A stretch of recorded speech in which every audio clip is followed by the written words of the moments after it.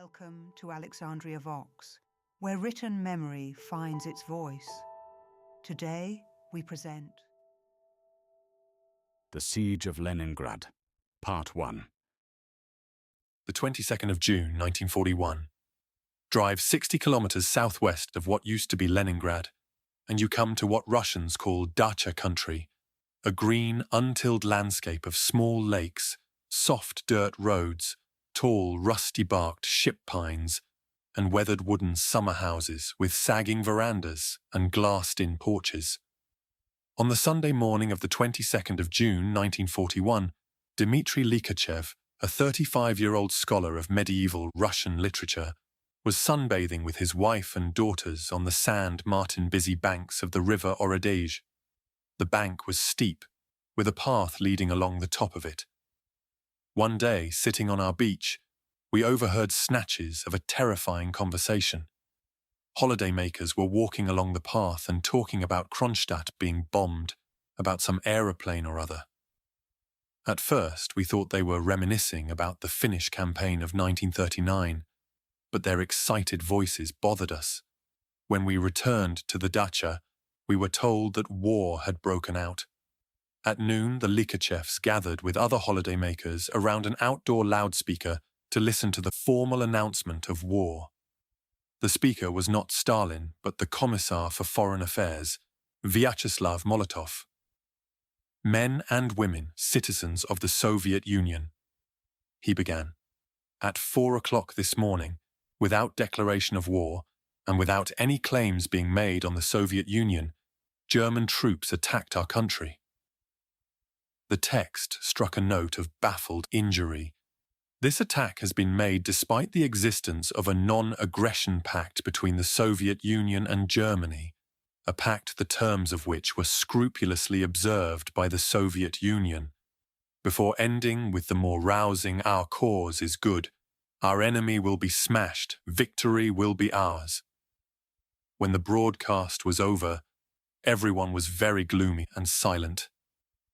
After Hitler's blitzkrieg in Europe, no one expected anything good. One. All over Leningrad, quiet midsummer weekends were similarly violated. In her apartment in the city centre, near Potemkin's Tauride Palace, Yelena Skryabina had risen early so as to get some typing done in time for an outing to the countryside. The sunshine, the cool morning air coming in at the windows, the sound of her nanny shushing her 5-year-old son Yura outside the door, all combined to give her a wonderful feeling of contentment and joy. Her older son, 14-year-old Dima, had already left with a friend to see the fountains being switched on at the great Baroque palace of Peterhof out on the Finnish Gulf. At 9 a.m., her husband telephoned from his factory with a cryptic, agitated message to stay at home and turn on the radio. At noon, she and her mother listened to Molotov's broadcast. So this was it. War. Germany was already bombing Soviet cities. Molotov's speech was halting, as though he were out of breath. His rallying, spirited appeals seemed out of place, and I suddenly realized that something ominous and oppressive loomed over us. When it was over, she went outdoors, where she found crowds of people milling about the streets and elbowing their way into the shops, buying up everything they could lay hands on. Many rushed to the banks to withdraw their savings. I was seized by the same panic and hurried to withdraw the rubles listed in my bank book. But I was too late. The bank had run out of money, the payments had stopped. People clamoured, demanded. The June day blazed on unbearably. Someone fainted, someone else swore vehemently. Not until evening did everything become somehow strangely still. 2. At 11 o'clock on the same morning, Yuri Ryabinkin, a skinny 15-year-old with a pudding bowl fringe above big dark eyes, set off along Sadovaya Street for a children's chess competition in the gardens of the Pioneer, once the Anichkov Palace next to the Anichkov Bridge. The policemen, he noticed, were carrying gas masks and wearing red armbands. Part, he assumed, of one of the usual civil defence exercises. He was setting out his chess pieces when he noticed a crowd gathering around a small boy standing nearby. I listened and froze in horror. "At 4 o'clock this morning," the boy was saying excitedly, "German bombers raided Kiev, Zhytomyr, Sevastopol and somewhere else. Molotov spoke on the radio. Now we're at war with Germany." My head span. I couldn't think straight. But I played 3 games, and oddly enough won all 3. Then I drifted off home. After supper, he wandered about the tense, stuffy streets, queuing for 2.5 hours for a newspaper. Interesting talk and skeptical remarks ran through the line, until it was announced that there wouldn't be any papers, but some kind of official bulletin instead. "The clock," Ryabinkin wrote with adolescent portentousness in his diary later that evening, "says 11:30.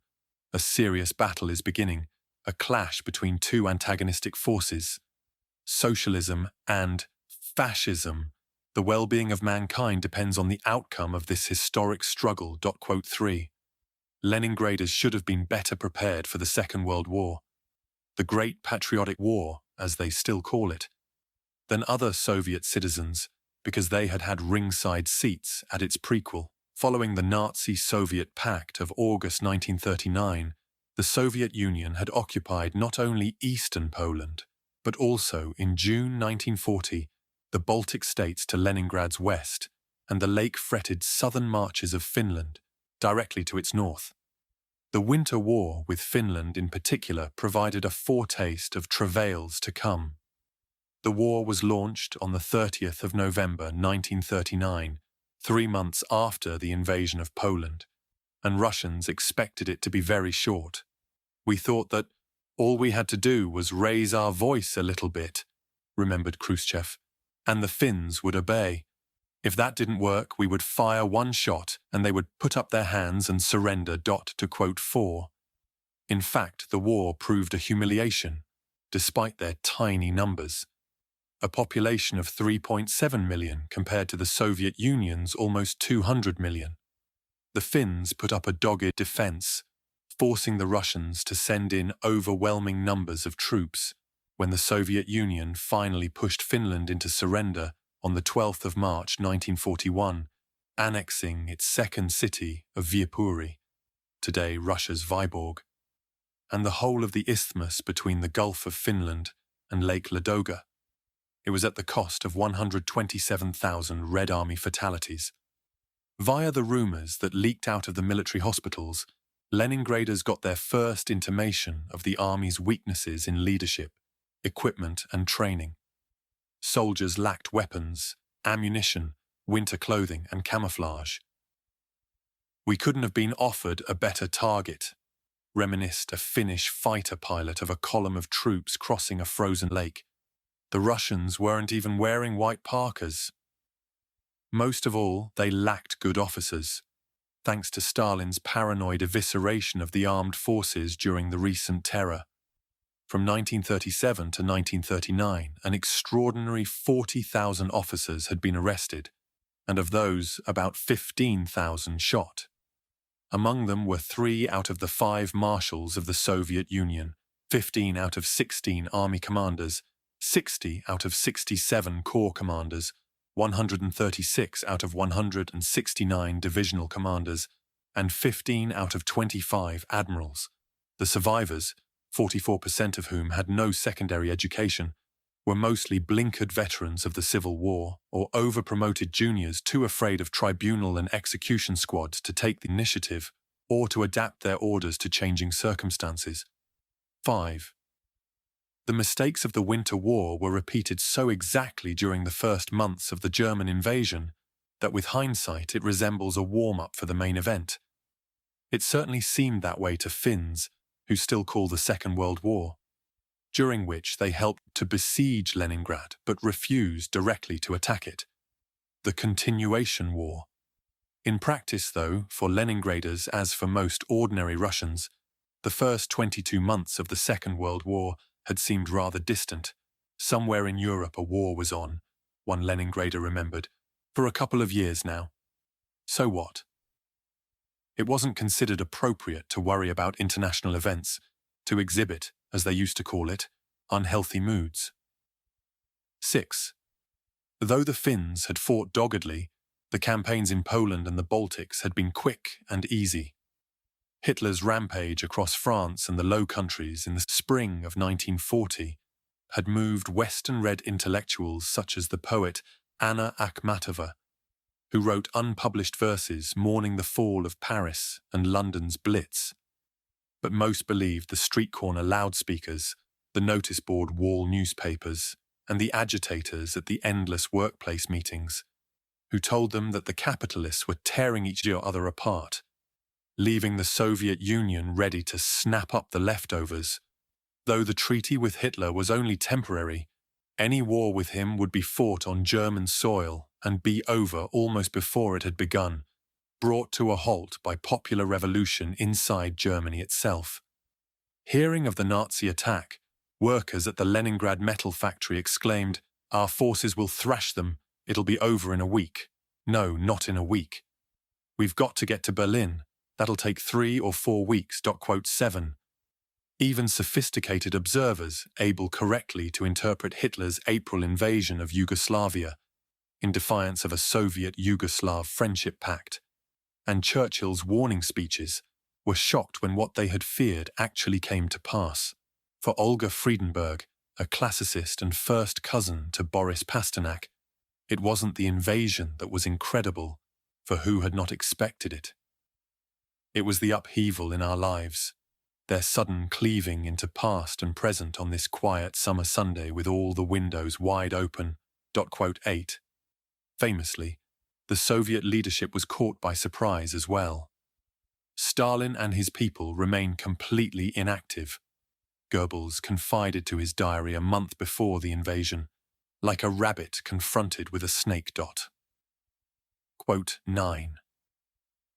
Though historians still debate the rationale behind Stalin's pre-war foreign policy, it is clear that Stalin both expected war with Germany and convinced himself that with appeasement, it could be delayed at least until the following year. Reports from the Soviet ambassador to Berlin were ignored, as was military intelligence of troop concentrations west of the new German-Soviet border.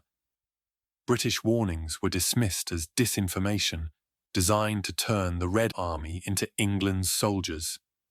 Notoriously, the Trade Commissariat continued to send grain, petroleum, rubber and copper to Germany right up to the very night of the invasion. Stalin's plenipotentiary in Leningrad at the outbreak of war was Andrei Zhdanov, a plump, sallow-faced, chain-smoking son of a schoolteacher who had risen to be party secretary of Gorky, formerly and now again Nizhny Novgorod, thence to the Central Committee, and after the murder of Leningrad party boss Sergei Kirov, probably at Stalin's hands, in 1934 to leadership of the Leningrad Party organization and full membership of the Politburo. Devotedly loyal and, like Stalin, a workaholic autodidact, he was one of the few people Stalin addressed with the familiar tie, equivalent to the French tu, rather than the formal fille. Today he is best remembered for leading Leningrad's defense and for a tragic comic post-war stint as cultural commissar, during which he denounced Akhmatova as half-nun, half-whore, and tinkled politically correct tunes to Shostakovich on the piano. In truth, he was a mass murderer, as well as overseeing the Leningrad purges of 1937. He had, like other Politburo members, toured them to the provinces, in his case, to the Urals and Middle Volga. His signature, together with Stalin's and Molotov's, is to be found at the bottom of dozens of death lists. Like Stalin, Zhdanov was so confident that talk of an imminent German attack was premature that on the 19th of June he left Moscow for a 6-week break at the Black Sea resort of Sochi. "The Germans have already missed their best moment," Stalin reassured him.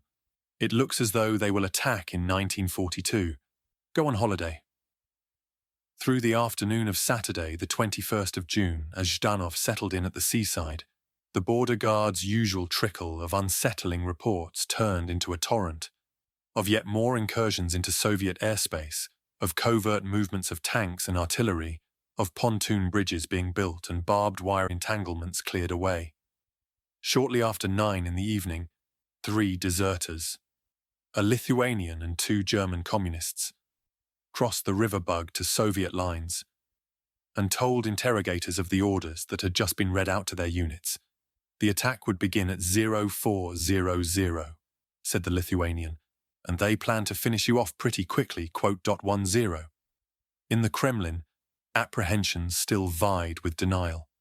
The German Foreign Ministry, the Berlin Embassy, reported, was refusing to take its half-hourly calls. Sometime in the late evening, the Commissar for Defense, General Semyon Timoshenko, rang Stalin with the news from the German deserters, at which Stalin ordered him to assemble an emergency meeting of Politburo members and senior generals. On their arrival, he paused in his pacing and asked, "Well, what now?"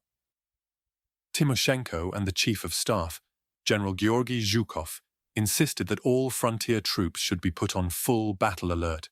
Stalin disagreed. It would be premature to issue that order now. It might still be possible to settle the situation by peaceful means.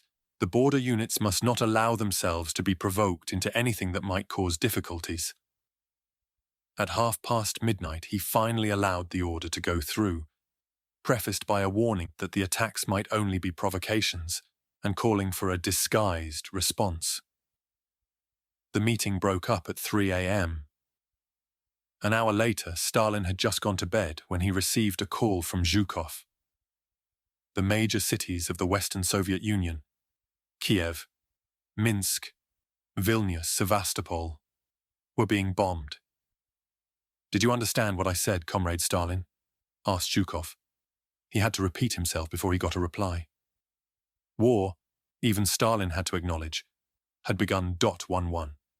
The first rule of foreign policy, the dinner party truism has it, is never to invade Russia. Why did Hitler, very conscious of the disaster that befell Napoleon there, decide to attack the Soviet Union? His aims, from the campaign's inception in 1940, were not those of conventional geopolitics.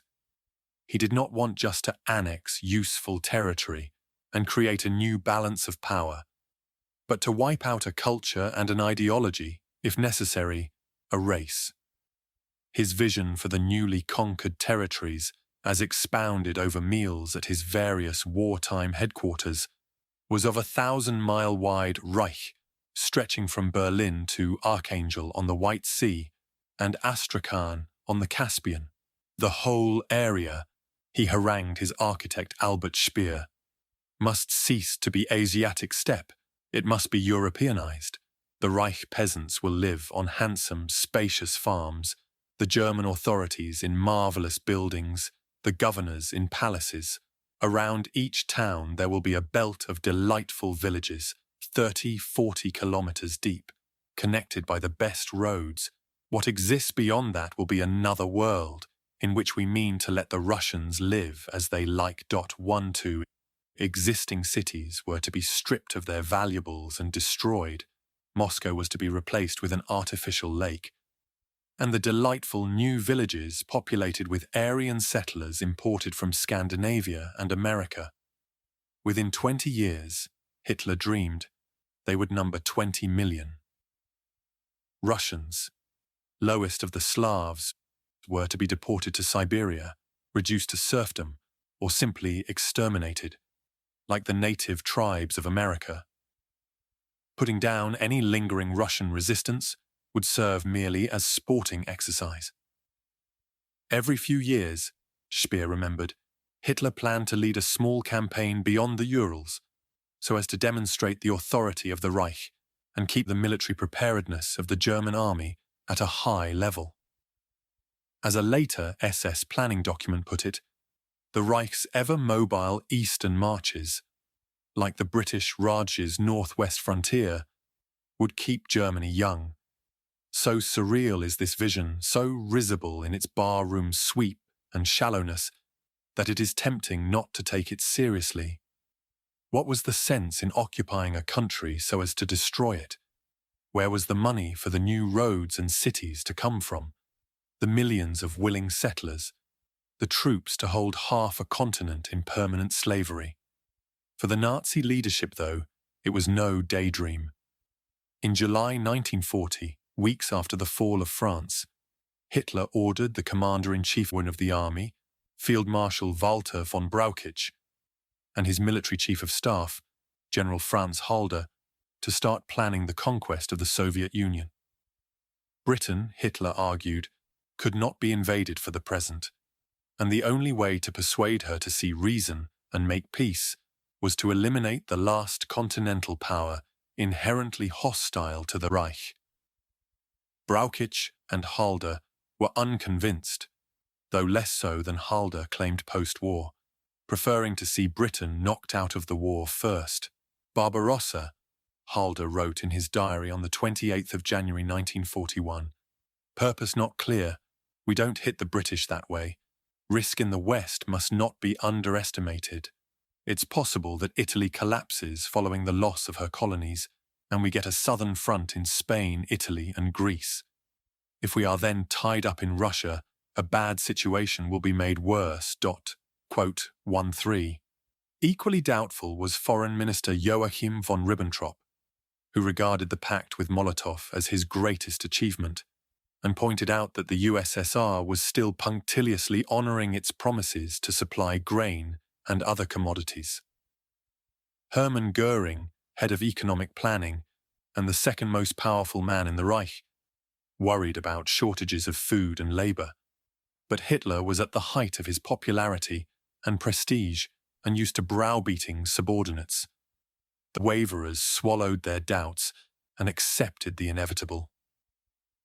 The only member of the leadership to take decisive action over the issue was the unstable Rudolf Hess, who made his bizarre flight to Scotland just 6 weeks before the invasion, apparently in hope of preventing a two-front war by negotiating peace with Britain.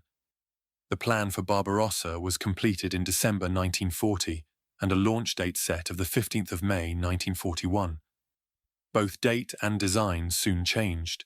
Italy's calls for help in Greece and Libya forced a delay, and a two-pronged attack turned into a three-pronged one. But from its conception, the campaign was to be conducted with unprecedented harshness, a policy to which the army put up shamefully little objection.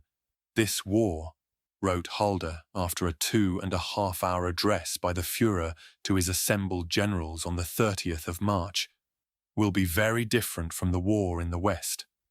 Commanders must make the sacrifice of overcoming their personal scruples. In June, High Command itself instigated the notorious Commissar Order, under which captured political officers were to be shot out of hand. Further orders authorized collective measures against civilians who participate or want to participate in hostile acts, and removed military courts' right to try crimes, including rape and murder, committed by German soldiers against Soviet civilians. Individual officers were effectively freed to treat the Russians they came across as they saw fit. Also assumed from the outset was ruthless food requisitioning. The occupying troops were to live off what they could commandeer locally, even if it meant that civilians starved. "The Russian has stood poverty for centuries," joked Herbert Bacher, State Secretary in the Ministry for Food and Agriculture. "His stomach is flexible, hence no false pity." Goebbels quipped that the Russians would have to eat their Cossack saddles. Goering predicted the biggest mass death in Europe since the 30 Years' War. Quote.14. Most of all, the Bolsheviks were to be beaten quickly. This was to be a blitzkrieg, or lightning war, of swift onward movement led by tanks and motorized infantry. The army should not wait to capture every center of resistance on its race east. And above all, it should not get bogged down in the sort of static, attritional fighting that had lost it the war of 1914-18.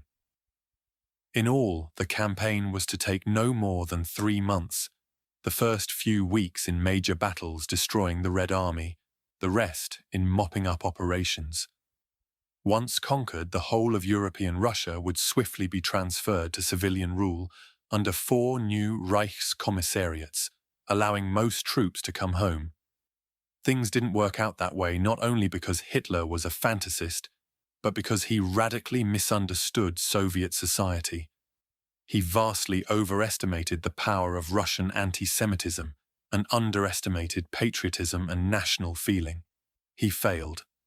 In common with mainstream British and American opinion of the Army, to see that most Russians, despite having been terrorized and impoverished over the preceding 2 decades by their own leadership, would tenaciously resist foreign invasion. "Smash in the door," he famously declared, "and the whole rotten structure will come crashing down." The crass slurs, "The Slavs are a mass of born slaves, their bottomless stupidity, those stupid masses of the East," endlessly repeated in his mealtime diatribes, were a measure not only of his racism, but of intellectual laziness, of complacency in the face of a vast, fast-changing and secretive country of which he and his advisers knew very little. His misconceptions, ironically, mirrored Soviet ones about Germany. 2 high hopes, one of Hitler's generals recalled later, were built on the belief that Stalin would be overthrown by his own people if he suffered political defeats. The belief was fostered by the Führer's political advisers, and we, as soldiers, didn't know enough about the political side to dispute it. .15. As the war progressed, rivalry increasingly broke out, not only between the multiple, overlapping agencies responsible for the occupied Soviet Union, but between ideologues, intent on their Führer's grand vision of extermination, and pragmatists, many of them Baltic German by background, who advised something closer to the traditional colonial policy of co-opting ethnic minorities, in particular the Ukrainians, and reversing unpopular communist measures, such as the closure of churches and collectivization of land. But even if Hitler had understood the Soviet Union better, it is likely that he would have ignored the pragmatists' advice. The attack on the Soviet Union had rational justifications. It was to bring Germany agricultural land and oil wells and eliminate an inimical regime. But it was also about race, a Vernichtungskrieg, a war of extermination. Bolsheviks, Jews, Slavs, they were vermin, brutes, cankers, poison, their very existence anathema to the National Socialist dream.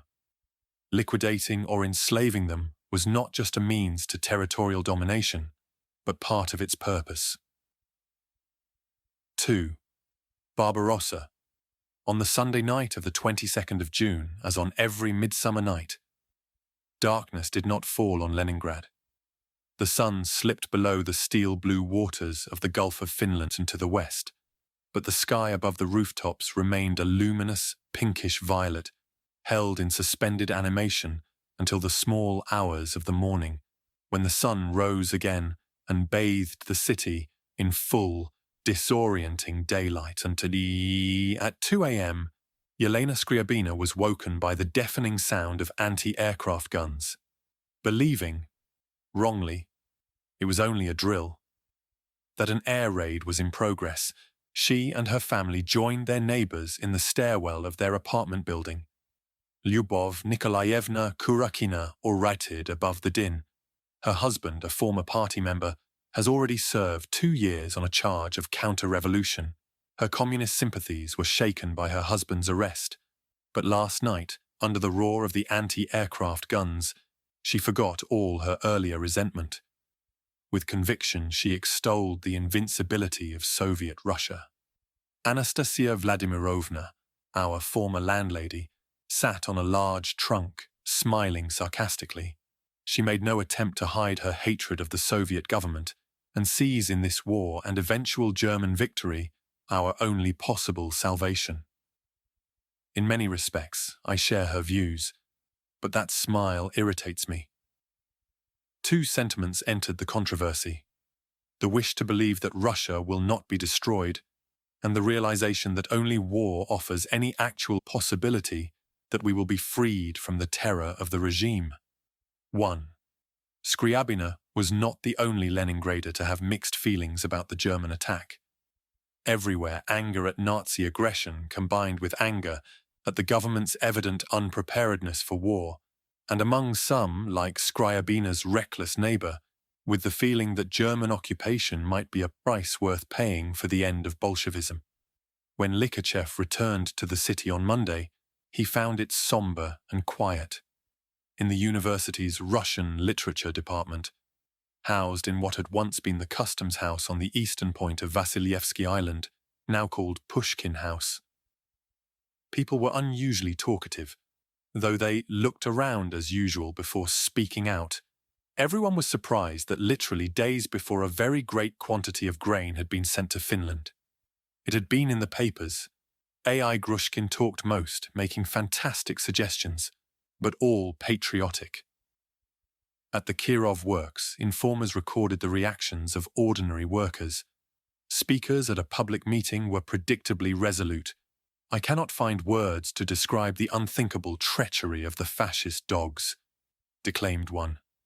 "Our duty is to unite around the government and Comrade Stalin, to forget about ourselves and put all our strength into working for the front." But in private, people were angry and frightened. Comrade Martinov was overheard saying in private conversation, "See, we feed Hitler our bread, and now he has turned against us." E.P. Batmanova declared that she had heard that Hanko, a Soviet naval base west of Helsinki, has been taken by the Germans. Party members present rebuked her harshly and explained to other comrades that such conversation is harmful and in the interest of enemy elements. The following day, canteen director Comrade Solovyov delayed lunch because of problems with transport. Among those waiting, the following conversation was overheard. "It's only the second day of the war, and already there's no bread. If the war goes on for a year, we'll all die of starvation." 2. Overwhelmingly, though, the public mood in the first few days of the war was one of genuine patriotism. Even before orders for general mobilization went out on the 27th of June, queues of would-be volunteers formed outside local party offices, military recruitment centers, and factory headquarters. Altogether, some 100,000 Leningraders volunteered in the first 24 hours of the war, well before officialdom had had a chance to call them up. By Thursday 26, the Kirov Works was able to report that it had received over 900 applications for entry into the Works militia and 110 new applications for party membership. The district recruitment office had received over 1,000 requests, from women as well as men, to be sent to the front. On the day war was declared, 8-year-old Igor Krugliakov went with his father and uncles to the Karl Buller photography studio on Nevsky Prospect to pose for a family portrait. The next day, he remembers, "We went over to the Petrograd side to accompany my father to the military commission. I remember that Voyenkomat, the courtyard, was surrounded by buildings all the way round. There was a little checkpoint, and he was quickly registered somehow or other. He went off that same evening. 5. Over the following few weeks, party workers organized highly choreographed but nevertheless semi-voluntary drives to raise defense funds. At the Kirov Works, older veterans of labor appealed to their colleagues to donate jewelry, money, bonds, and other valuables, as well as 1 or more days' pay. So many items were donated that factory treasurers soon asked that they be delivered directly to the banks. Refusing, at a public meeting, to accept a party official's invitation to forego pay would have been hard. But as the historian Andrei Zeniskevich, one of the first to mine Leningrad's wartime archives in the newly free early 1990s, points out, only genuine concern could have induced somebody to give up gold earrings or a single silver spoon the existence of which nobody else knew about. Point 6. This wave of patriotic volunteerism also engulfed the city's intelligentsia, the social group, aside from army officers and senior party officials, hardest hit by the repressions of the previous 5 years, and thus with the most reason to hate the government. Despite the vast differences of context, the itch for action among the young, at least, was not dissimilar from that which propelled the jingo-fed schoolboys of Edwardian England into the trenches. "Hello, Irina," an 18-year-old wrote to his girlfriend that June.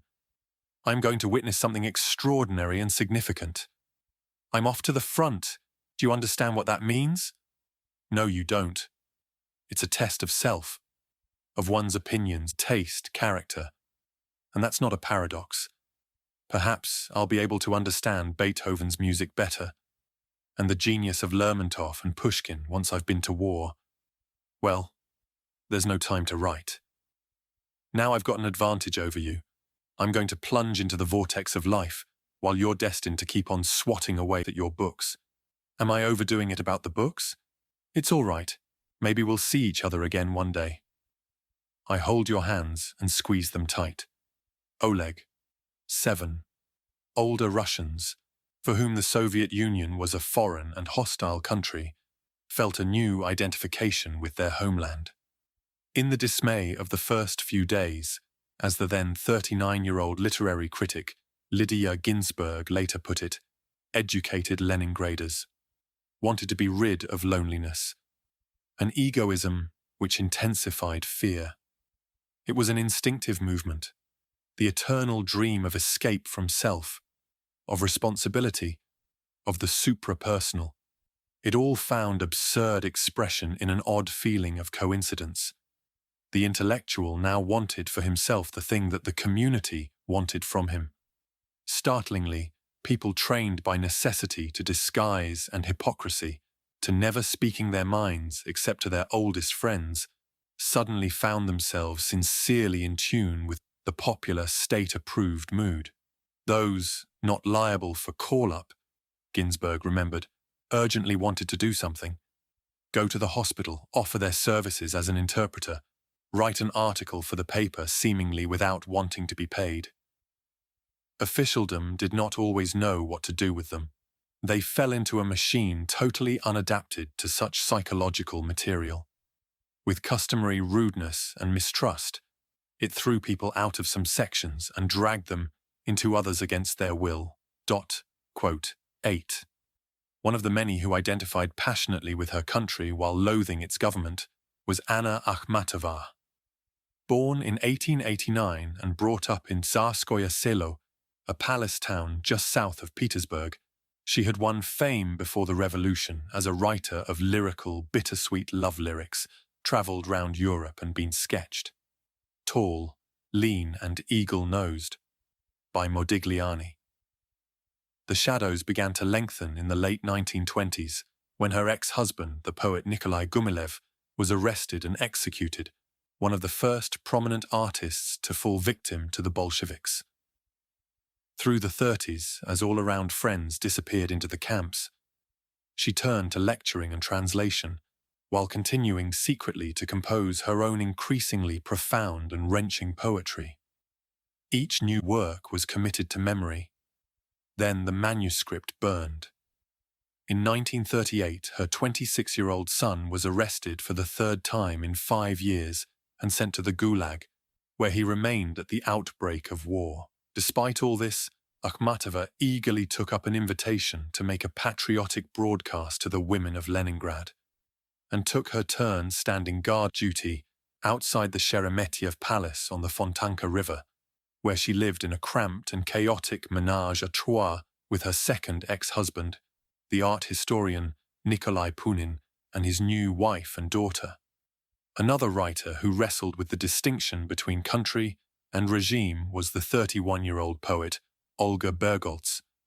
Out of fashion today, Bergholz became famous with February Diary, a cycle of vivid and, by the standards of the time, outspoken poems, written during the siege's first winter and broadcast early in 1942. At the war's start, she was still unknown, a junior staff member at the city radio station. Fair and delicate, with a gentle oval face and wide blue eyes, she knew and admired Akhmatova, but was a generation younger and had grown up a believing communist during the idealistic decade after the revolution. Disillusion had not come until 1937, when her ex-husband was arrested. He was later secretly executed, and she was expelled from the party and from the Writers' Union. Bergholz's own turn came 18 months later, when she was taken to the prison behind the Ministry of Internal Affairs headquarters on the Liteyny, and kicked in the stomach until she suffered a miscarriage. 7 months later she was released, saved, ironically, by the terror itself, which had just reached the upper levels of Leningrad's security services, purging her jailers in the process. By the time war broke out 2 years later, Bergholz had returned to the normal concerns of everyday life. A boozy flirtation with a colleague at the city radio station, hazy thoughts on a possible novel, arrangements for an illegal abortion for her sister.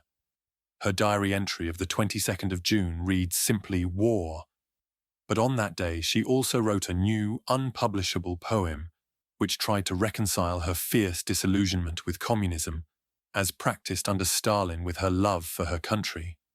On that day, too, I did not forget the bitter years of persecution and sorrow, but in a blinding flash I understood. It didn't happen to me, but to you. It was you who found strength and waited. No, I have forgotten nothing. But even the dead and the victims will rise from the grave at your call. We will all rise, and not I alone. I love you with a new love, bitter, all-forgiving, bright. My motherland, with the wreath of thorns, and the bright rainbow over your head. I love you. I can do no other. And you and I are one again, as before. 9. The men in charge of making sure that public anger at news of the German invasion did not spill into disorder were Zhdanov, who made it back to Leningrad on 26 or the 27th of June. Petr Popkov, the hot-tempered chairman of the City Soviet, and, with the declaration of martial law, Lieutenant General Popov, commander of the Leningrad garrison. Actual fulfillment of the city leadership's orders rested with the executive committees of the regional, city, and 15 city district Soviets. The entire structure took its cues from Moscow. Popov's Order No. 1 of the 27th of June, for example, mandating longer working hours, tighter travel restrictions, and a curfew, was a verbatim copy of one issued by the Moscow garrison commander 2 days earlier. It is difficult to avoid the impression, as one historian puts it, that the Leningrad garrison commander actually copied his order from Pravda.10. This machinery, with its overlaps and overdependence on the faraway Kremlin, and on Zhdanov's office in the Smolny, the gaunt former girls' school that housed the Leningrad party headquarters, stayed in place almost until the city was surrounded. The creation on the 24th of August of a military council of the Leningrad front, bringing together Zhdanov and Army Group Commander Marshal Kliment Voroshilov, streamlined decision-making somewhat, but the problem of over-centralization remained. 4 days earlier, Zhdanov had tried to offload some of his mountainous responsibilities by creating a second committee, not including himself, to have charge over the construction of fortifications, weapons production, and civilian military training. Stalin immediately telephoned to complain that the new body had been formed without his permission and insisted that Zhdanov and Voroshilov join it. Zhdanov was thus left with 2 almost identical committees, the second of which he wound up again 10 days later. Fat, asthmatic, balding, his khaki tunic littered with dandruff and cigarette ash, he thereafter made no further attempts to delegate. The saying of the time, that not a volt of electricity was allocated without his consent, was almost literally true. Typical. Among the mass of trivial documents in the archives bearing his signature, is an order that one factory deliver another 9 tanks of oxygen. 11. In a crisis, these men's first instinct was to make arrests. At 1 o'clock on the morning of the Friday following the invasion, Yelena Skryabina and her husband were woken by the doorbell. Anyone who lives in the Soviet Union knows what the purpose of such an especially long nighttime ring is. It is the sound that means a search warrant or an order for arrest. But this time it turned out to be a summons from the draft board. 4 days later, she heard that a colleague had been less lucky.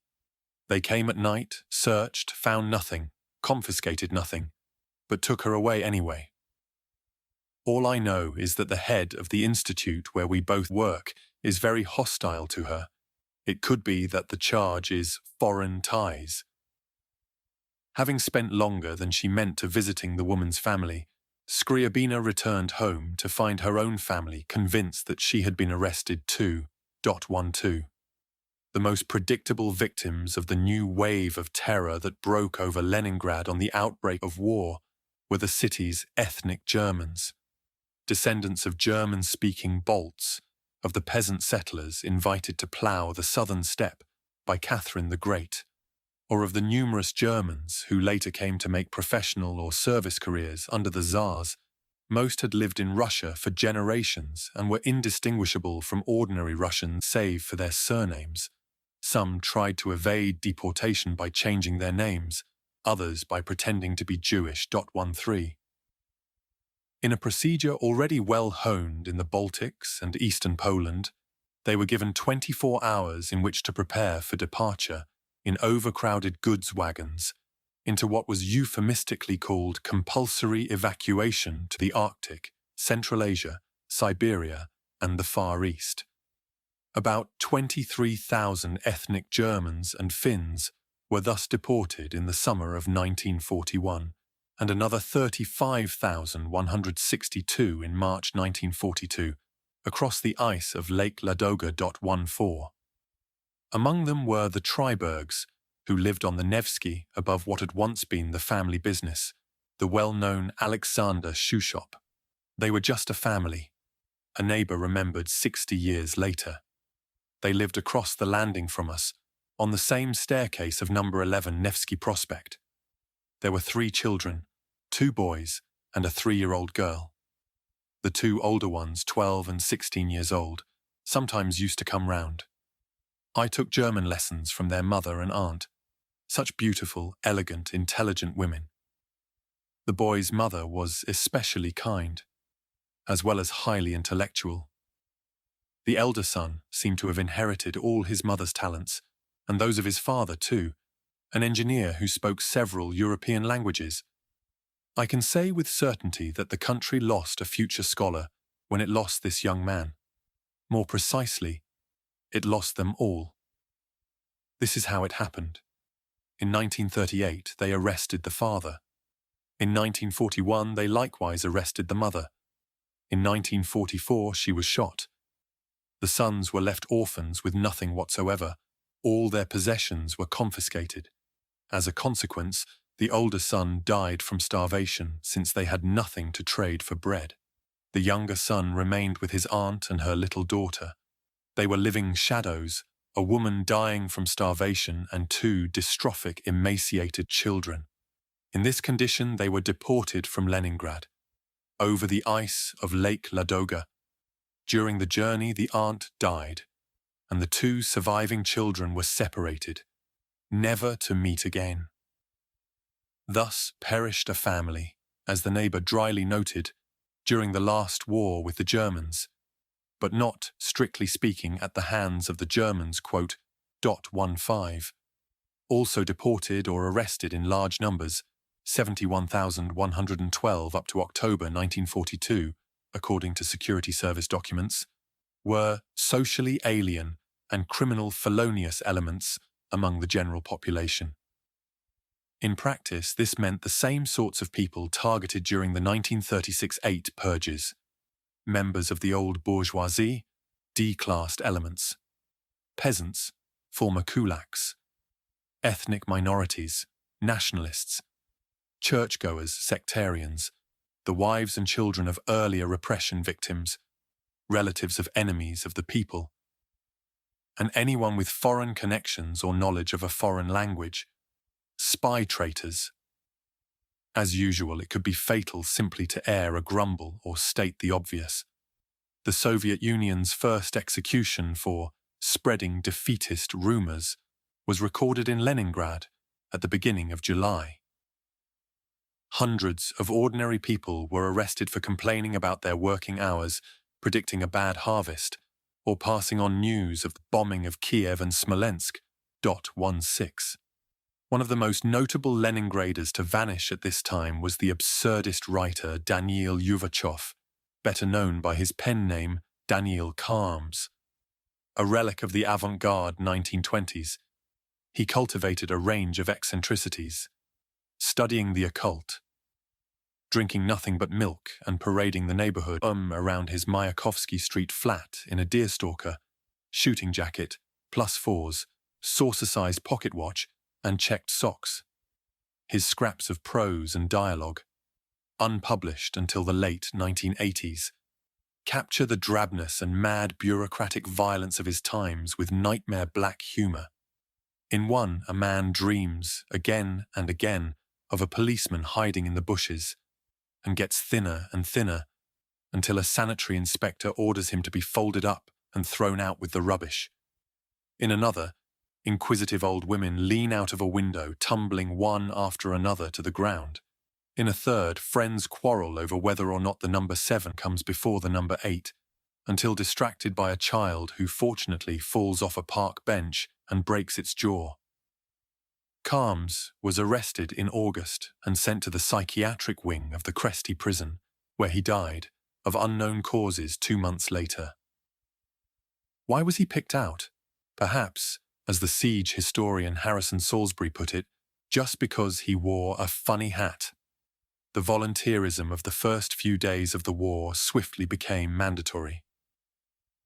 On Friday, the 27th of June, before the rest of the Soviet Union 17, the Leningrad City Soviet issued an order mobilizing all able-bodied men between the ages of 16 and 50, and all women, except for those caring for young children, aged between 16 and 45, for civil defense work. Most were sent to the countryside to dig anti-tank ditches. The rest were put to work in the city, digging air raid shelters, camouflaging public buildings. The entire Smolny was draped in netting, and amateur mountain climbers painted the Admiralty's gilded spire grey, and manning new firefighting, bomb disposal and first aid teams, as well as replacing factory workers drafted into the army.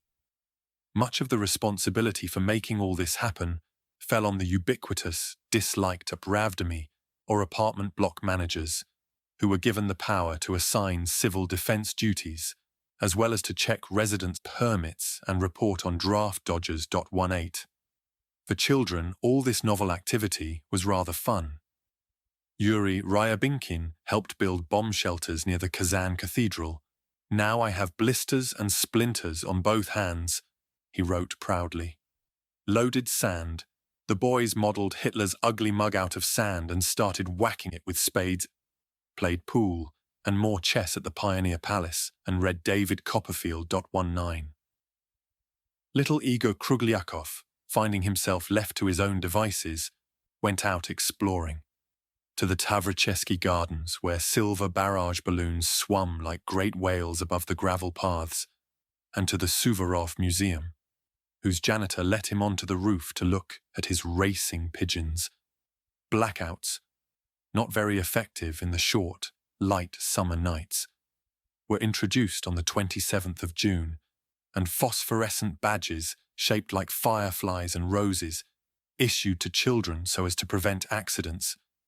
Attics were filled with sand and painted with flame-retardant lime wash, and window glass pasted over with strips of paper or gauze so as to reduce splintering. Applying the strips, wrote Lydia Ginsburg, had a soothing effect, distracting people from the emptiness of merely waiting. But there was something poignant and strange about them too, reminiscent of a sparkling surgical ward, where there were as yet no wounded, but soon would be. To others, the strips looked light and decorative, like garden trellising or the carved window frames of prosperous peasant cabins. Some designs were imaginative. The inhabitants of a building on the Fontanka did theirs in the shape of palm trees, with monkeys sitting underneath. But the commonest pattern was two simple diagonals, and the resulting white St. Andrew's cross became a visual leitmotif of the siege. Dmitry Likachev, exempted from call-up for medical reasons, did military training alongside his colleagues from Pushkin House. We, white ticketers, were enlisted into the Institute self-defense detachments, issued with double-barreled shotguns and drilled in front of the History Faculty Building. I remember B.P. Gorodetsky and V.V. Gippius among the marchers. The latter walked in comical fashion on his toes, leaning his whole body forward. Our instructor laughed silently along with everyone else. Far-sightedly, Likachev also stocked up on food, insisting that his family claim their whole, initially generous, bread ration and dry slices on a sunny windowsill until they had enough to fill a pillowcase, which they hung on a wall out of reach of mice. He also insisted that they buy everything they could from the rapidly emptying shops, whose windows were now blocked with double screens of earth-filled planking. Later, he was to wish that they had bought more. In winter, lying in bed, I thought of one thing, until my head hurt. There, on the shelves in the shops, there had been canned fish. Why hadn't I bought it? Why had I bought only 11 jars of cod liver oil and not gone to the chemist's a fifth time to get another 3? Why hadn't I bought a few vitamin C and glucose tablets? These whys were terribly tormenting. I thought of every uneaten bowl of soup, every crust of bread thrown away, every potato peeling, with as much remorse and despair as if I'd been the murderer of my own children. But all the same, we did as much as we could, and believed none of the reassuring announcements on the radio. 20. Georgy Knyazev, director of the Academy of Sciences archive, was confined to a wheelchair by paralysis of the legs. Each day he pushed himself along the same 800-meter stretch of the Vasilyevsky Island embankment from the bronze-plaqued Academicians building where he lived, past a pair of sphinxes imported from Luxor by Nicholas I, the gabled Menshikov Palace, and lime-tree-filled Rumyantsev Square to the portico of the Academy. On the opposite bank spread the classic Petersburg panorama. To the left, beyond Palace Bridge, the rococo hulks of the Hermitage and Winter Palace. Just visible behind them, the Palace Square angel and topmost candy swirl of the Cathedral of Our Saviour of the Spilled Blood. Ahead, the Admiralty Building with its needle spire. To the right, the egg-shaped dome of St. Isaac's and Falconet's famous equestrian statue of Peter the Great. The bronze horseman, rearing from its granite boulder. This stretch of pavement, this view, was what Knyazev called his small radius, the narrow aperture through which he was to observe the whole of the siege. Prosy and conventional, his diary is addressed with unintentional irony to you, my distant friend, member of the future communist society, to whom all war will be as inherently loathsome as cannibalism is to us 21. He spent the first days of the war listening to the radio. The peoples of Europe must surely rise in rebellion, sorting out a first aid kit for use in the event of burns or wounds, and attempting to energize his staff, who showed a tendency to guard the sofa in the president's office instead of the archive's depository.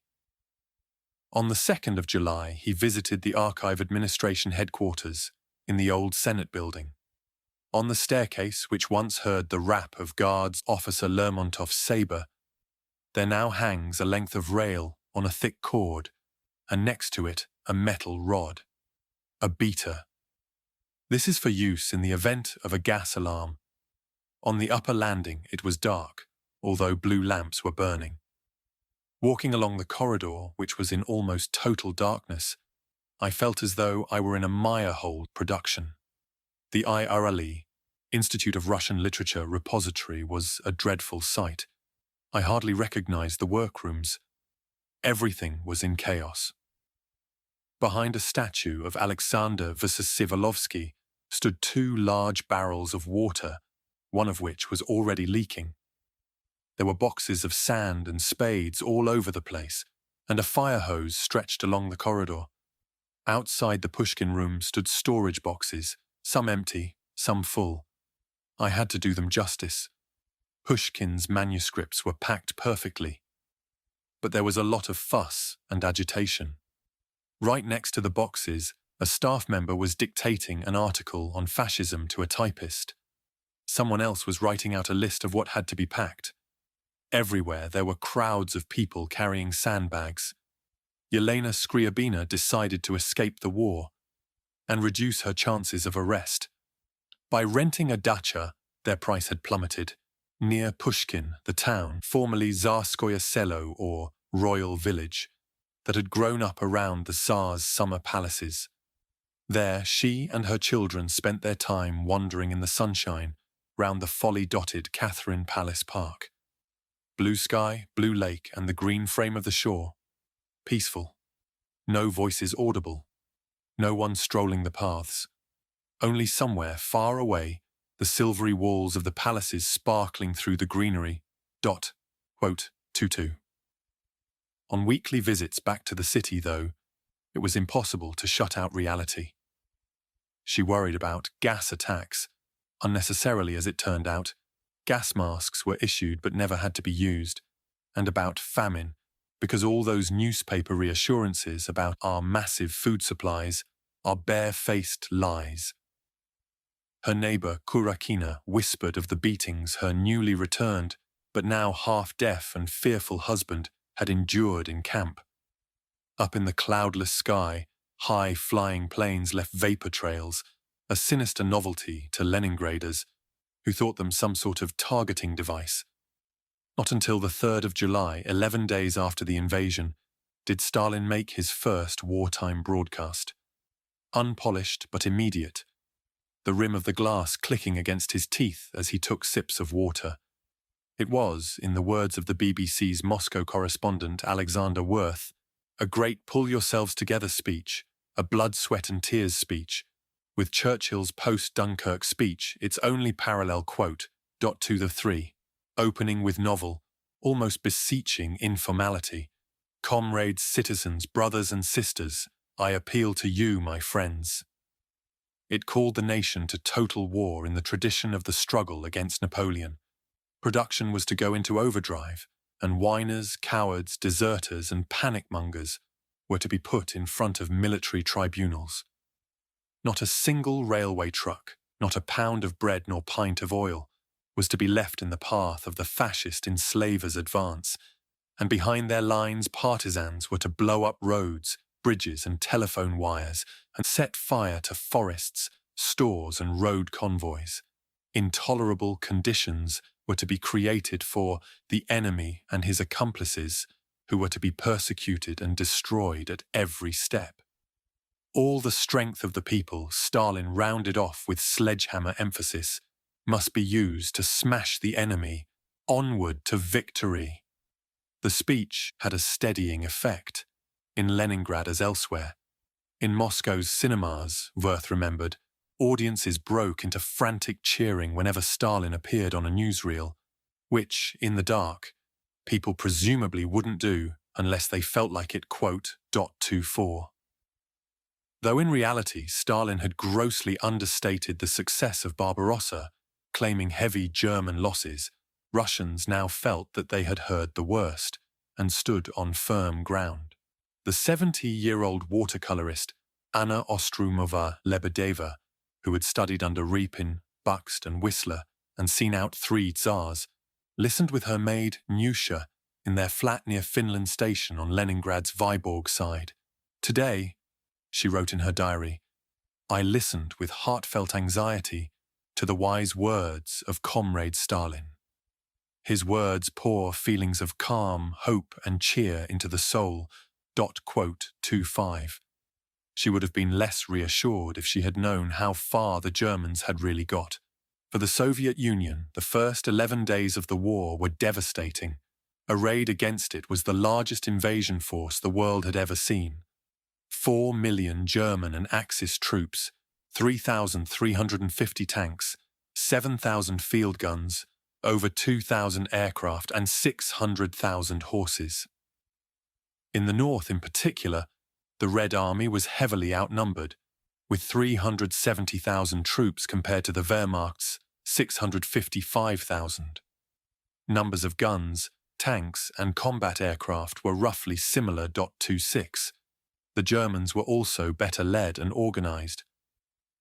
Army Group North, one of 3 that attacked all along the Soviet-German border, was led by Field Marshal Wilhelm Ritter von Lieb, the 65-year-old career soldier who had led the breaking of the Maginot Line.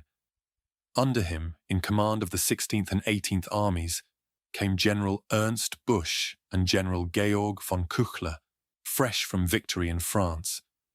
The Army Group's armoured spearhead was Panzer Group 4, commanded by General Erich Hübner, with under him Colonel Generals Hans Reinhardt and Erich von Manstein, both among Hitler's most brilliant tank commanders. The Red Army's Northwestern Army Group, in contrast, had lost its leadership to Stalin's purges and was in the midst of traumatized reorganization and redeployment.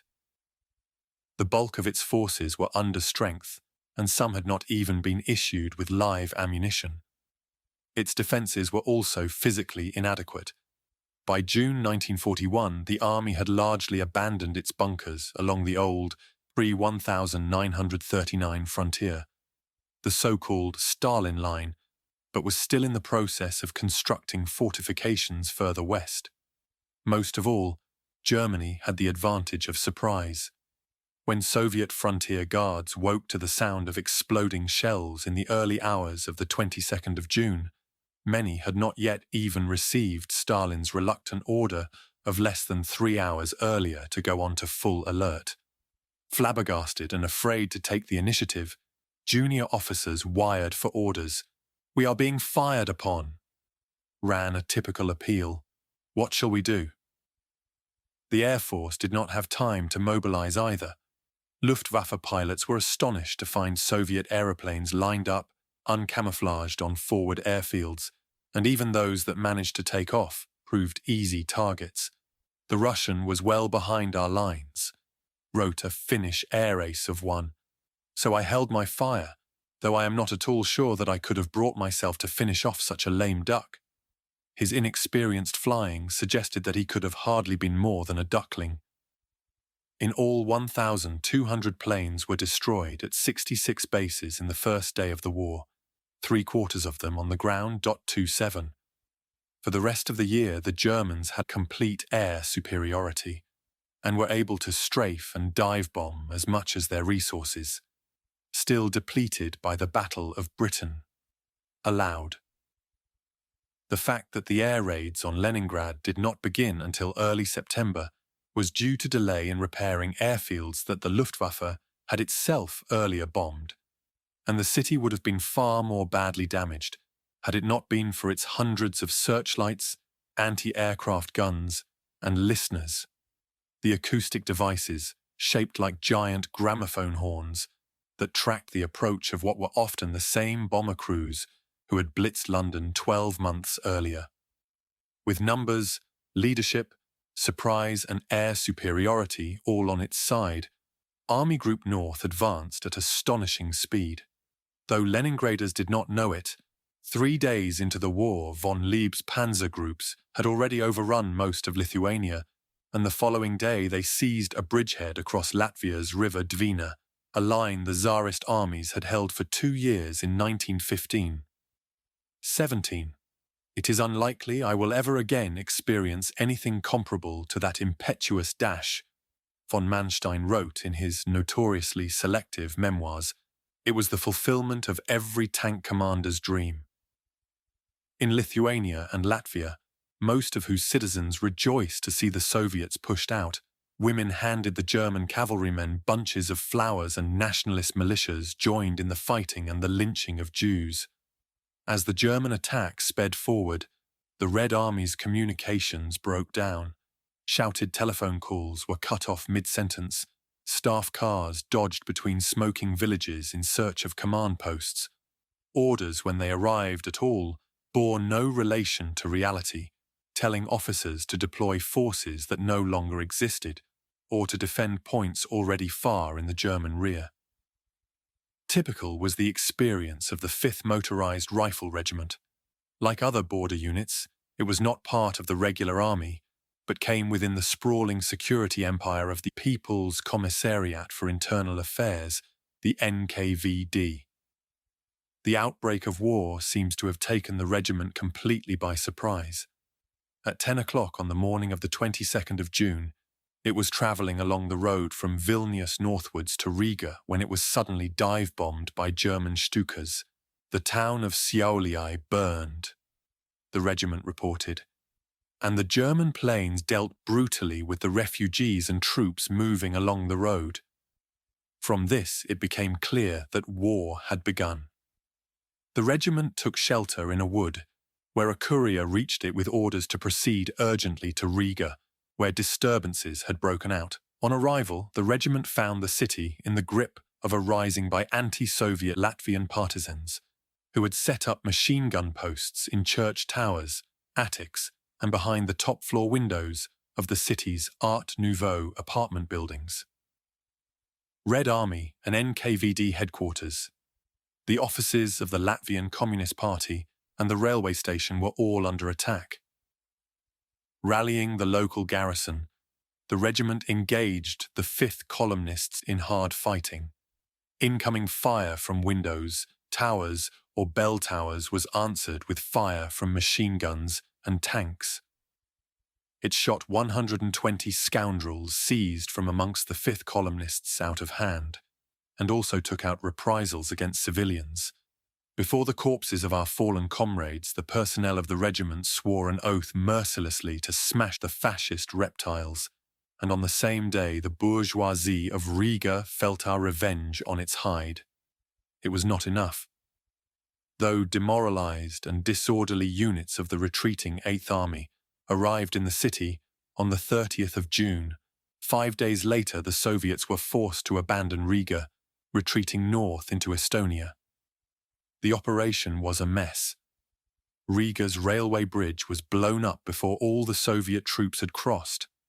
Among those left behind was another border guard regiment, of which no further news was heard. As the 5th Motorized Report tersely puts it, since the officers and staff of the 12th Border Detachment did not emerge from the battle, no documentation survives. On the 10th of July, orders arrived from Zhdanov to stand fast at the river Narvast, which the Germans had in fact already crossed. After a vicious 2-hour battle, the Red Army withdrew in disorder to the town of Vaikma. In front of Vaikma there was literal butchery. As if drunk, the infuriated fascists strove to break out of Vaikma, but with fire and bayonets the fighters and commanders of the 320th Rifle Regiment and the 5th Motorized Rifle Regiment held down the enemy. By this time, not much of the 5th Motorized can have been left, because it was ordered to put itself under the command of another regiment in the same division, to retake its positions at Vichma and to turn back, if necessary with fire, deserters.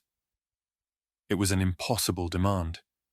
Strafed incessantly by German fighters, fleeing soldiers and civilians jammed the roads. 28. While the Soviets bloodily exited Riga, to the east Reinhardt's panzers broke through the old Stalin line at Ostrov on the pre-1940 Estonian-Soviet border. Here the Bolts' whitewashed farmsteads and tidy fields gave way to Russia proper, an undrained, undiked landscape of alders, willows and reed beds, of scrubby birches and silver-weathered wooden cabins, their potato patches and haywire picket fences hidden behind stands of hogweed and rosebay willowherb. On the 8th of July, Reinhardt took the fortress and 40 churches of the little medieval city of Peskov, a vital road and rail junction on the route east. Again, the Soviets blew up a vital bridge before all their retreating troops had crossed. 206 out of 215 machine guns were abandoned, and stranded soldiers had to swim, clinging to floating logs. In 17 days, the Wehrmacht had advanced an extraordinary 450 kilometers, not only overrunning the whole of the recently acquired and dubiously loyal Baltics, but entering the Russian heartland and threatening Leningrad itself. 29. In the city, few fully understood the approaching danger. It wasn't for want of trying. Waking up, wrote the young mother Yelena Kochina, we rushed to our radios and washed down the bitter pills of the news bulletins with cold leftover tea. The thirst for information, Lydia Ginsburg remembered, was fearful. 5 times a day, people would drop whatever they were doing and race to the loudspeaker. They would fall on anyone who had been a yard nearer the front line than they had, or to a government office, or any source of news. 30. The authorities did their best to keep the public in the dark. The Soviet Information Bureau, created 3 days into the war and known as Sovinform, was the only body authorized to issue communiques. It kept its twice-daily reports deliberately vague, talking about fighting in the sector of particular cities and anonymous population points and having been won or lost. This convention dated back to the 19th century novel. Gogol's Dead Souls, for example, opens with a carriage driving through the gates of an inn in the provincial town of Enns. Rather than admit defeats, it picked out barely credible incidences of individual heroism. What the war correspondent Vasily Grossman contemptuously called Ivan Pupkin killed 5 Germans with a spoon stories. Major defeats were not reported until several days after the event. Fighting in the Pskov sector was not reported until the 12th of July, 4 days after the city had fallen, and it was still being referred to as a battleground 12 days later, after which it simply dropped out of the news. 31. One of the practical results of this misinformation was that parents of children sent to stay in the countryside for their summer holidays often failed to fetch them home before they were engulfed by the German advance. Several of Yelena Skryabina's friends were thus almost caught out. On the 8th of July, her neighbor Lyubov Kurakina, whose husband had just returned, broken from the Gulag, succeeded in retrieving their children from Belorussia, by then already partially under occupation. She says she saw a German soldier just a few steps away from her. She said she wasn't afraid of him because they are people just like we are. What did worry her was that her party membership card might be found hidden in her stocking.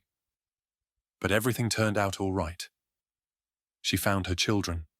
They rode part of the way home by train and part by truck, and some of the way they walked. Another friend's husband was fortunate, as a dependable worker jargon for a favoured party official, in having the use of a car to fetch their 3-year-old daughter. This made it possible for him to circle through several villages and towns. Even so, he was lucky to find her. He brought her back dressed only in a little nightdress. 32. The historian Anzelina Kupaigorodskaya, aged 11 at the start of the war, remembers how the staff of her pioneer camp simply abandoned their charges. We were supposed to be going on some sort of expedition, a hike. Then we were told it wasn't happening. 2 or 3 hours went by, and finally we were called into a line and told that Hitler had attacked us. Immediately, everything changed. Before, the meals had been as good as in a sanatorium, but from then on, all we got was kasha, boiled grains. All the men disappeared, and the only adults left were the kitchen ladies.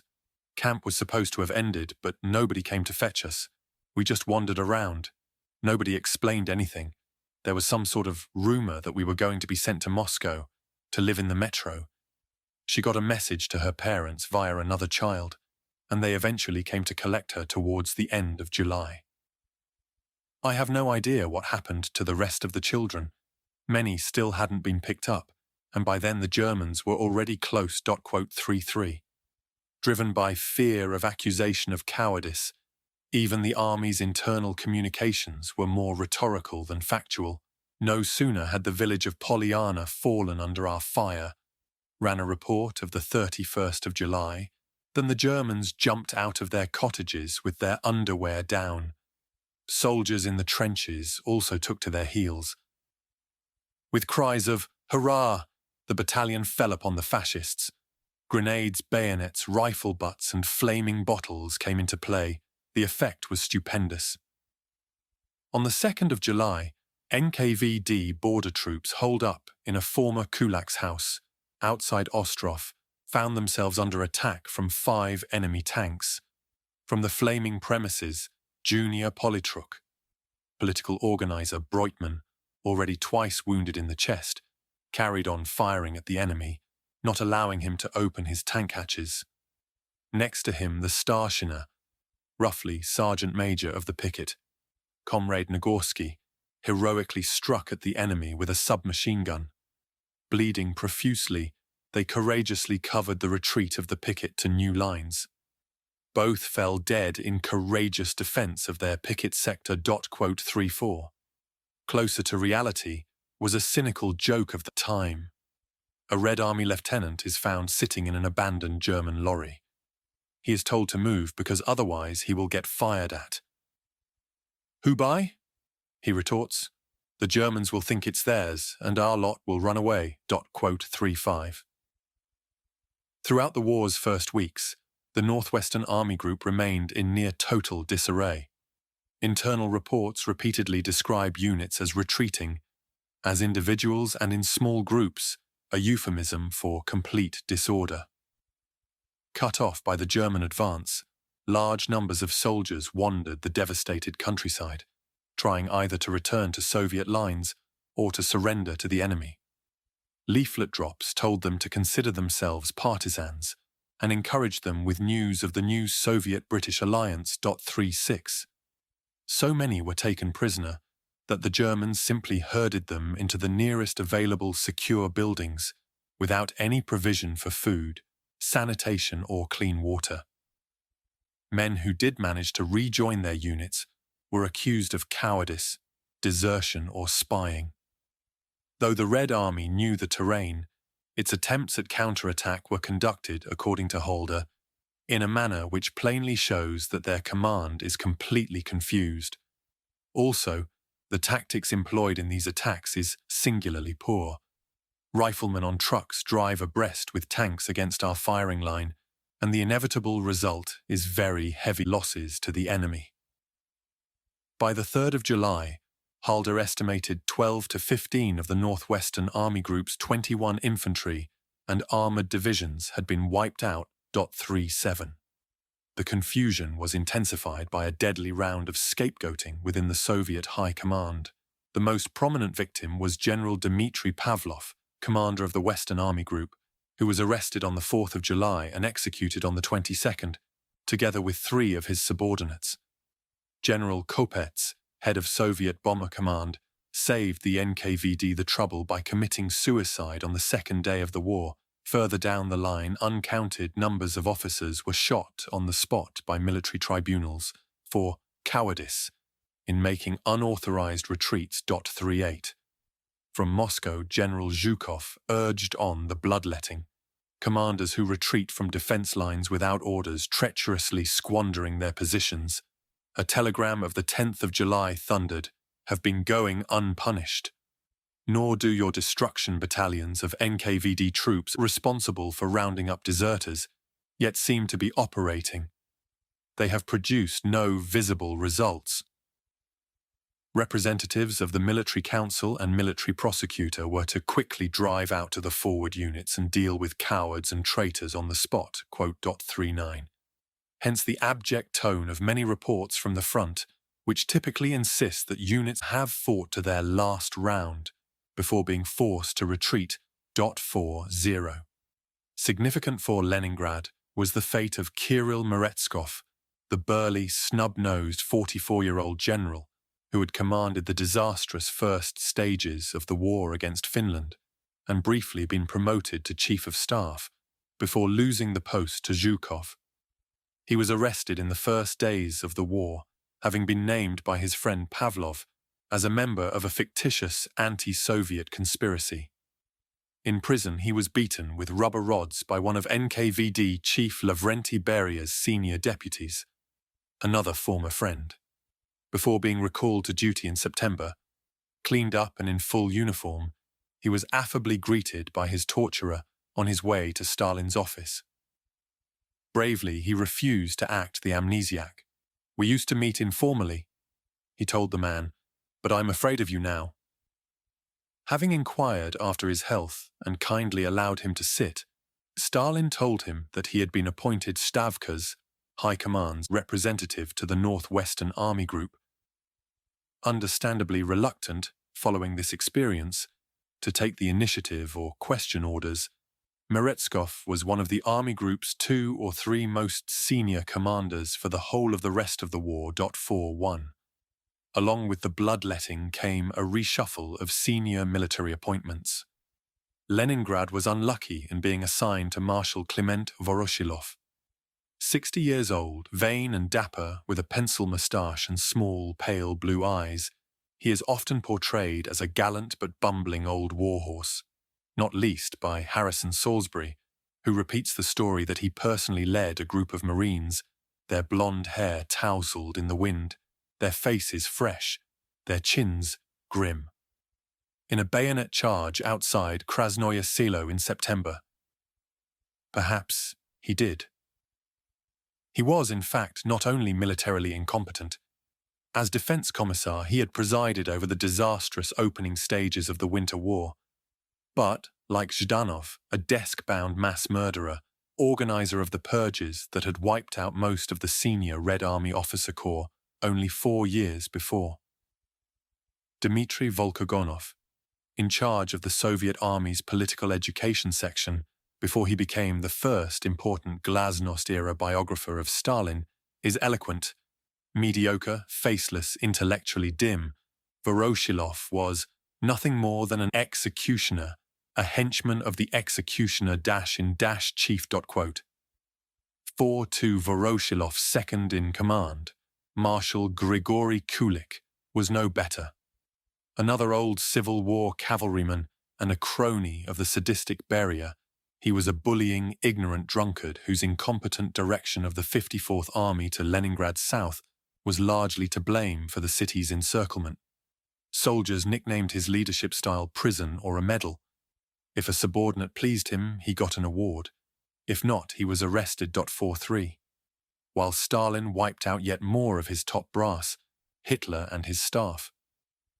Now headquartered in the specially built Wolf's Lair outside Rastenburg in East Prussia, exulted. Hitler's after-dinner musings reached new heights. The beauties of the Crimea, he opined between midnight and 2 a.m. on the night Army Group North captured Riga, will be made accessible by means of an autobahn. The peninsula will be our German Riviera. Croatia will be another tourism paradise for us. Russia's twin capitals apparently failed to offer the same leisure potential.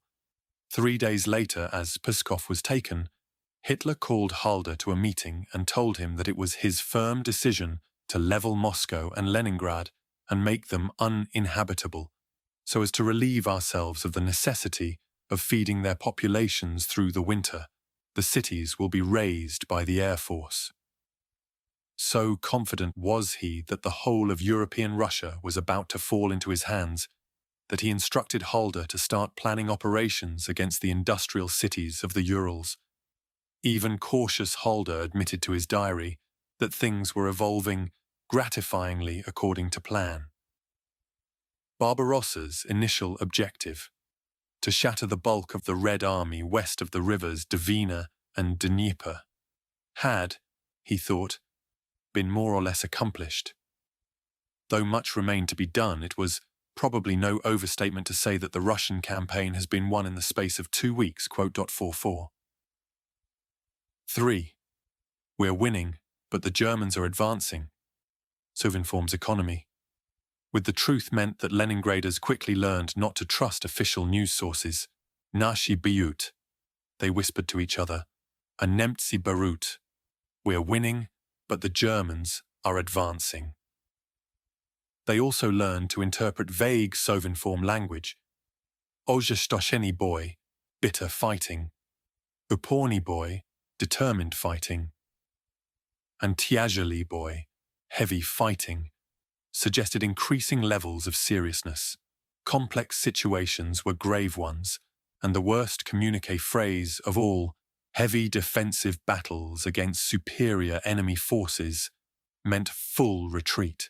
From the veiled communiques of the Soviet Information Bureau, wrote one Leningrader, it is nevertheless absolutely clear that the Red Army is unable to stop the German offensive on any one of the defense lines. 1. More reliable, though partial, were the kitchen table confidences or overheard remarks of men newly returned from the front.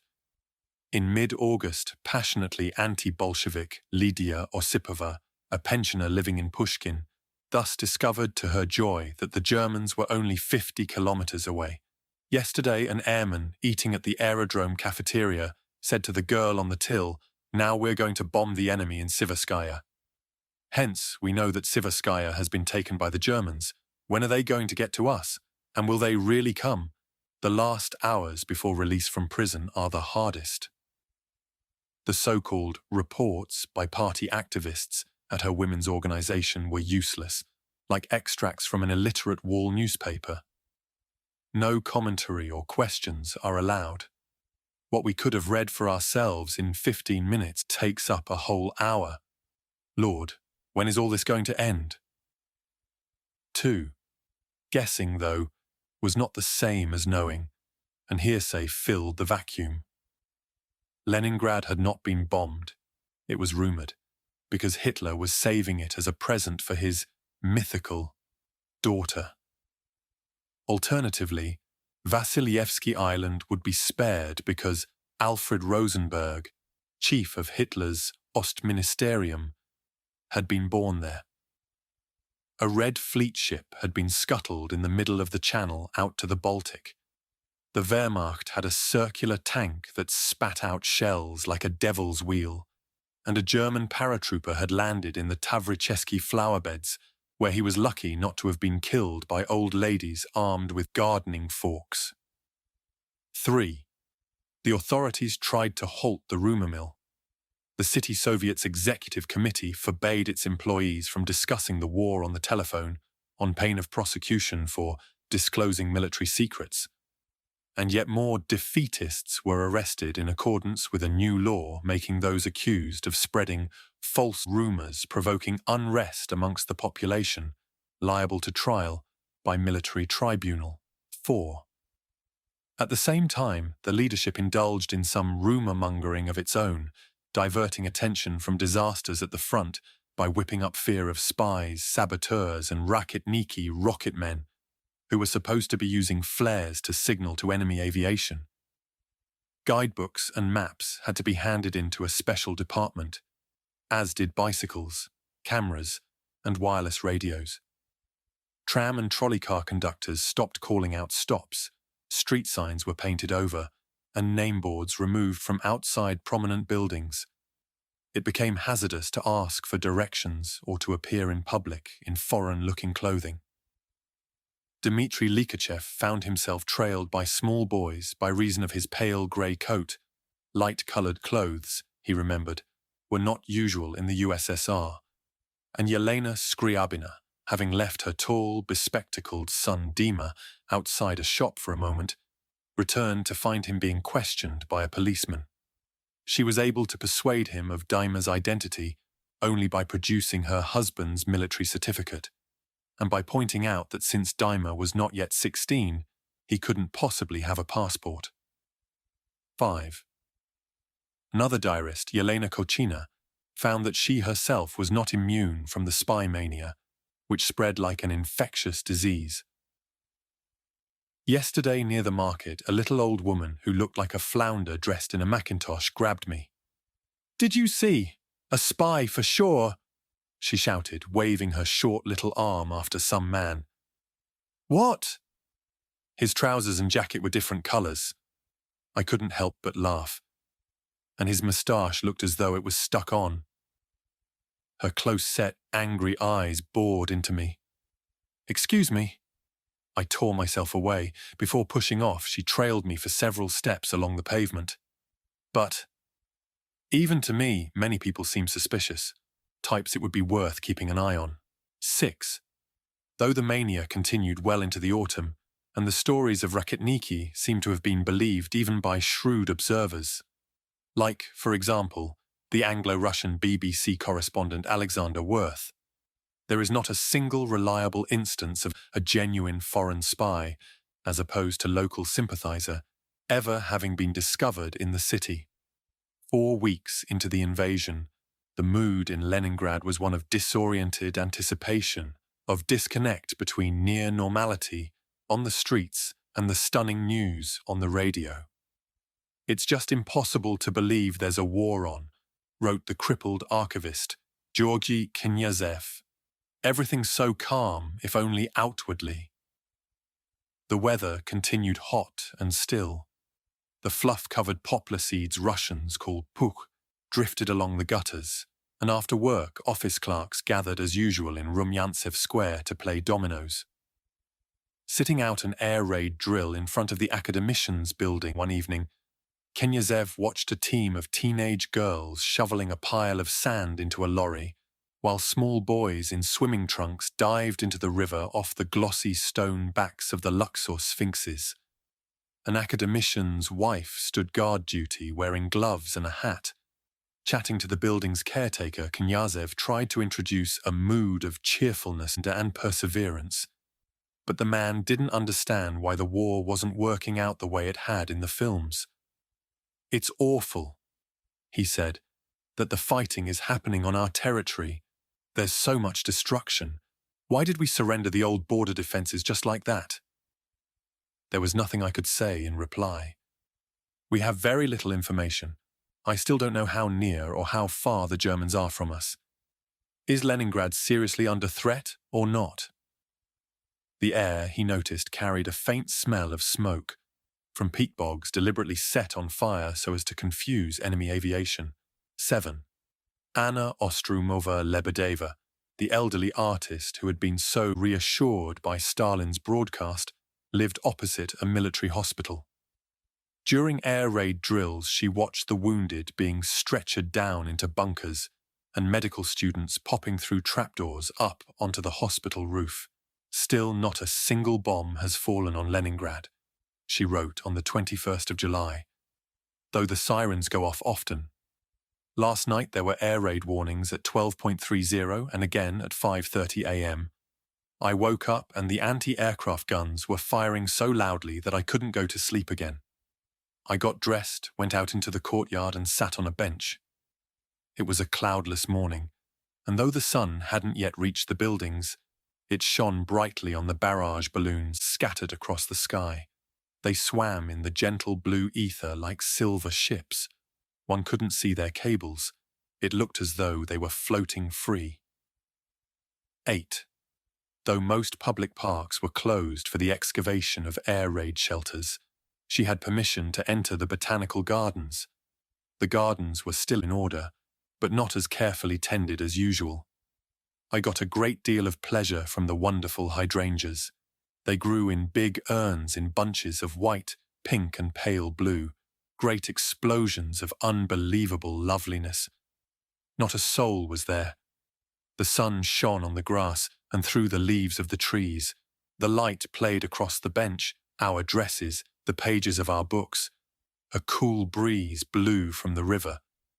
I was living in moments of quiet calm, and for a split second forgot that we're at war, that people are dying and cities burning. One of the reasons the city felt so oddly quiet was that more than 50,000 Leningraders, mostly women and teenagers, had been sent 100 kilometers to the southwest to build new defenses along the so-called Luga line. Though the first construction brigades had started work on the 29th of June, the line was not formally sketched out until the 4th of July, when Zhukov ordered the Northwestern Army Group to take defensive positions from Narva, on the Baltic coast, 120 kilometers to Leningrad's west, through Luga and Staraya Russa to Borovichi, 250 kilometers to the city's southeast. The line's strongest sector, behind the Luga River, was to consist of a 15-kilometer deep series of minefields and anti-tank guns and barriers, with a gap between Luga and Gatchina through which the Red Army could retreat. Work was also ordered on two inner rings, one running from Peterhof on the Gulf, through Gatchina to Kolpino, and the second round the city itself, from the commercial port at the Neva's mouth to the upriver fishing village of Rybatskoye.10. One of the thousands of teenage girls conscripted to work on the Luga line was Olga Grachina, a 17-year-old student at Leningrad University. At the Department of Philology, she sardonically records in her memoirs, our idol, Professor Gukovsky, rousingly addressed a rally, urging us to enlist in the Students' Voluntary Battalion. Everyone expected Gukovsky himself to enlist too, especially since many of our teachers we were applying to be either translators or political workers. Instead, Gukovsky started making his appearance wearing green house slippers and leaning on a cane. Some said he had acute rheumatism.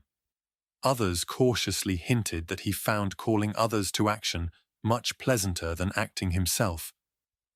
I really don't know if he was ill or not, but it was good that he was able to write his Gogol book, .11. Though, if anything, anti-Bolshevik. Her doctor father had been exiled to a tiny village clinic by the revolution, and an uncle sent to the Gulag.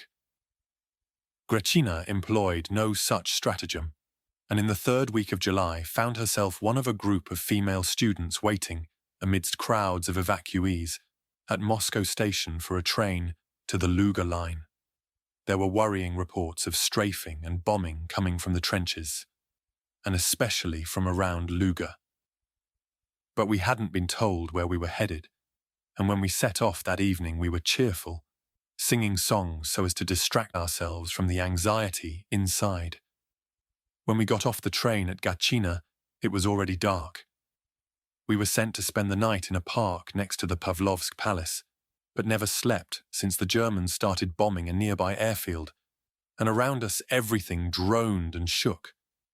We were made to get up and told to hide anything white and not to smoke. We started walking fast along a road already full of our units. The soldiers marched quickly and quietly. If one made a sound, the others shushed him for being careless. None of us had any idea where we were going or why, which made it all the more frightening.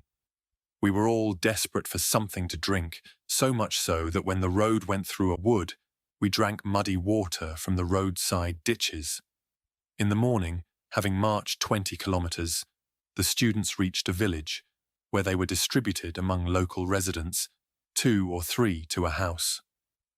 That afternoon their task was explained to them. It was to dig anti-tank ditches, 1.2 m deep, and breastworks, supposedly 1 m high. Though our only tools were shovels, axes, and stretchers to carry soil, we set to work enthusiastically. The days were sunny and hot. We worked from 5 a.m. to 8 or 9 p.m., with a 2 or 3 hour rest after lunch. We were well fed, but there was no tea, except for what our landlady made us from lime flowers. Physically, it was very tough, and after 2 weeks trying to lift a stretcher, I suddenly found I couldn't straighten up again. 12. Grachina was lucky only to hurt her back. Yelena Kochina was one of many ditch diggers strafed by German Stukas. Our whole laboratory dug anti-tank trenches around Leningrad today. I dug the earth with pleasure. At least this was something practical. Almost all the people working in the trenches were women. Their coloured headscarves flashed brightly in the sun. It was as if a giant flower bed girdled the city. Suddenly, the gleaming wings of an aeroplane blotted out the sky. A machine gun started firing and bullets plunged into the grass not far from me, rustling like small metallic lizards.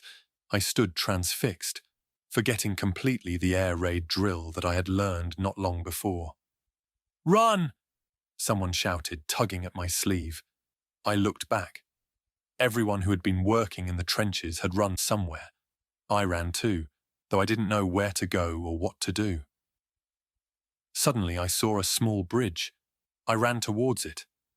Under it was a deep puddle. For a whole hour we squatted in this puddle and didn't do any more work for the rest of the day. 13. Yelena Skriabina, hearing of the strafings and worried that her son Dima might be conscripted to dig, thought the effort senseless. A good way to kill people. No one is excused. Young girls in sundresses and sandals, boys in shorts and sports shirts. They aren't even allowed home to change their clothes. How much use can they really be? City youths don't even know how to use a shovel, much less the heavy crowbars that they will need to break up dry clay soil. 14. She was not wrong to be skeptical. Girls dug in bathing suits with bits of paper stuck to their noses to prevent sunburn.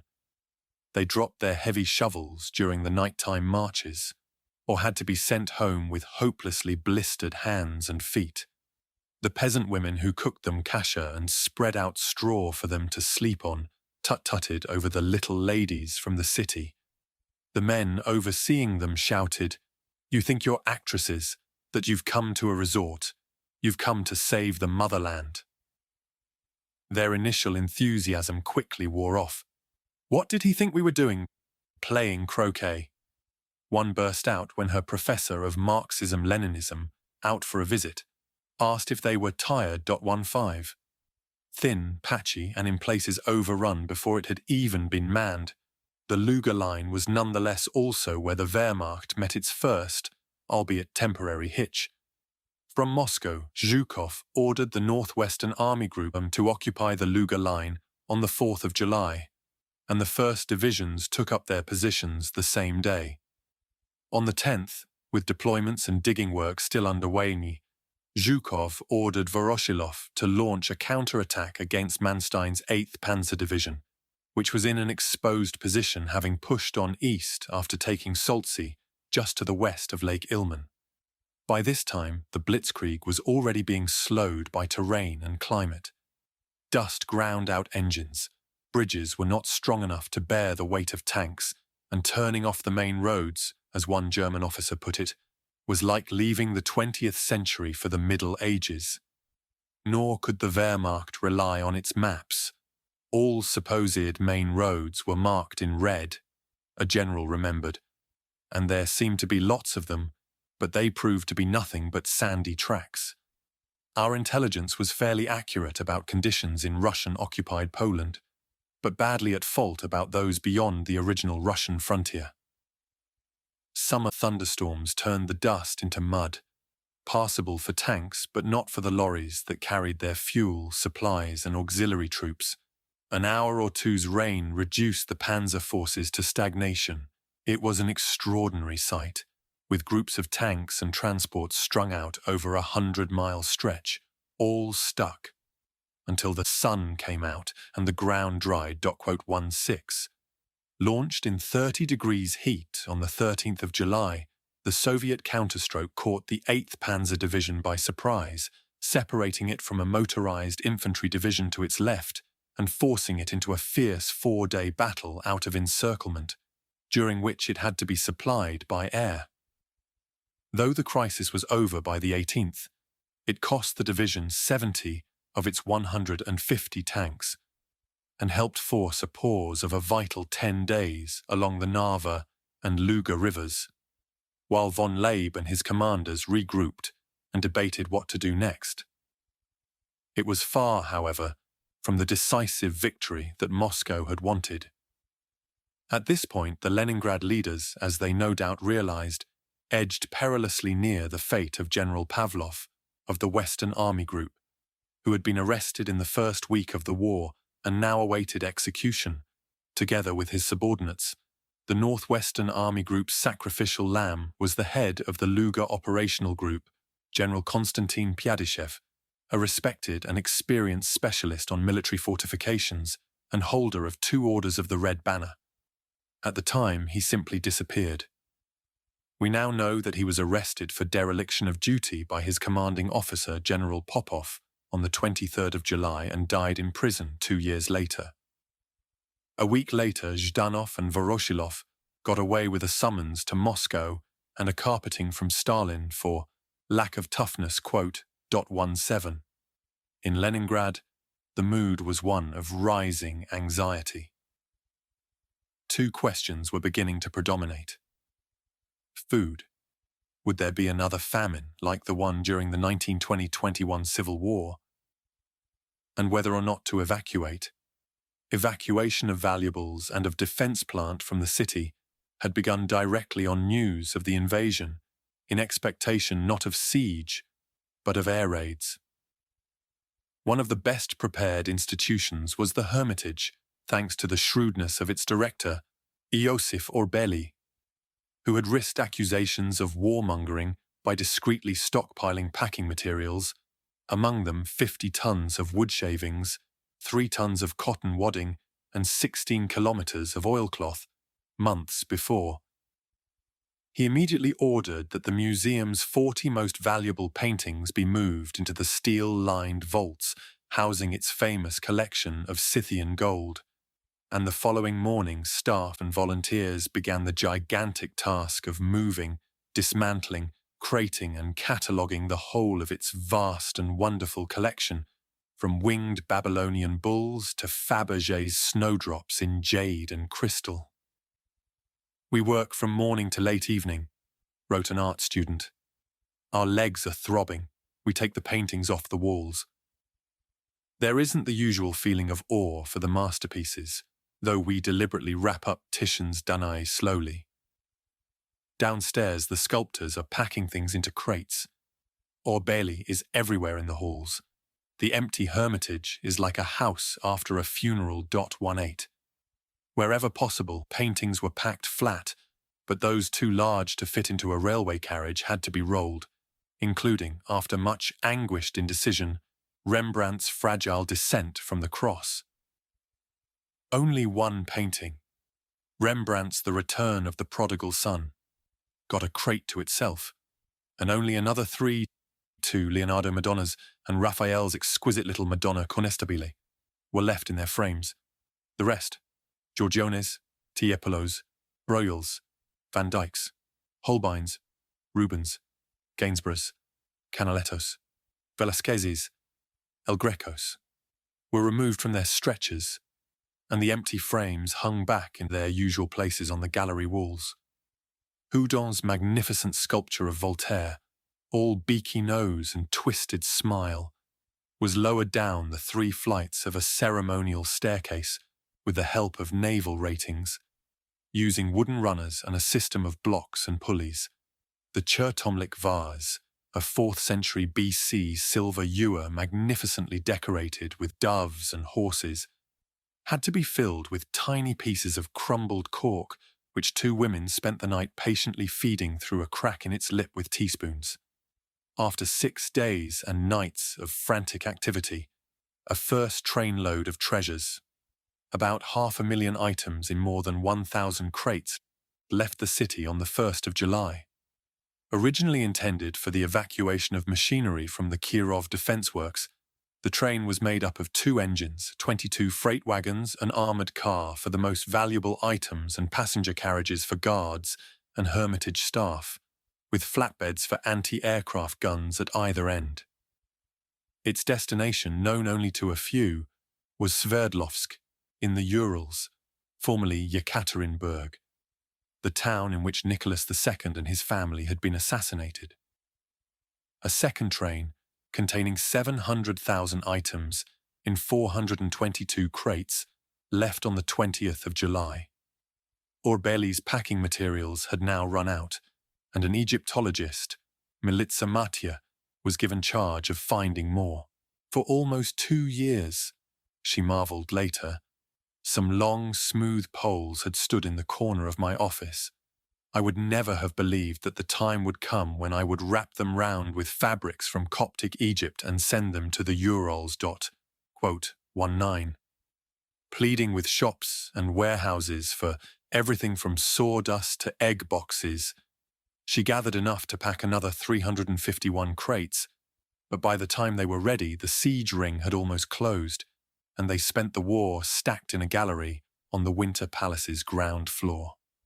Included on the second Hermitage train was Lomonosov's mosaic of Peter the Great's victory over the Swedes at Poltava, which hung and still hangs at the top of the main staircase of the Academy of Sciences building on the Vasilyevsky embankment.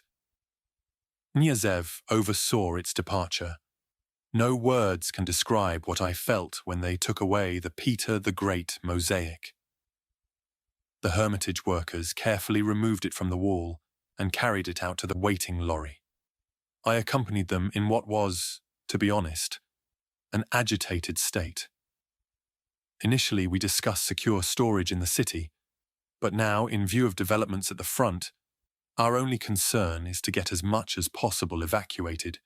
I feel that evacuation with the Hermitage will be safer, but my heart aches. I came home quite drained. A week later, it was the turn of the Academy's most precious manuscripts. Altogether, we packed 30 boxes. We've taken every precaution against damp and dust, rubber sheeting, cellophane, oilcloth, folders and paper, and made an inventory of all the materials with a separate list for each box. With us all working flat out, it took 2 weeks. The boxes were wired round and sealed. I followed the lorry as far as the embankment. It was like seeing off someone near and dear. A son, a daughter, a wife. I watched for a long time as the lorry slowly, I had asked the driver to go carefully, drove across the Palace Bridge. Orphaned, I returned to the archives.20. Another 360,000 items. Among them a Gutenberg Bible, Pushkin's Letters, Mary Queen of Scots' prayer book, and the world's second oldest surviving Greek text of the New Testament. Left the public library, affectionately known as the Publishka, on the Nevsky. Yelena Scriabina and Yelena Kochina, both working mothers, were among the many torn between evacuating with their children and colleagues and staying behind with their husbands and elderly parents. I am faced, wrote Scriabina on the 28th of June, with a serious problem, and that is that although I could take Dima and Yura with me, I would have to leave my mother and our elderly nanny behind. When I returned home with this news, my mother burst into tears.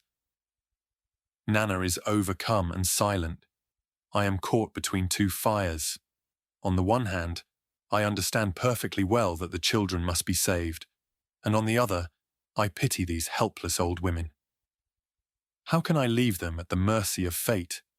Like many, she also half believed the soothing propaganda. I can't believe there'll be famine in Leningrad. We are constantly being told of plentiful food stocks, supposedly enough to last many years. As for the threat of bombing, we are also constantly assured of the capabilities of our high-powered anti-aircraft system. If this is even half true, then why try to leave? 21. Similarly reassuring, paradoxically, was the introduction of rationing on the 18th of July. At 800 grams of bread a day for manual workers, 600 grams for white-collar workers, and 400 grams for dependents, plus ample monthly allotments of meat, cereals, butter and sugar, ration levels were generous.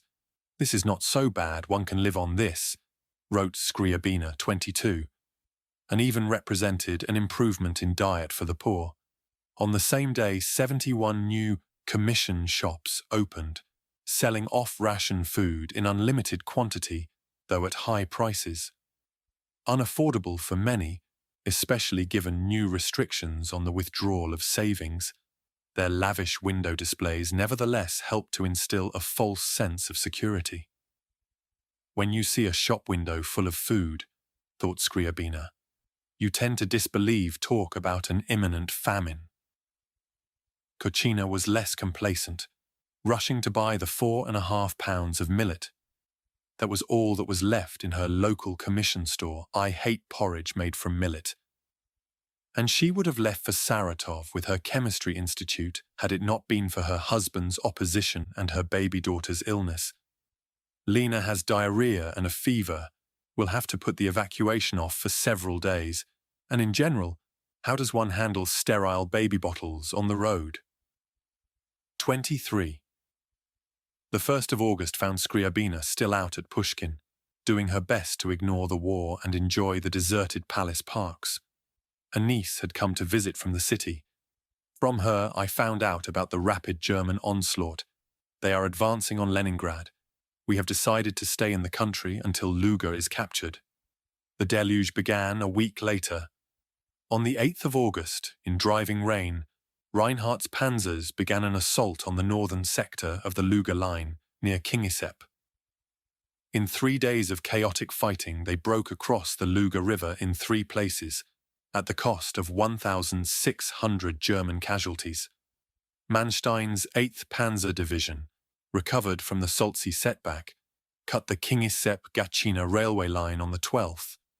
A Soviet counter-offensive near Staraya Russa, launched piecemeal from the 10th of August, failed, with massive losses of men and equipment. We pushed on a little further, wrote Vasily Churkin, in charge of manoeuvring a gun carriage and 6 horses through woods 60 kilometers to Leningrad's southwest, and on reaching the high road saw a huge, panicking crowd running in total disorder towards Volosovo. On a cart lay an injured soldier, moaning and begging for his wounds to be dressed. Nearby, a girl with a medical bag was walking along, but she wouldn't stop and help him. She was afraid to slow down. Behind, you could hear the sound of clanking metal. German tanks.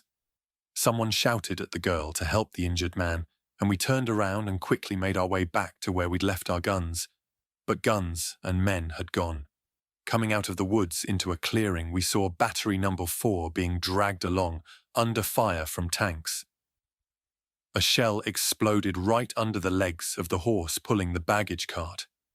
The horse fell, and though the cart was carrying all our things, including our coats, we couldn't get to it because the tanks were already too close, even ahead of us. 24. To the south, Kuchler's 18th Army advanced on the historic city of Novgorod, capital of one of the 9th century Rus princedoms and gateway to Lake Ilmen. Its fall on the 17th of August went unmentioned by Sovinform, which waited until the 23rd to report fighting in the Novgorod area. Altogether, from 10 to the 28th of August, the opposing Soviet 34th Army lost half its personnel, 74 out of its 83 tanks, 628 of its 748 guns and mortars, 670 trucks, and 14,912 horses.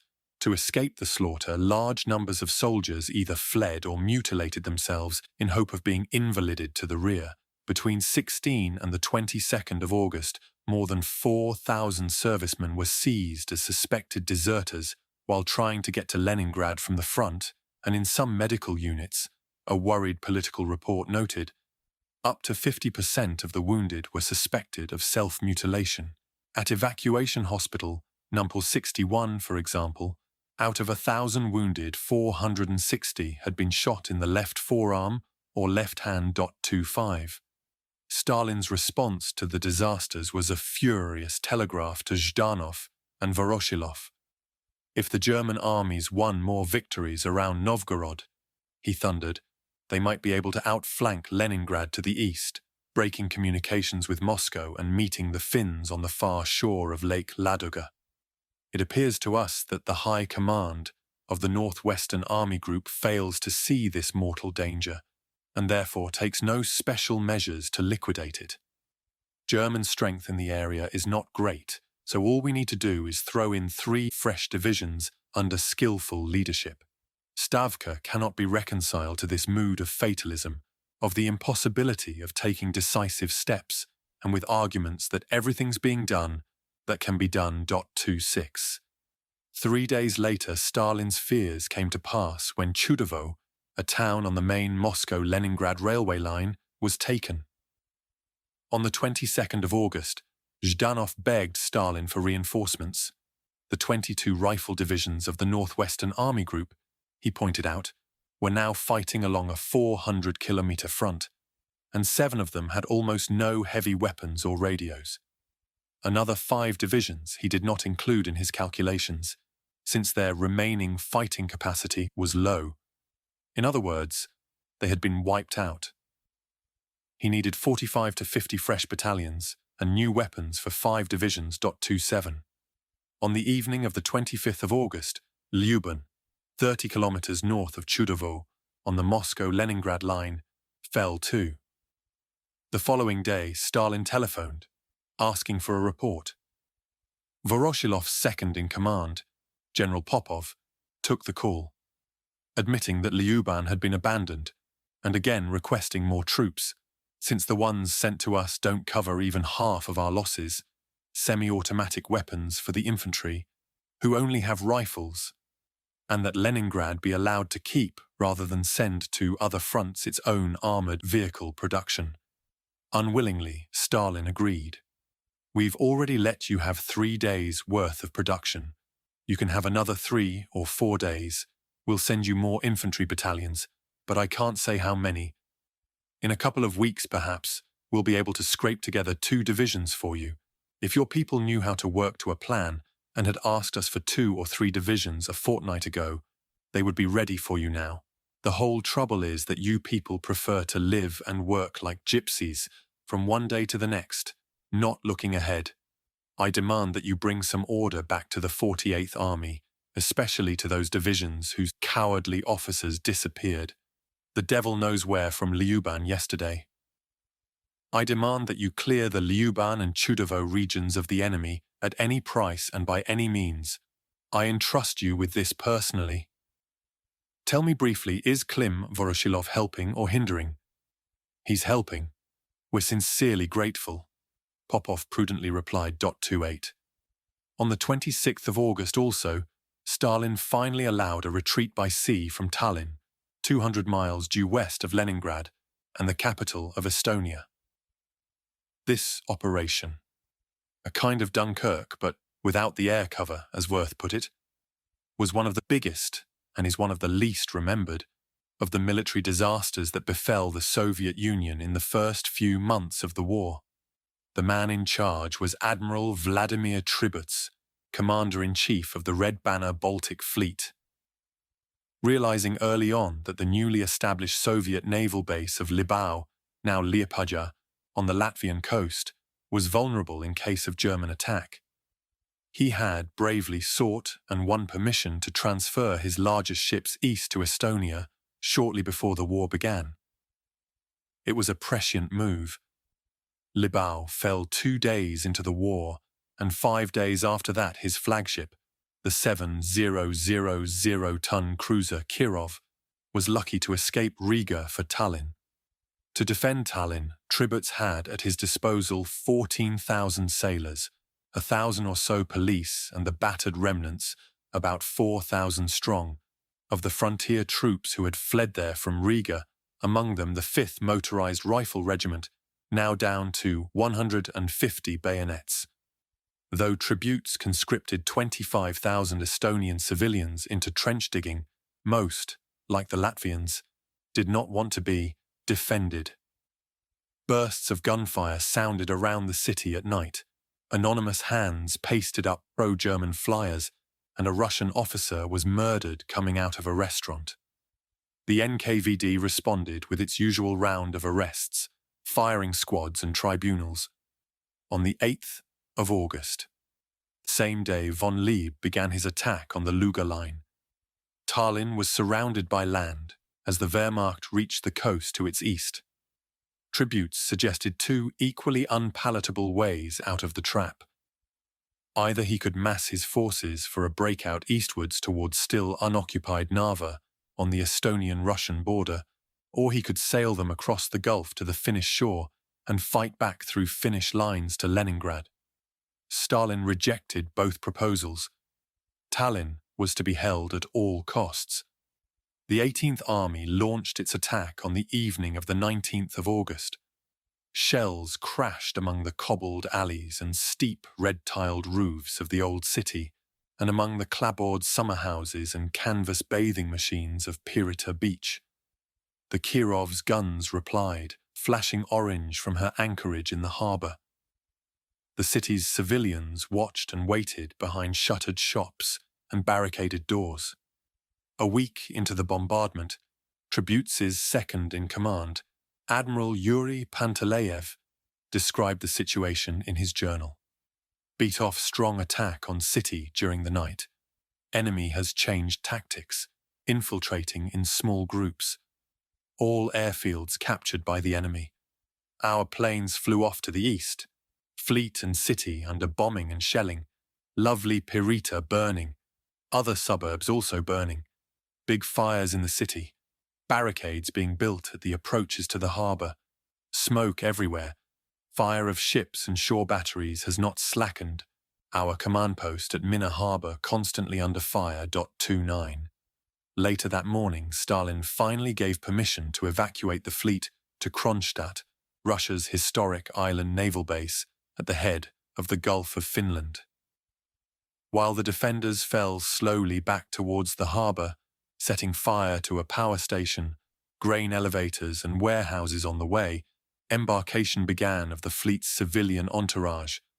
Officers' wives, party officials, a theatrical troupe, and senior Estonian communists, including the president of the puppet Estonian Republic, the flamboyant war correspondent Vsevolod Vishnevsky, grandstanding at the quayside, insisted that his driver not simply remove his car's carburettor, but blow up the vehicle with a hand grenade. Loading of troops began the following day, and by the small hours of the 28th of August, nearly 23,000 people and 66,000 tons of munitions had gone aboard a motley collection of 228 vessels, which formed up into 4 convoys outside the harbour mouth. 30. Through the morning of the 28th, the ships lay in the roads, rolling at their anchors in a 4-7 gale. By noon, the wind had eased, and the signal went out to get underway. Stretched out over 15 miles of sea, the convoys had an unenviable task ahead. Their equivalents at Dunkirk 14 months earlier had had to cover 50 miles through waters controlled by the Royal Navy. Tribuz's ships had to travel 220 miles, over the first 150 of which they would be subject to attack by shore batteries, submarines, and Finnish torpedo boats. The route was also thick with enemy mines, like dumplings in borscht. At least 100 minesweepers, Red Fleet Commander Admiral Kuznetsov later calculated, would have been needed to clear a safe path. Tribuz had 38, mostly converted trawlers. Nor, despite a last-minute plea to Zhdanov for air cover, did the fleet have any protection from the Luftwaffe, Zhdanov's orders having been issued, with great delay. Under attack from Juncker's 88 dive bombers from departure, the convoys hit their first major minefield at 6 o'clock in the evening, off Point Juminda, 40 miles east of Tallinn. The first ship to go down, at 6:05 p.m., was Ella, an Estonian merchantman. While rescuing survivors, a tug from the 4th convoy also hit a mine and sank 15 minutes later. 10 minutes after that, an icebreaker, the Christianis Voldemars, was sunk by bombs. Veronia, carrying civilians, was damaged in the same air attack and taken in tow by the Saturn. Less orderly now, the convoys steamed on eastwards, zigzagging to avoid the Junkers and fire from batteries on the point. The warships were too preoccupied with dodging or disentangling themselves from mines to give much protection to the transports, most of which had no anti-aircraft guns. The minefield's next victims, as dusk began to fall, were the sweeper Crab, then a submarine, which disappeared beneath the waves in less than a minute, then the Saturn still towing the Veronia. A gunboat went down at 8:30 p.m. as the sun was setting, and another submarine at 8:48 p.m. 2 minutes later, a destroyer, the Yakov Sverdlov, took a torpedo aimed at the Kirov and sank in 6 minutes. Darkness, as Admiral Kuznetsov describes it, set in quickly. The ships steaming in the tail were sharply silhouetted against the background of the fires raging in Tallinn, erupting out of the sea, Huge pillars of flame and black smoke signaled the loss of fighting ships and transport vessels. With nightfall, the hideous roar of Nazi bombers subsided. But this didn't mean that the crews could relax, because of the danger still threatening from the water. In the darkness, it was difficult to see the moored mines, now floating amongst the debris of smashed lifeboats.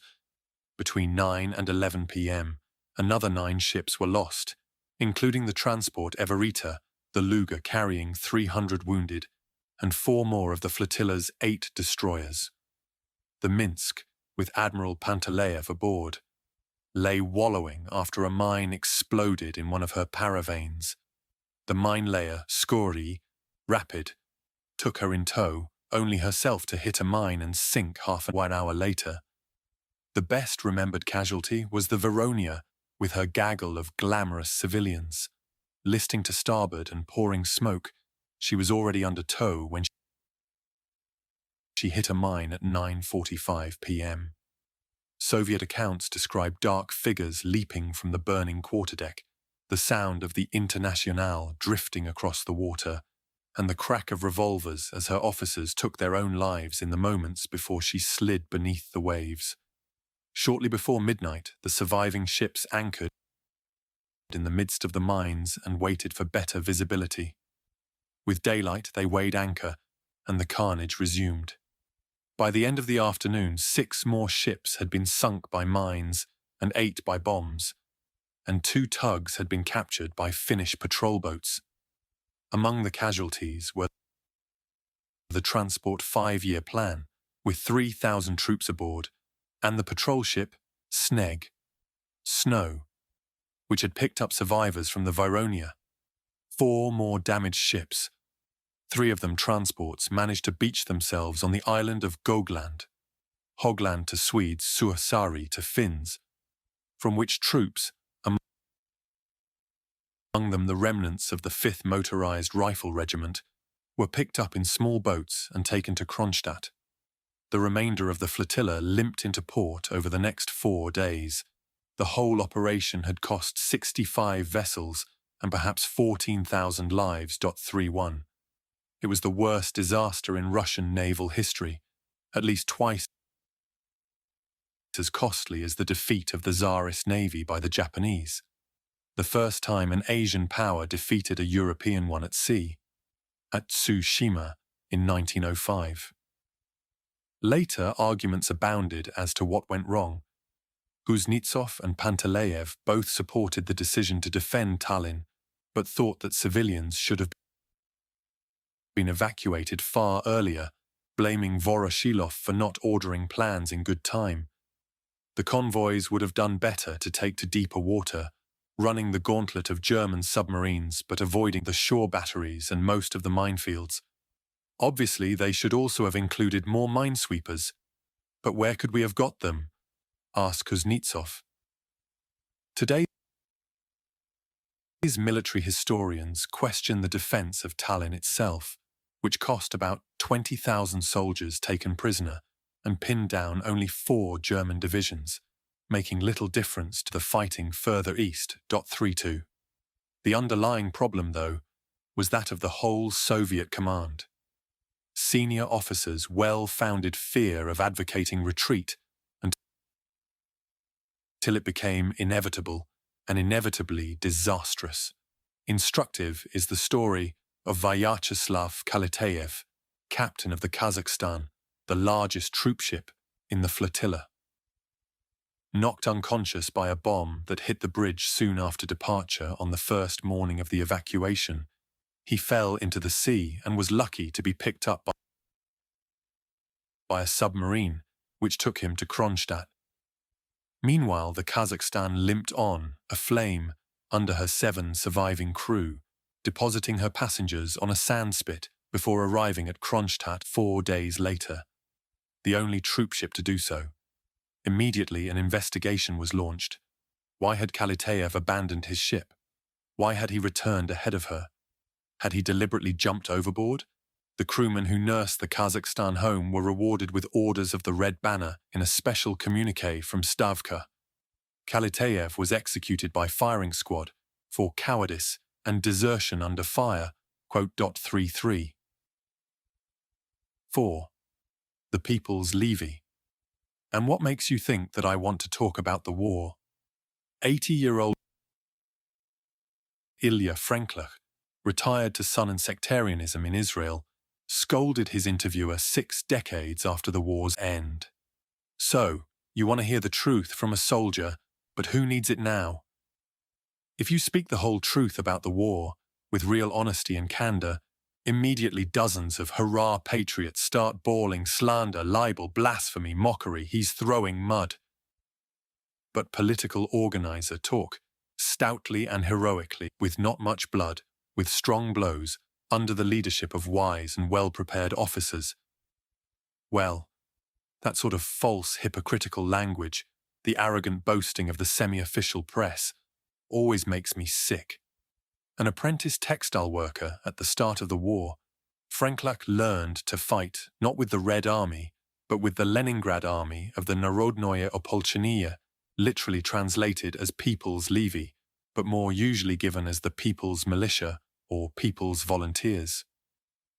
A product, initially, of the wave of popular patriotism that broke over the city on news of the German attack, it turned into the vehicle by which the Leningrad leadership, to very little military purpose, squandered perhaps 70,000 lives in July and August 1941.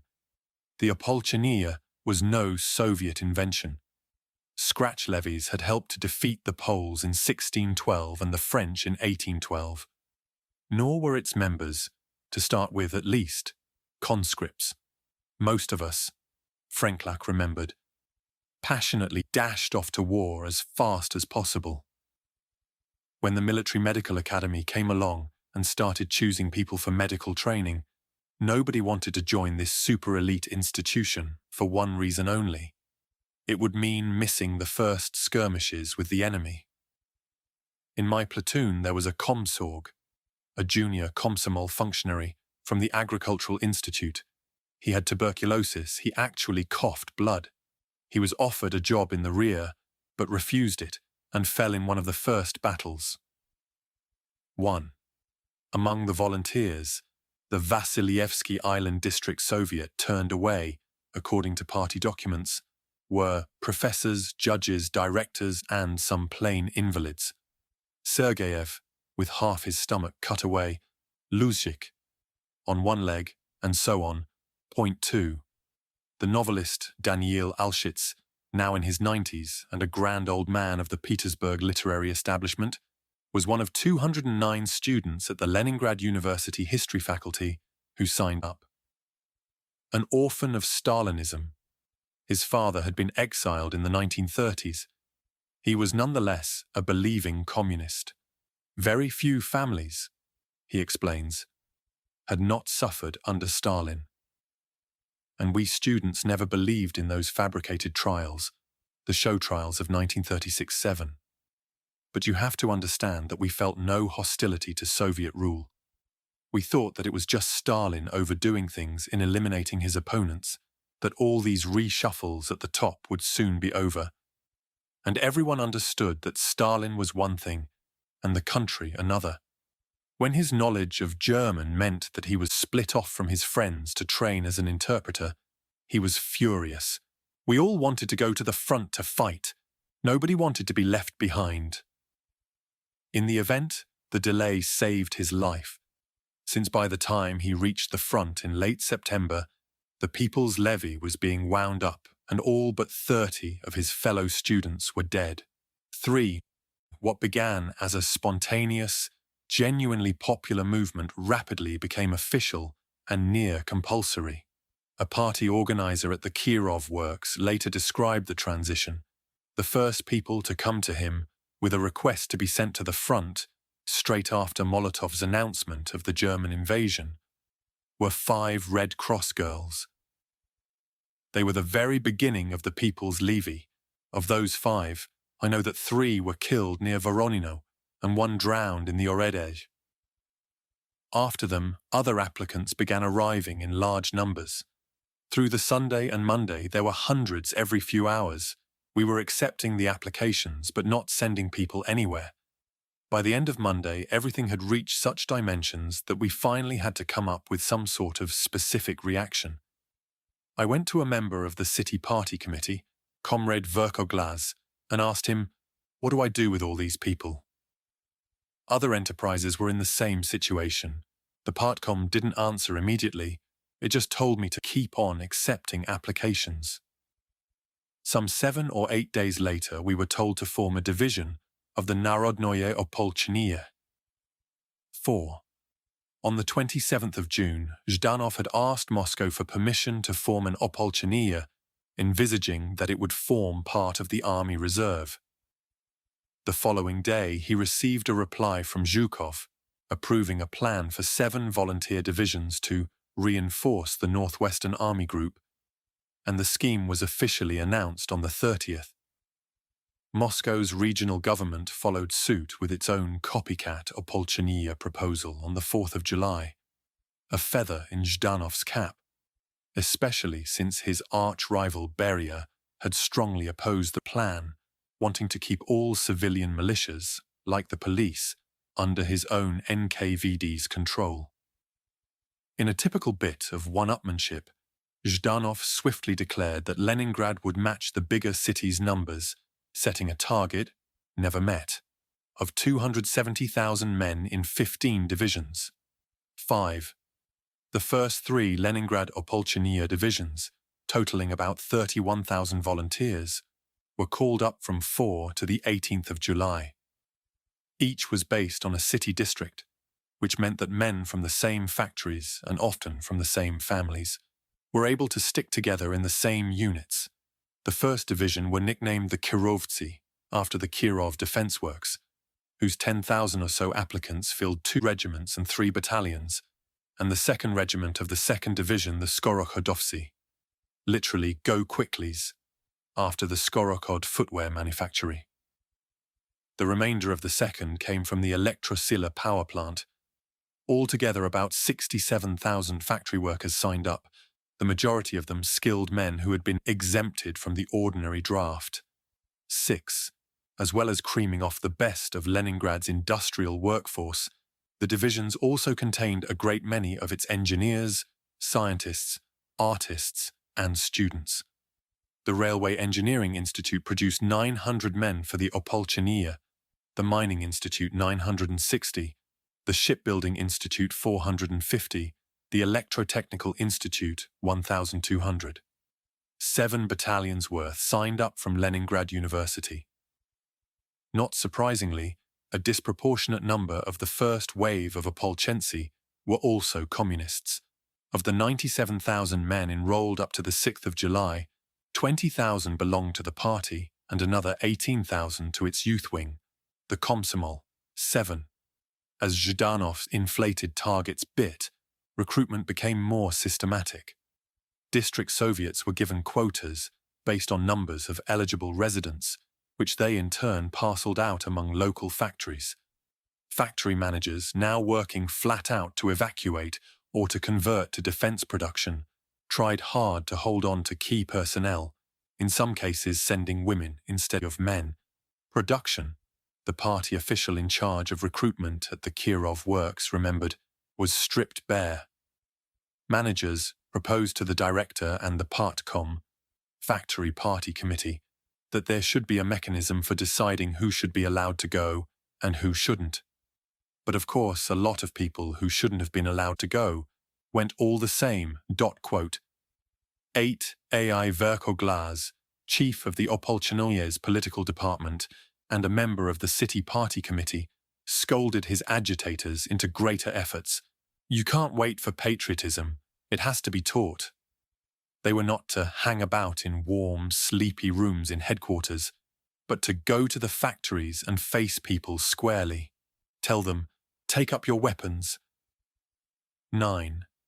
Resisting such appeals was hard, especially after Stalin praised the Moscow and Leningrad Opolchenie in his broadcast of the 3rd of July.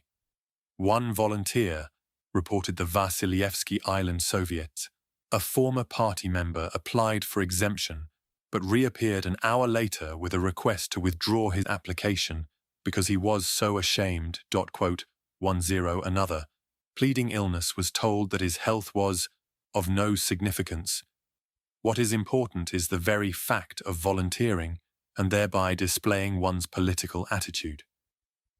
Likachev despised the hypocrisy of his bosses at Pushkin House. All the men were registered. They were called in turn into the director's office, where L.A. Plotkin held court with the secretary of the party organization, A.I. Perepech. I remember Panchenko emerging pale and shaking. He'd refused.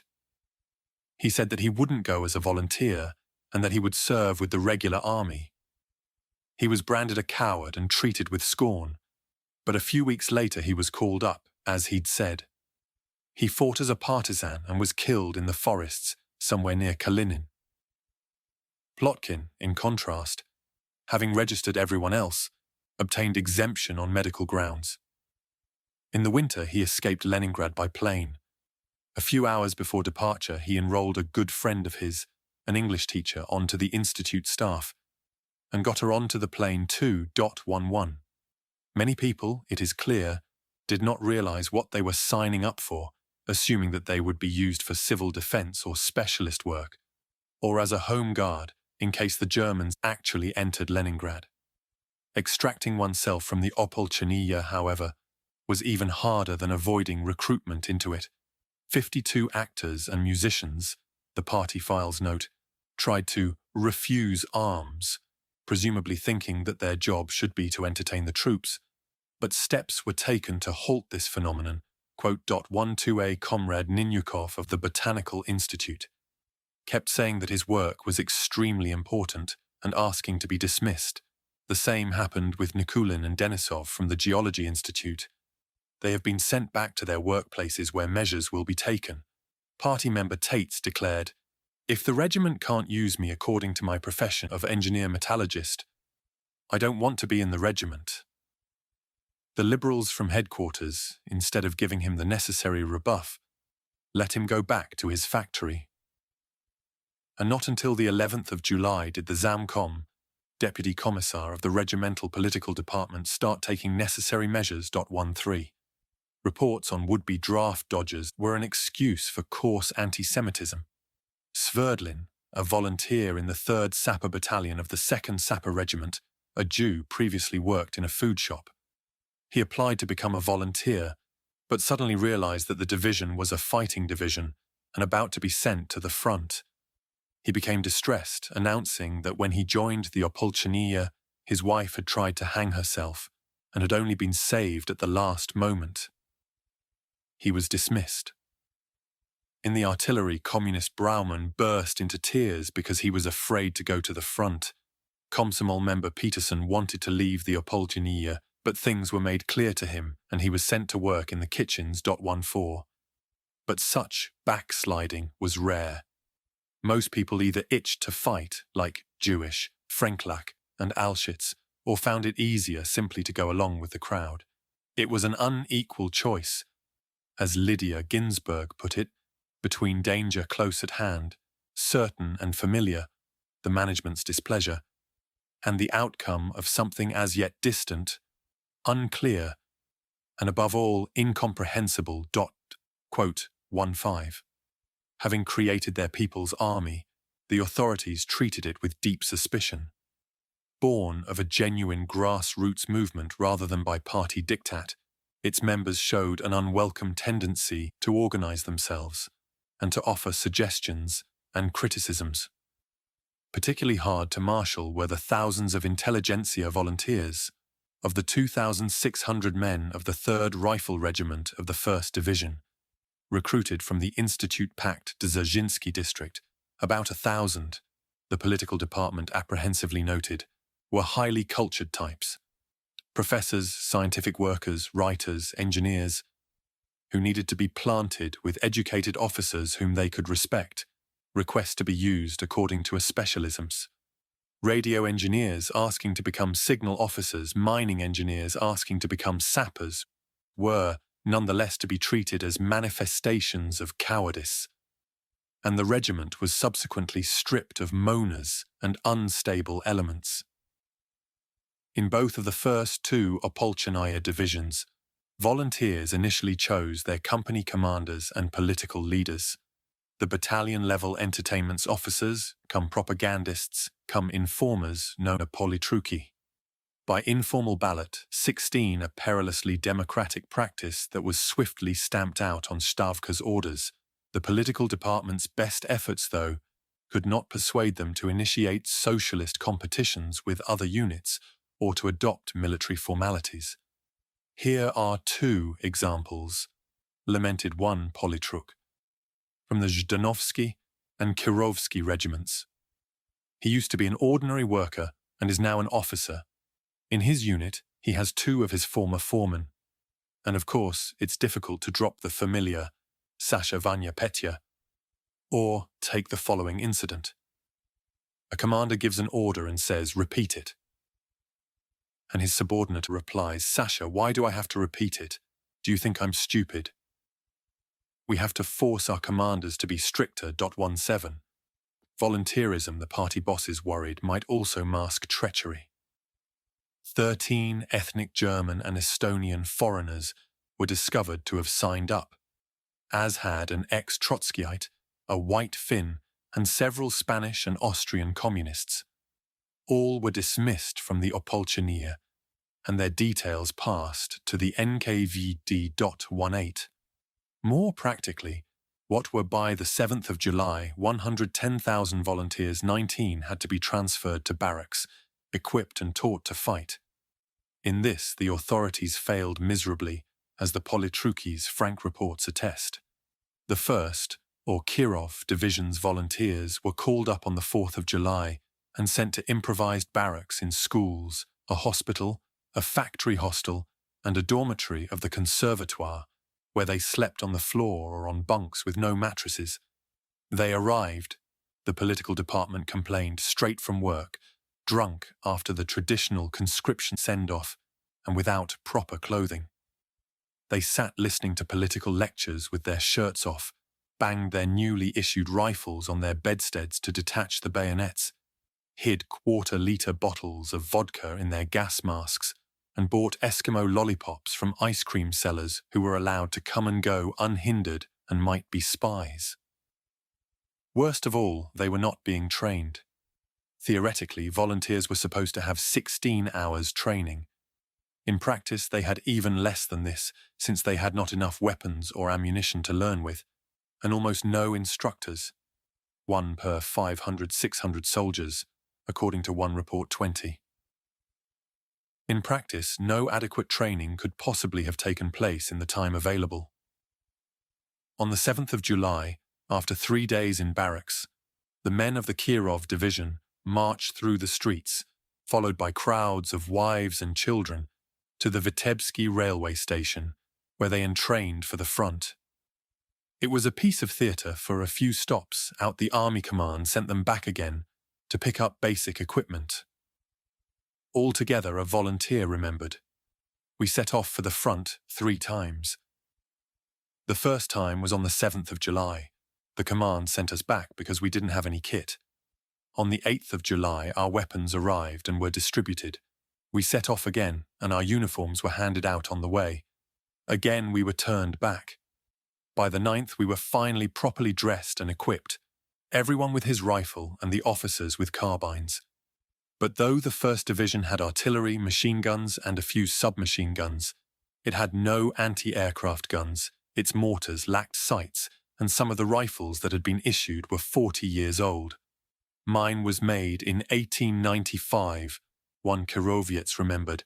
It was the same age as me. 21. The division finally arrived at its destination, a railway town between Luga and Novgorod, on the 11th of July in the middle of an air raid. Later, Opolchenia units were even worse off. The 2nd Division also had no anti-aircraft guns, no automatic weapons save one machine gun, and such inexperienced gun crews that they had to learn how to use their guns while in battle.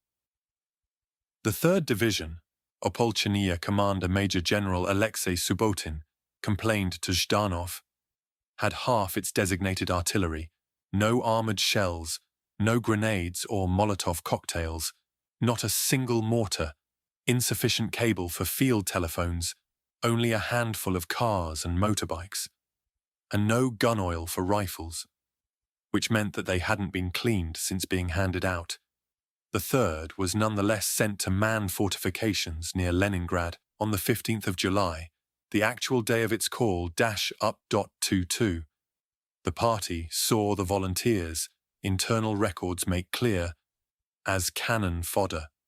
Meeting with his colleagues in the political department, Verkoglas praised their diversity.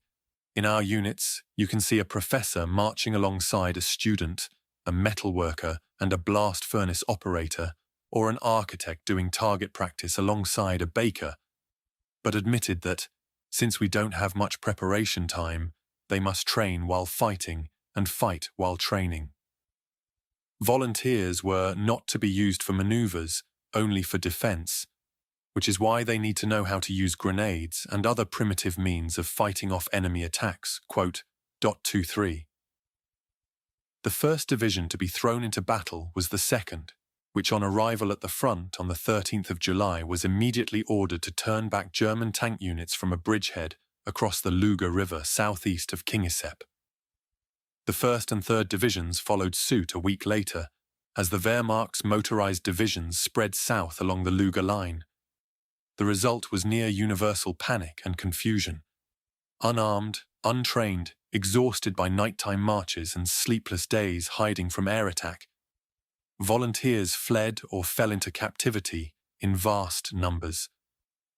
So many abandoned their ancient rifles that a special campaign was launched with the slogans, "Losing your gun is a crime against the motherland," and "A soldier's power is his weapon."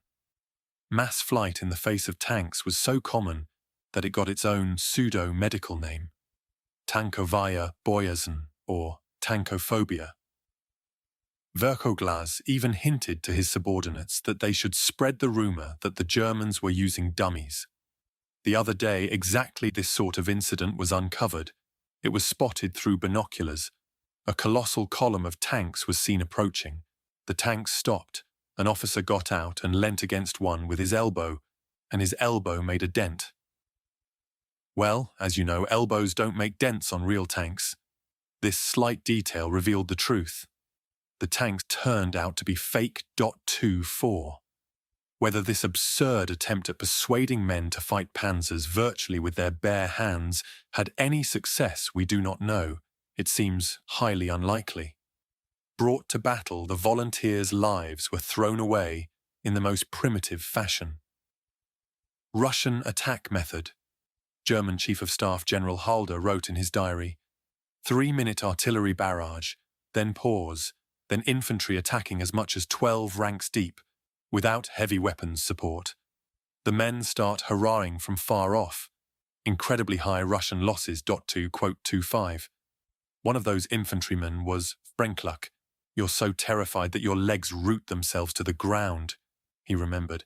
"It's extraordinarily difficult to make yourself get up, pick up your rifle and run. Once you're up, it's fine. You just run forwards." But it wasn't just fear of being shot in the back of the head if you didn't that made you do it. You were high on a sense of duty. Officers who emerged from battle alive were subjected to the usual suspicious bullying. Verkoglas interrogated a politruk, Mikhail Serogodsky, after a disastrous engagement near Kingisepp at the end of July.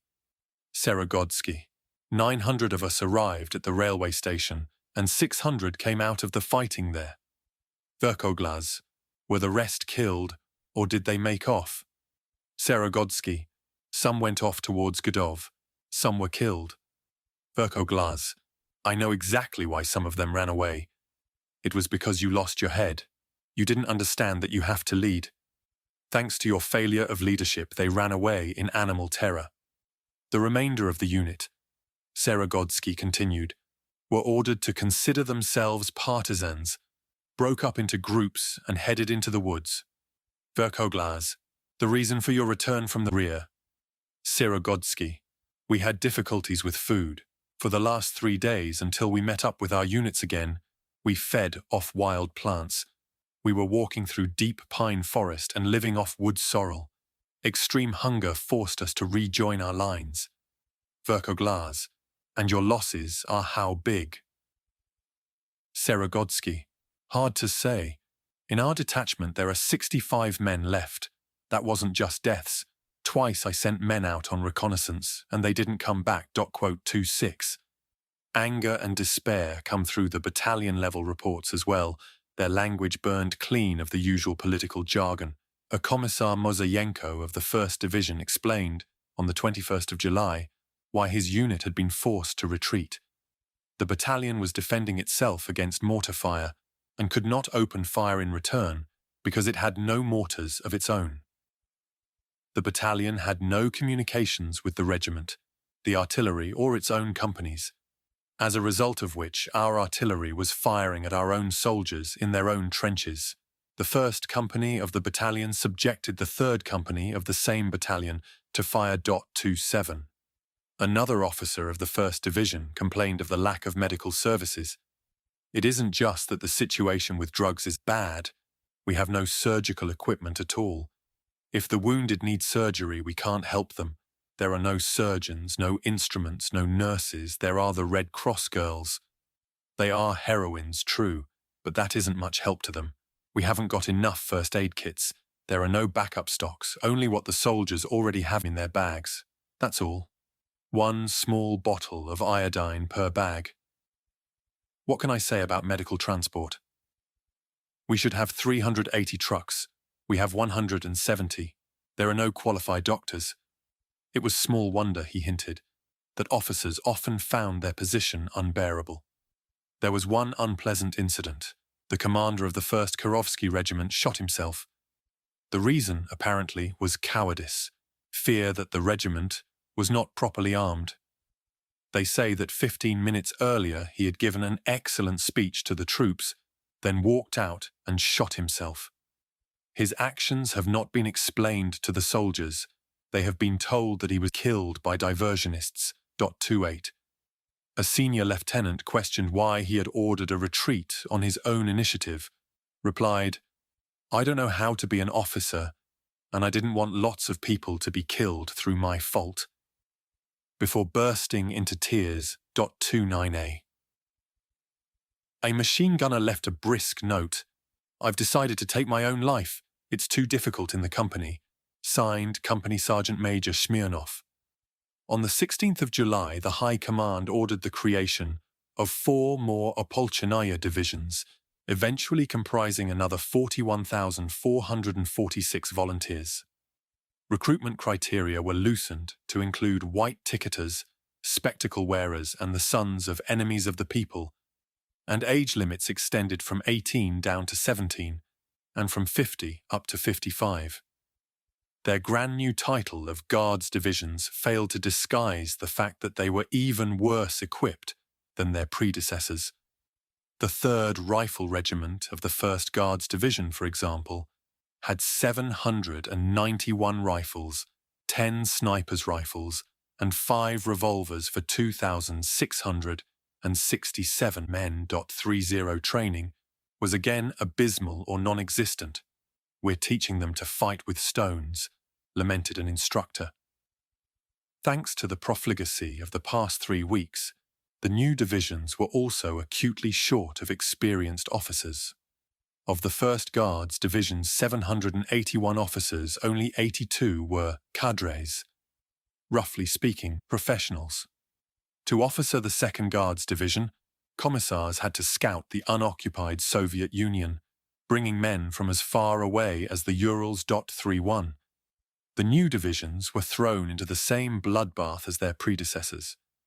On arrival at the front on the 11th of August, the 1st Guards Division's orders were changed 3 times, with the result that some regiments had to march 70 kilometers in 24 hours. They were then thrown straight into action, despite lacking cartridges, shells, and grenades.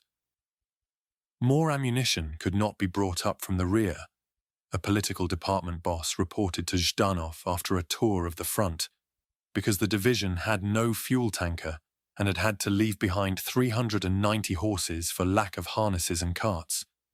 Nor could the wounded be evacuated from the battlefield, since the medical unit had only 4 trucks. The high-ups who descended on divisional headquarters were more hindrance than help.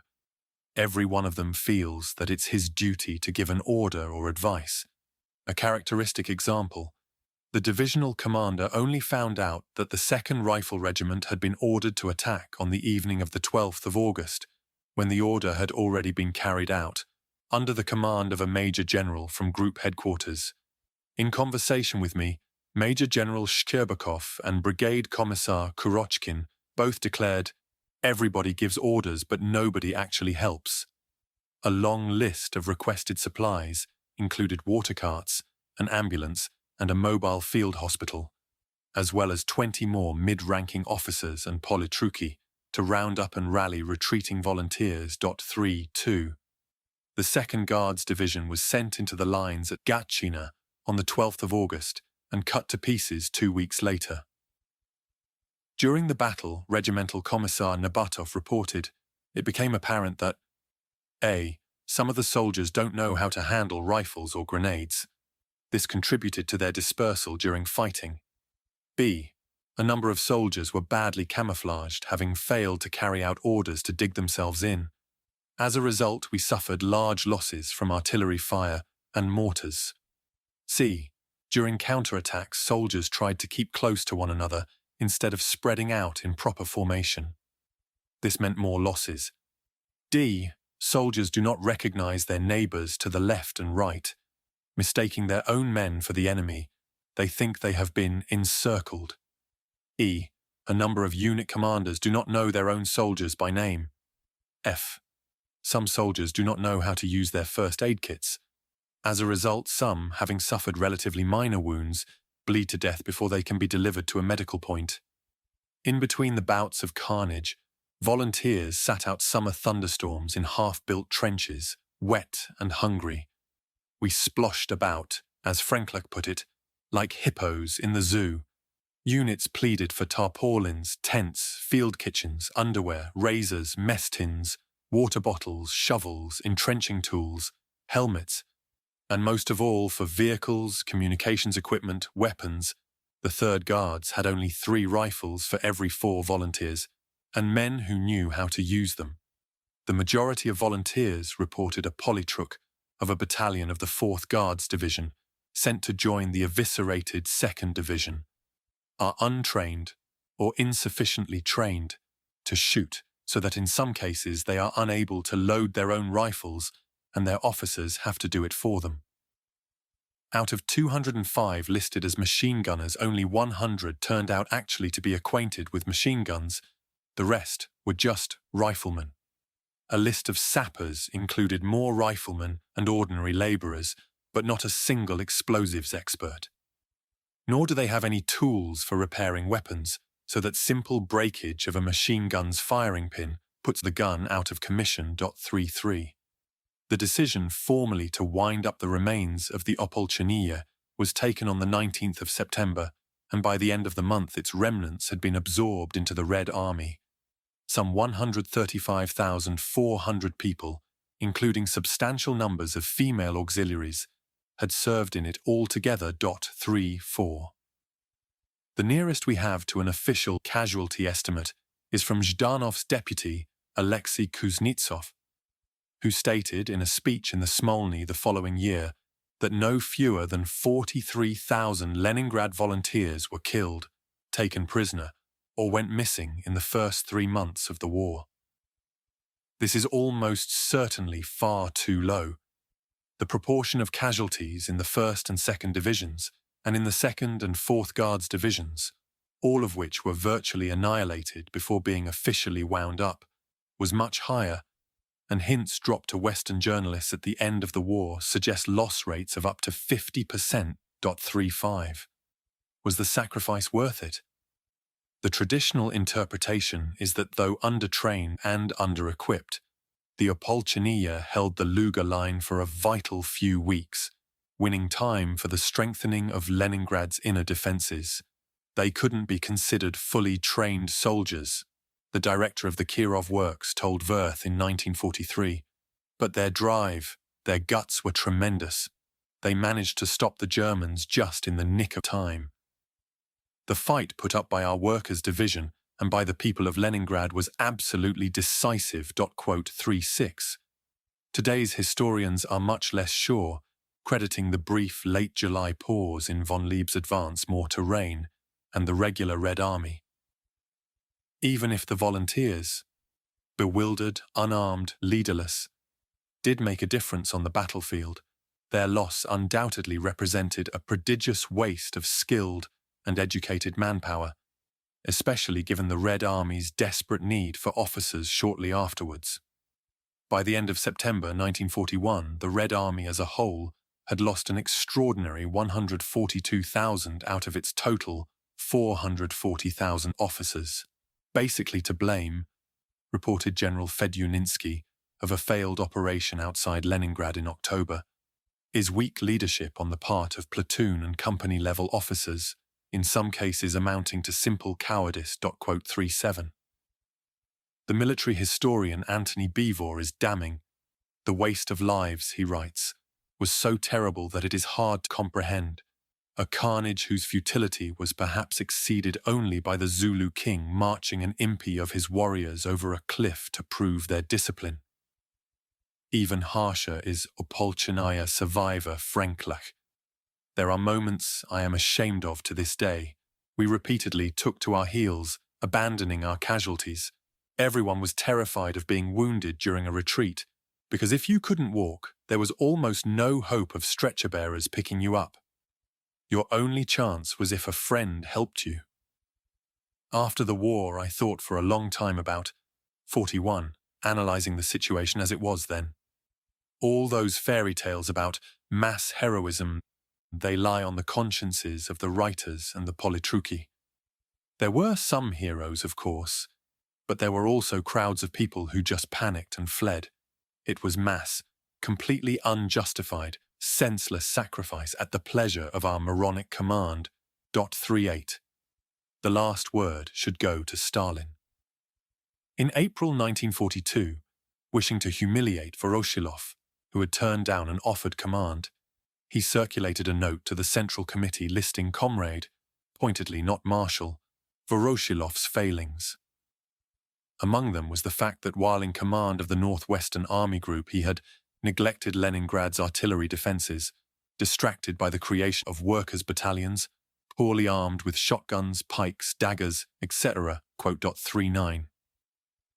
Voroshilov was a bad man and a bad soldier, but the disaster of the People's Levy was not his fault alone. He had learned his trade in the Politburo, whose members' most important life skill was the ability correctly to anticipate the wishes of Stalin himself. 5. Caught in a mousetrap. Vera Inba arrived in Leningrad by train on the 24th of August. 51 years old, she was, remarkably, both Trotsky's first cousin and a prominent member of the literary establishment, producing short stories that managed to pass the censors without descending into outright socialist realism. Her husband had just been appointed director of Leningrad's Erasman Teaching Hospital, a leafy complex of red brick 19th century buildings opposite the Botanical Gardens on the Petrograd side. Having seen her daughter and baby grandson off into evacuation from Moscow, Inba was coming to join him. The journey, in peacetime an easy overnighter, took 2.5 days. Fresh bomb craters lined the tracks, and long factory trains rattled by in the opposite direction, machinery bulky under protective canvas. One could tell how long each one had been on the road, Inba noticed, by the freshness of the birch branches tied onto the wagon roofs for camouflage. Her own train, drawing towards Leningrad through dilapidated villages with picturesque backwoods names, came to increasingly frequent halts. "We stopped at dawn," she wrote in her diary, "and we are still here. The carriage is fairly empty and no one talks much. In one compartment, an endless card game is in progress. A general whistles as he declares his suit. An army engineer knocks out his pipe on the corner of the table over and over again. The sound reminds me of a woodpecker tapping its tree. The pipe smoke drifts into the corridor, moves in layers, thins out, and is suspended in the rays of the sun. Everything is so quiet, it's as thought the train were resting on moss. 1. They started to move again, through a heavily bombed wood. Trees lay charred and split, roots pointing upwards, earth scorched ochre. Passing through a station, Inba noticed its name, MGA. Normally one never took this route. Already the direct line from Moscow had been broken by the Germans. Inba disembarked into an atmosphere of tense expectancy. The first thing she saw on leaving the railway station was a poster bearing the text of an appeal, signed by Zhdanov, Voroshilov, and City Soviet Chairman Popkov, and dated 3 days earlier. It was the first official acknowledgement that the Germans were now at the gates of Leningrad. Comrades, Leningraders, dear friends, over our beloved native city hangs the immediate threat of attack by German fascist troops. The enemy is trying to break through to Leningrad. He wants to destroy our homes, to seize our factories and plants, to drench our streets and squares with the blood of the innocent, to outrage our peaceful people, to enslave the free sons of our motherland.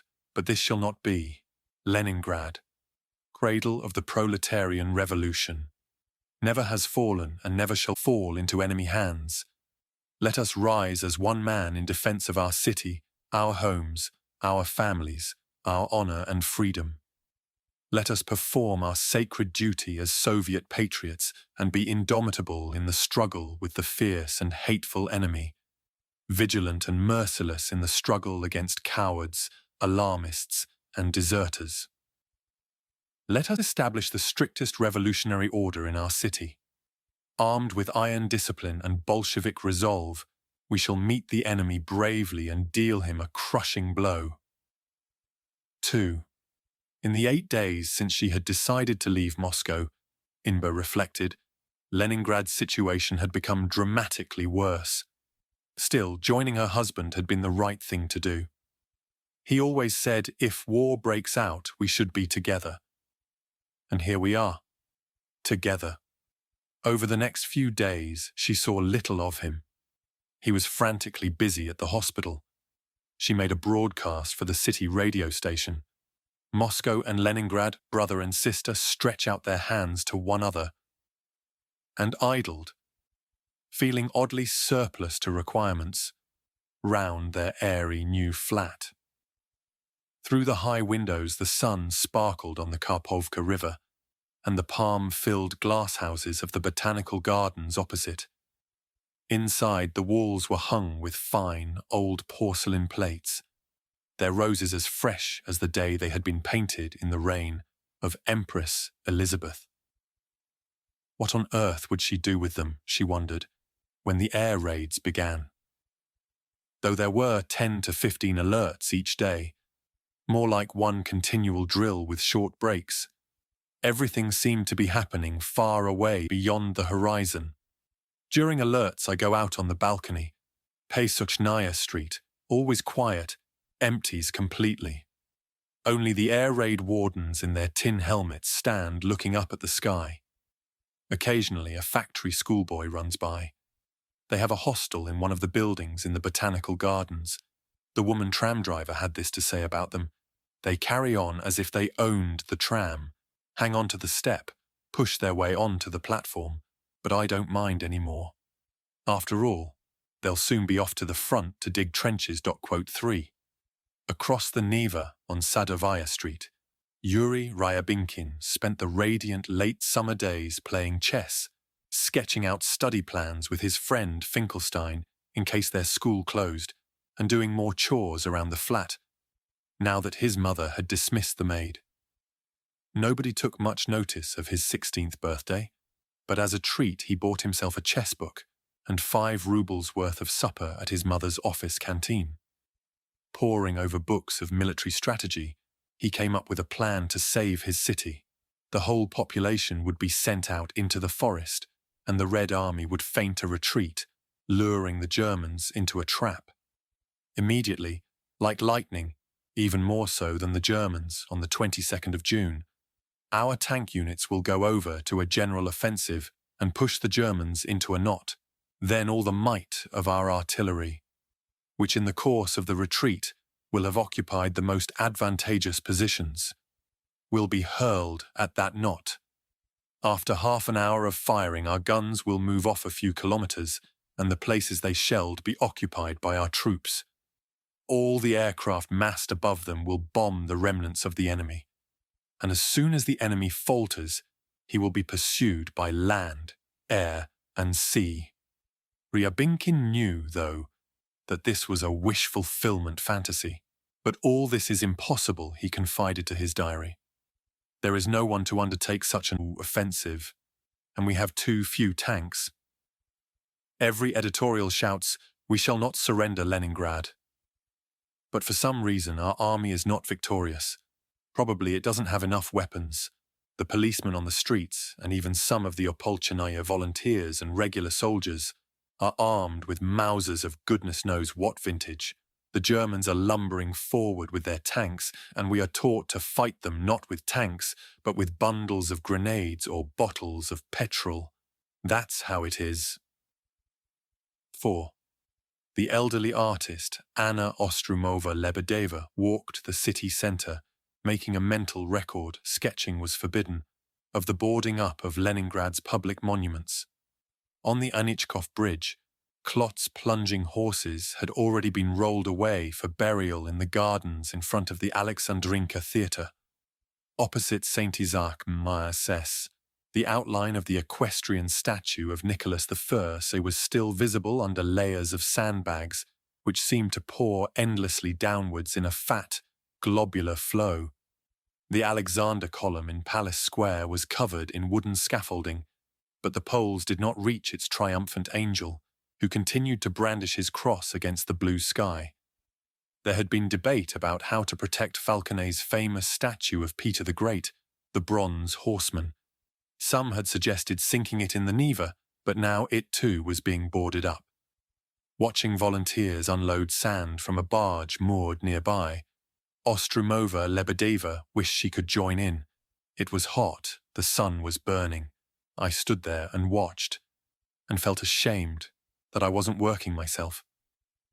Though her sister and nieces had left Leningrad, she had decided to stay, partly out of reluctance to abandon familiar surroundings, but mostly out of a sense of solidarity with her city and sheer curiosity as to what would happen next. "Everyone's worrying about the same question," she wrote on the 16th of August. "Should we leave, and if so, wherefore and how? What does the future hold? How does one start all over again somewhere strange, having abandoned the comforting refuge of one's flat? Poor Leningraders. I want to stay. I definitely want to stay and witness all the frightening events ahead. 5. Failing to empty Leningrad of its surplus population before the siege ring closed was one of the Soviet regime's worst blunders of the war, leading to more civilian deaths than any other save the failure to anticipate Barbarossa itself. By the time the last train left, on the 29th of August, 636,283 people, according to official sources, had been evacuated from Leningrad. This compares with 660,000 civilians evacuated from London in only a few days on Britain's declaration of war 2 years earlier. Excluding refugees from the Baltics and elsewhere who passed through the city, the number falls to 400,000 at best. Just over 2.5 million civilians were left behind in the city, plus another 343,000 in the surrounding towns and villages within the siege ring. Over 400,000 of them were children, and over 700,000 other non-working dependents. 6. Why did more people unnecessary to Leningrad's defense not get away in time?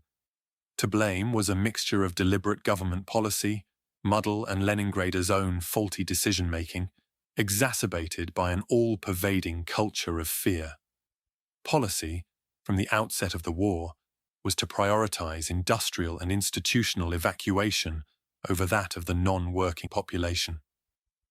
On the 3rd of July, Moscow's new 5-man State Defense Committee, headed by Stalin and the supreme decision-making body of the war, decided to move 26 defense plants east from Leningrad, Moscow and Tula. Leningrad's program was accelerated at the end of the month, when the Wehrmacht reached the Luga line. By the end of August 92, Leningrad defense manufactories had been moved, together with 164,320 of their workers. Most went to the industrial cities of the Urals, where they resumed production in hastily improvised new premises with remarkable speed. It was a great achievement, but not as completely successful as Soviet accounts make out. The railway network, not surprisingly, became chaotically overloaded. Identical raw materials were simultaneously shipped in and out of the city, and some factories were dismantled when it was already too late for them to leave. More than 2,000 carloads of machinery still awaited removal when the last railway line out of the city was cut and sat idle in the freight yards through the first winter of the siege and beyond. 7. The other disastrous evacuation program of the first weeks of the war was that of children. On the 26th of June, the Leningrad Soviet announced the evacuation of 392,000 children to rural districts in the Leningrad, Kalinin and Yaroslavl provinces, with their schools, nurseries or children's homes, but without their mothers. It was extremely unpopular. My heart thumped and my thoughts became confused, wrote Yelena Skirabina on hearing the news. I didn't know what to do. The idea of separating from 5-year-old Yura is so horrible that I am ready to do anything to keep him. I have decided to defy the order. I won't give up my son for anything. Quote 8. Many parents successfully evaded the order, but others put their children onto trains for Luga, Gachina, Staraya Russa, and other traditional summer camp destinations to Leningrad's south and west. The first 15,192 children left on 10 trains on the 29th of June. Yelena Kochina watched them being taken to the railway stations. Like frightened animals, they filled the streets, moving towards the railway station, the demarcation line of their childhood. On the other side, life without parents would begin. The smallest children were transported in trucks, their little heads sticking out like layers of golden mushrooms. Crazed mothers ran after them, 9.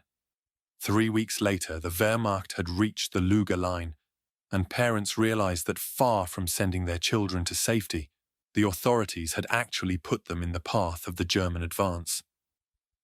When we arrived in the village, they put us in a cottage. 15-year-old Clara Rachman wrote from near Staraya Russa. Oh yes, I quite forgot. While we were in the truck, a German plane flew right overhead. That's evacuation for you. 10. Retrieving a child was not easy, not least because the imposition of martial law had made it an offence to take unauthorized leave from one's job. The archivist, Georgy Knyazev, defied the ban, giving one of his typists permission to go to Borovichi to fetch her daughters, aged 12 and 9.11.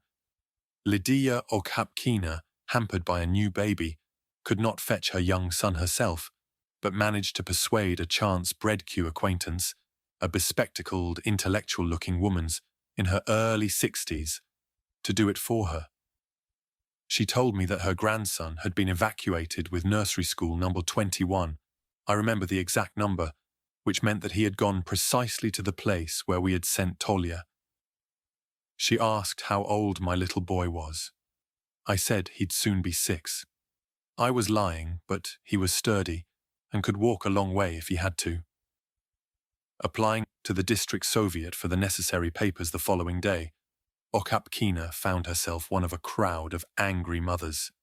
They were all agitated, making a lot of noise. Some were even shouting, "Bring back our children! Better to have them die here together with us than to have them killed God knows where." Having got the right paperwork and handed it over to her new friend, together with as much bread as she could buy, Okapkina settled down to wait. After a fortnight with no news, she suddenly saw the woman standing in the courtyard with two small boys. Hugging her Tolya, she heard that their train had been bombed and that they had had to walk a long way, getting only a few lifts on lorries and carts. 12. Incredibly, the city authorities actually tried to prevent such rescue missions. District Party Committee secretaries were instructed to forbid enterprise directors from giving staff time off to go and fetch children home, to reassure parents that their children were safe, and to liquidate all provocative rumours to the contrary. 13. A second round of evacuations of mothers and children under 14 was announced in early August. Unsurprisingly, families now often preferred to take their chances at home. This time, wrote Scriabina, they are letting mothers go with their children. However, people have been so frightened by these first disastrously unsuccessful attempts that they use illness as an excuse to get a postponement. There is still another fear. Epidemics of typhoid, cholera, and other stomach disorders are raging along the railways. That, plus the fact that evacuation trains are exposed to bombardment. The family of the director of the factory where my husband worked left, and soon after came the news that their 14-year-old son had died of typhoid fever. 14. Okapkina, by contrast, desperately wanted to leave, but was delayed when Tolya got lost during an air raid warning. By the time she found him at a police station the following day, they had missed their train. I couldn't start petitioning all over again for evacuation papers. That incident decided everything. I remained in Leningrad. She may have been lucky to miss her slot, because the evacuation trains, instead of going east to Vologda province, were still being sent south, directly into the path of Bush's 16th Army. Bombers preceded the panzers, hitting roads, railways, and telegraph lines. The worst of the resulting tragedies occurred at Lichkovo, a small town just south of Lake Ilmen. A convoy of nursery-aged children was going through the welcoming ceremonies at a collective farm 40 kilometers away when news arrived that German parachutists had landed nearby. We were just being offered tea, recounts a survivor, when the farm director rushed up. I still remember his words, "There are Nazi paratroopers ahead." 15. The children were put in lorries and driven back to Lichkovo railway station, where several thousand more evacuees were already boarding a train. As they waited their turn, a Stuka appeared overhead. He was flying so low, remembered a teacher. He'd take a look, press a button, and bang. Later they claimed they hadn't known. What rubbish. It was a fine day and the children were dressed in their best, most colourful clothes. He could see exactly what he was hitting. 16. The plane flew the length of the platform, bombing with methodical precision. Then there was a huge explosion, and when the smoke cleared, the train's carriages lay scattered as if by a giant hand. There are accounts, strenuously denied, of the adults in charge of children's evacuation groups fleeing amidst the chaos, or getting their own children back to Leningrad, but abandoning the rest.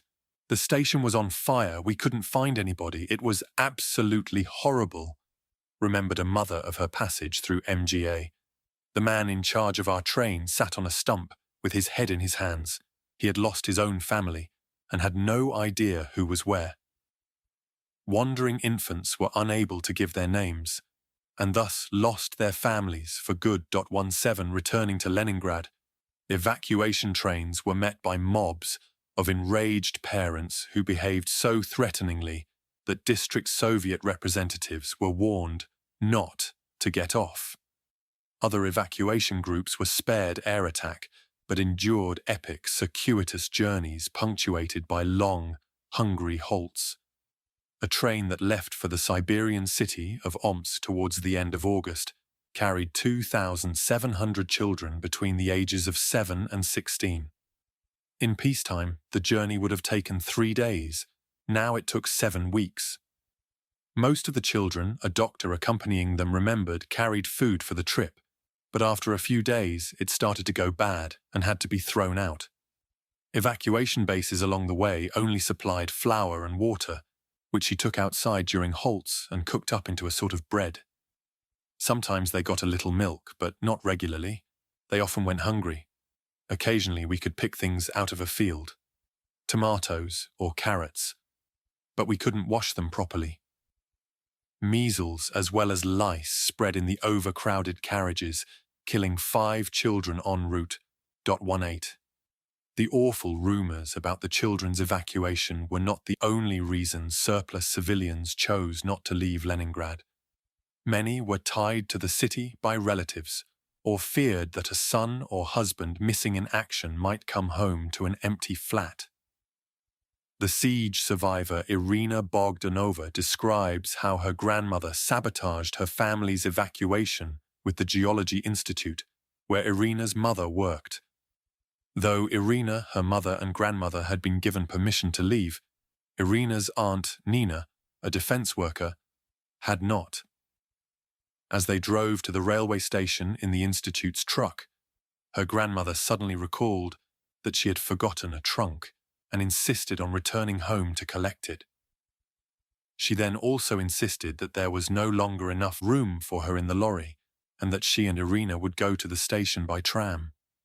This resulted in the whole family missing their train. Back home, Irina recounts, we sat on the sofa. Mama hugged me and said, "All right then, we'll all die together." So it was. Grandmother, mother and aunt all died of starvation in February and March 1942. 8-year-old Irina survived alone with 2 corpses for 10 days before being picked up by a civil defense brigade, which transferred her to an orphanage. Interviewed 70 years later, sitting dressed in her best at a table covered end to end with beautifully presented snacks, Irina admits she has been living with this feeling of blame towards my grandmother for my whole life. I think that she wanted to stay with Nina and forgot the trunk and refused to sit in the back of the truck on purpose. 19. For the unemployed, individual evacuation was theoretically possible, but the bureaucracy involved was daunting, and unless put up by relatives in unoccupied territory, they had no guarantee of finding housing. In practice, people without jobs often managed to inscribe themselves onto the staff of evacuating institutions, but this required contacts and pull. A friend of Scriabina's, the wife of a factory director, offered her a post as governess to the factory kindergarten, which was leaving for the Moscow region. A day later, she telephoned again and, between sobs, informed me that all our plans had fallen through. When the workers learned that the factory planned to send its to speak intelligentsia off with the kindergarten, they revolted and nearly tore the factory committee apart. Scriabina was actually relieved. My agonizing problem has been resolved by circumstances. It no longer depends on me. I no longer have to worry about abandoning Mama and Nana. There will be no parting. 20. Valerian Bogdanov-Berezovsky, the now forgotten composer of Pilots and Ballad of the Men of the Baltic Fleet, decided to stay because he didn't want to leave his mother, but also because he had just been appointed chairman of the Leningrad branch of the Composers' Union, the previous incumbent having failed to return from his summer holiday. Others privately doubted whether German occupation would really be as bad as the propaganda made out. Can it really be, wondered Scriabina incredulously, that they kill people just for being Jews? In mid-August, she turned down a second chance to evacuate, in expectation subtly implied in her diary that Leningrad was about to be given up. If the war really is progressing at such breakneck speed, then probably it will end soon. Why leave somewhere we are settled? Perhaps it would be wiser to stay in the flat. What should I do? She nonetheless suspected provocation when an old school friend sat down beside her on a bench and, without any introduction, began talking about how happy he is that the Germans are just outside the city, that they are immeasurably powerful, and that if the city doesn't surrender today, then it will tomorrow. And this, he said, showing me a small revolver, is in case my hopes deceive me. At Pushkin House, a Jewish colleague of Likachev's, the same Professor Gukovsky who Olga Grachina criticized for hypocrisy, appeared in the canteen rakishly attired in a peaked cap, worn somewhat to one side, and a shirt belted in the Caucasian style. He greeted us with a salute. Confidentially, he told us that when the Germans came, he would pass himself off as an Armenian .21. The art historian Nikolai Punin succumbed to simple fatalism. In the blacked-out post-curfew silence of the evening of the 26th of August, the same day that permission finally came through for the Baltic fleet to leave Tallinn, he sat at his desk restarting his diary, after a gap of 5 years, by the light of a lamp whose shade was made of blue wallpaper. For people of his generation, he wrote, death had never seemed far away. In reality, they've been inviting us to die quickly these past 25 years. Many have died. Death draws near as it can. Why should we think of it, since it thinks of us so earnestly? The sense of impending doom reminded him of the 1937 terror, when he and all his friends went to bed each evening expecting a small hour's knock on the door and waiting Black Maria. Visiting the Academy of Sciences, confusion and chaos. Earlier in the day, colleagues had tried to persuade him to leave with them for Samarkand. But that would mean getting drawn into the war. No, I'm not going. It's better to tilt at windmills while one still can. The lamp burns, it is quiet. Lord, comfort the souls ascending to heaven. Not long ago I said to someone, now there are two frightening things, war and evacuation. But of the two, evacuation is worse. This is just a quip, it's true. But why didn't they evacuate us during the Yezhovshchina, the terror? It was just as frightening then. 22.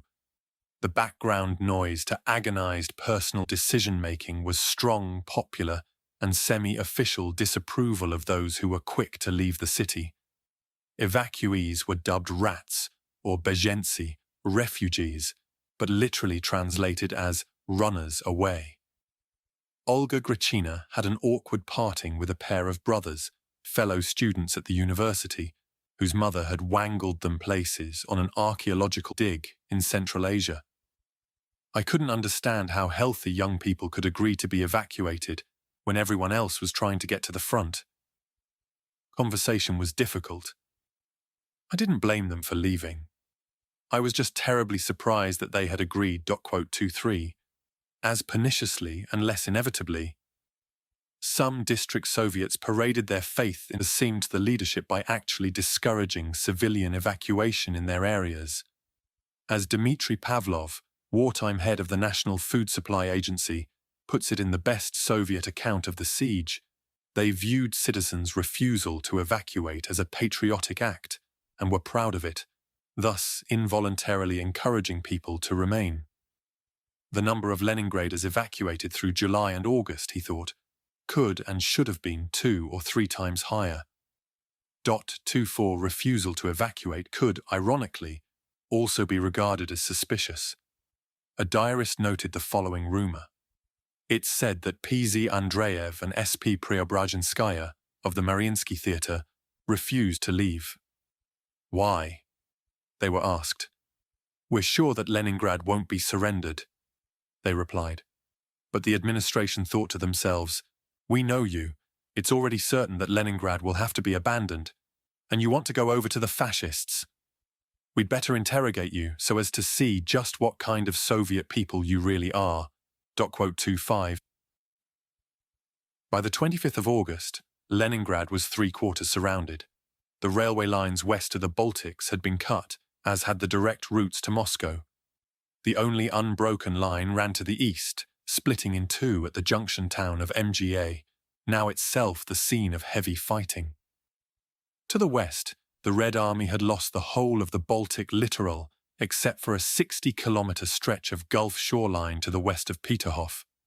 Supplied via Kronstadt, this Oranienbaum pocket, named for one of the Tsar's summer palaces, held out all through the siege, though to little strategic advantage and at dreadful cost.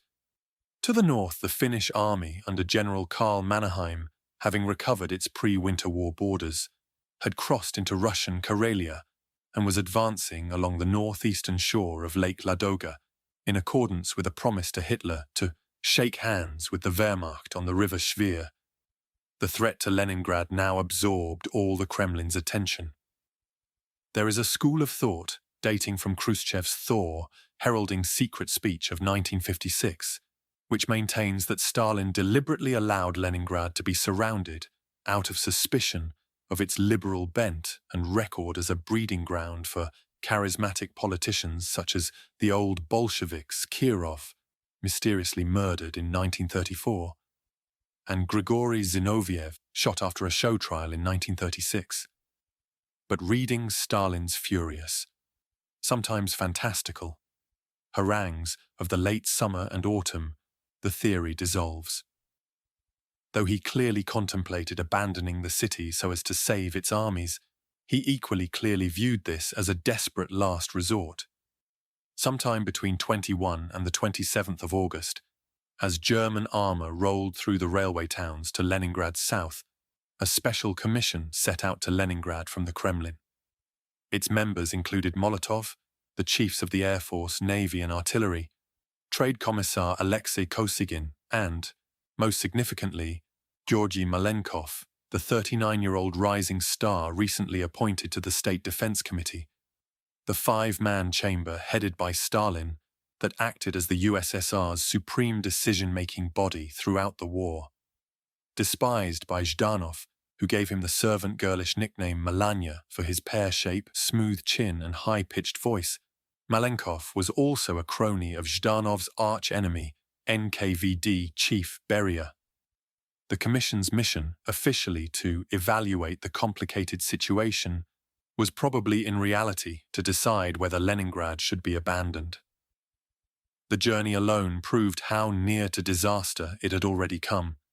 Having flown to Cherepovets, a railway town 400 kilometers to Leningrad's east, the group boarded a train which took them as far as MGA, where it was halted by an air raid, with fires twisting in the night sky and anti-aircraft guns hammering.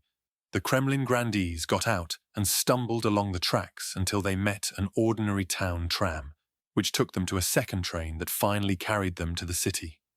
The commission stayed for about a week, during which Stalin continued to bombard Zhdanov with orders, now completely divorced from fast-changing reality. 26.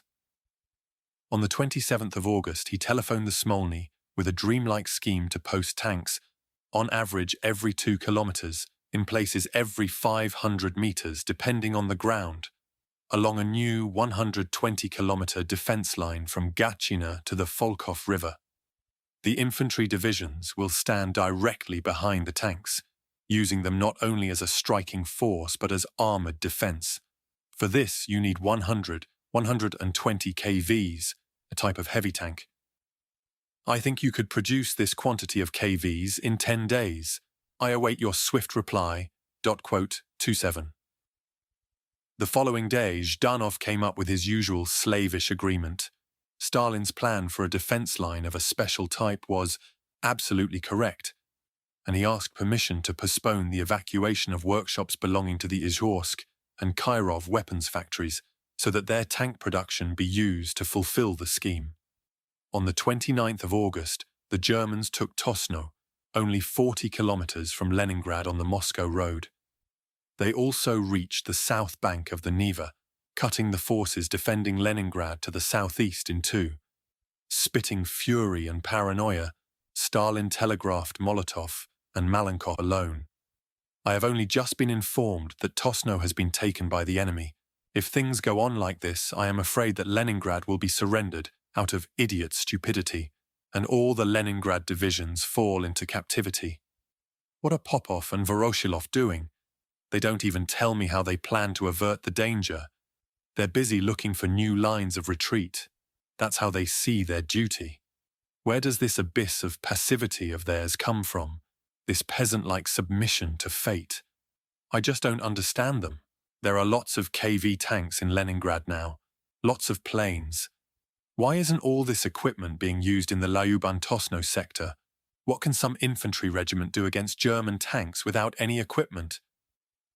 Doesn't it seem to you that someone is deliberately opening the road to the Germans? What kind of man is Popov?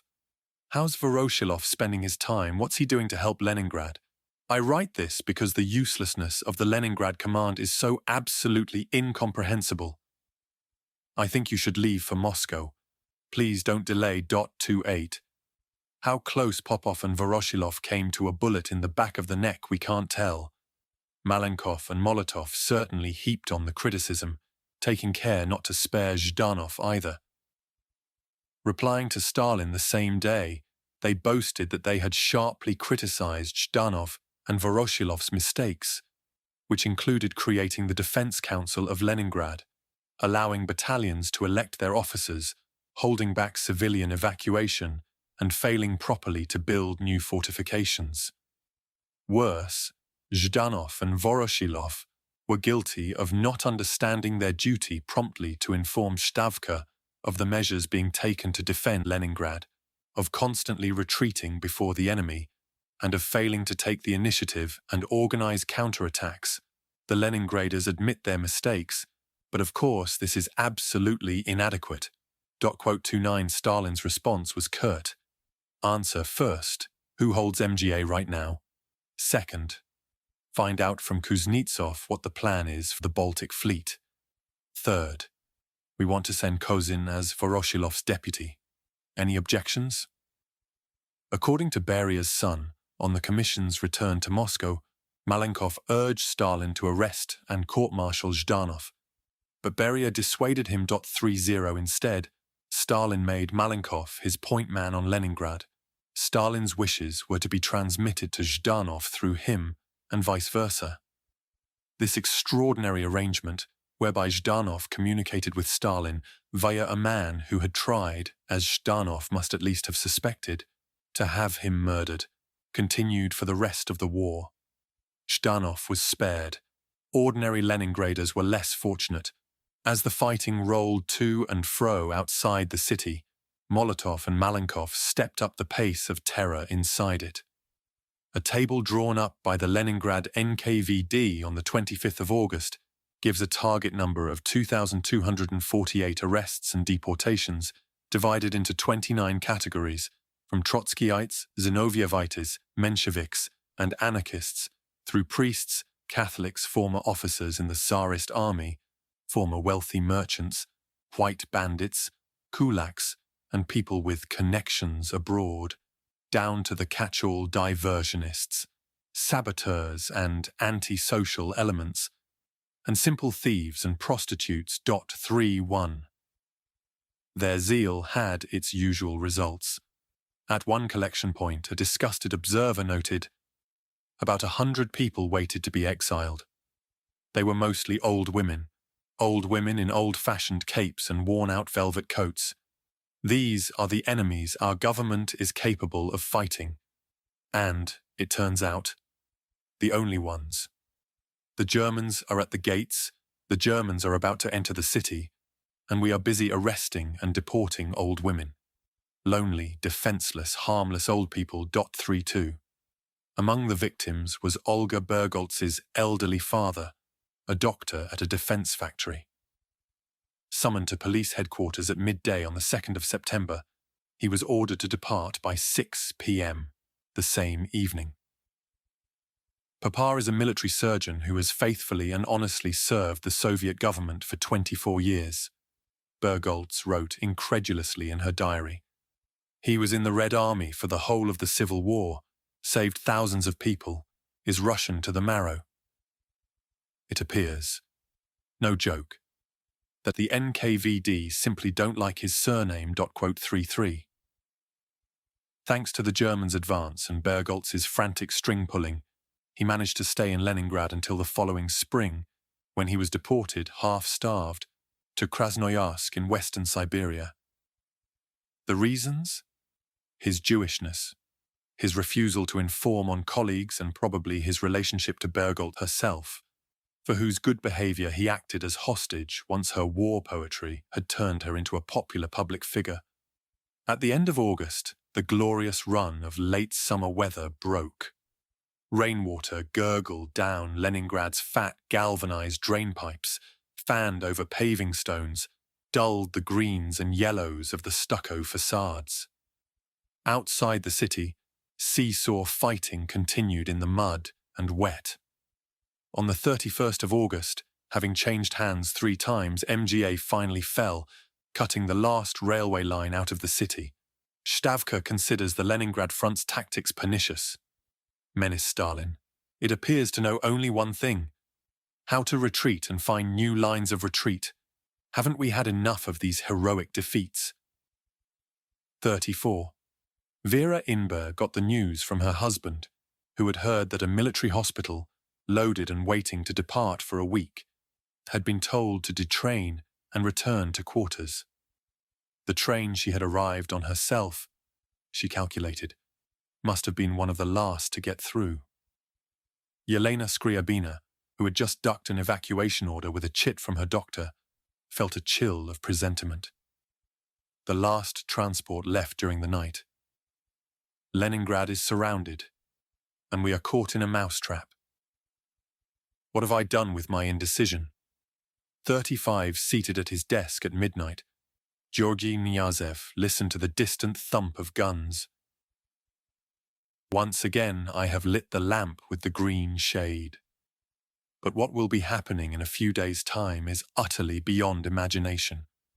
Examples of the destruction, the razing to the ground of dozens, hundreds of towns leap out from the scrappy newspaper reports like nightmares. Surely the same can't happen to a colossus like Leningrad. Surely I am not going to see its death. He had taken down some 18th century silhouettes of academicians, wigged and breeched, debating under delicate oak trees, from his wall, but worried that the sphinxes outside on the embankment, impassive, millennial, had not yet been sandbagged. They have simply been forgotten, too much to do to bother about them, and they sit there all alone outside events.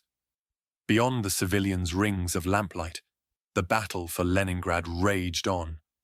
From MGA, the 16th Army's 20th Motorized Division pushed slowly northwards, opposed by a rifle brigade and exhausted NKVD border guards. On the 7th of September, it was reinforced with tanks from the 12th Panzer Division and split the Soviet defense, pushing the border guards westwards towards the Neva and the rifle brigade eastwards towards Lake Ladoga.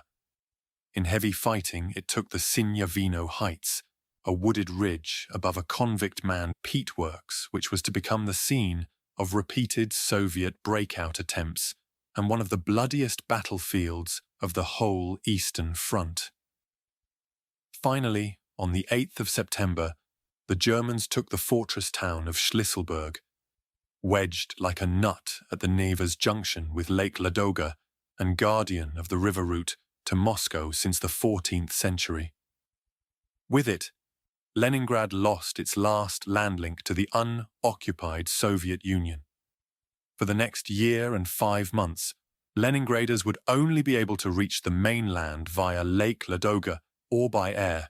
A grey mist, wrote Knyazov from his foggy embankment, conceals the outlines of St. Isaac, the Admiralty, the Winter Palace, the Senate and the horses above the archway of the General Staff Building, and somewhere just a few dozen kilometers away are the Germans. It's incredible, unreal, like a delirious dream. How could it have happened? The Germans are at the gates of Leningrad. 36. Part 2. The siege begins. September-December 1941. Bread ration coupons. December 1941. In order that we should understand things fully, the winter of 1941 was given to us as a measure. Konstantin Simonov. 6. No sentimentality. This was the beginning of the blockade. The mistakes had been made, the tragedy would now play out, with what from today's perspective feels like sickening inevitability. At the time, though, events still seemed to hang in the balance. Few anticipated a siege. Either the Germans would quickly be pushed back, it was assumed, or Leningrad would fall. Across the Eastern Front, the Wehrmacht now seemed poised for victory. In the north, von Lieb's Army Group North had surrounded Leningrad. Army Group Center had captured Smolensk 8 weeks previously and was now only 200 miles from Moscow.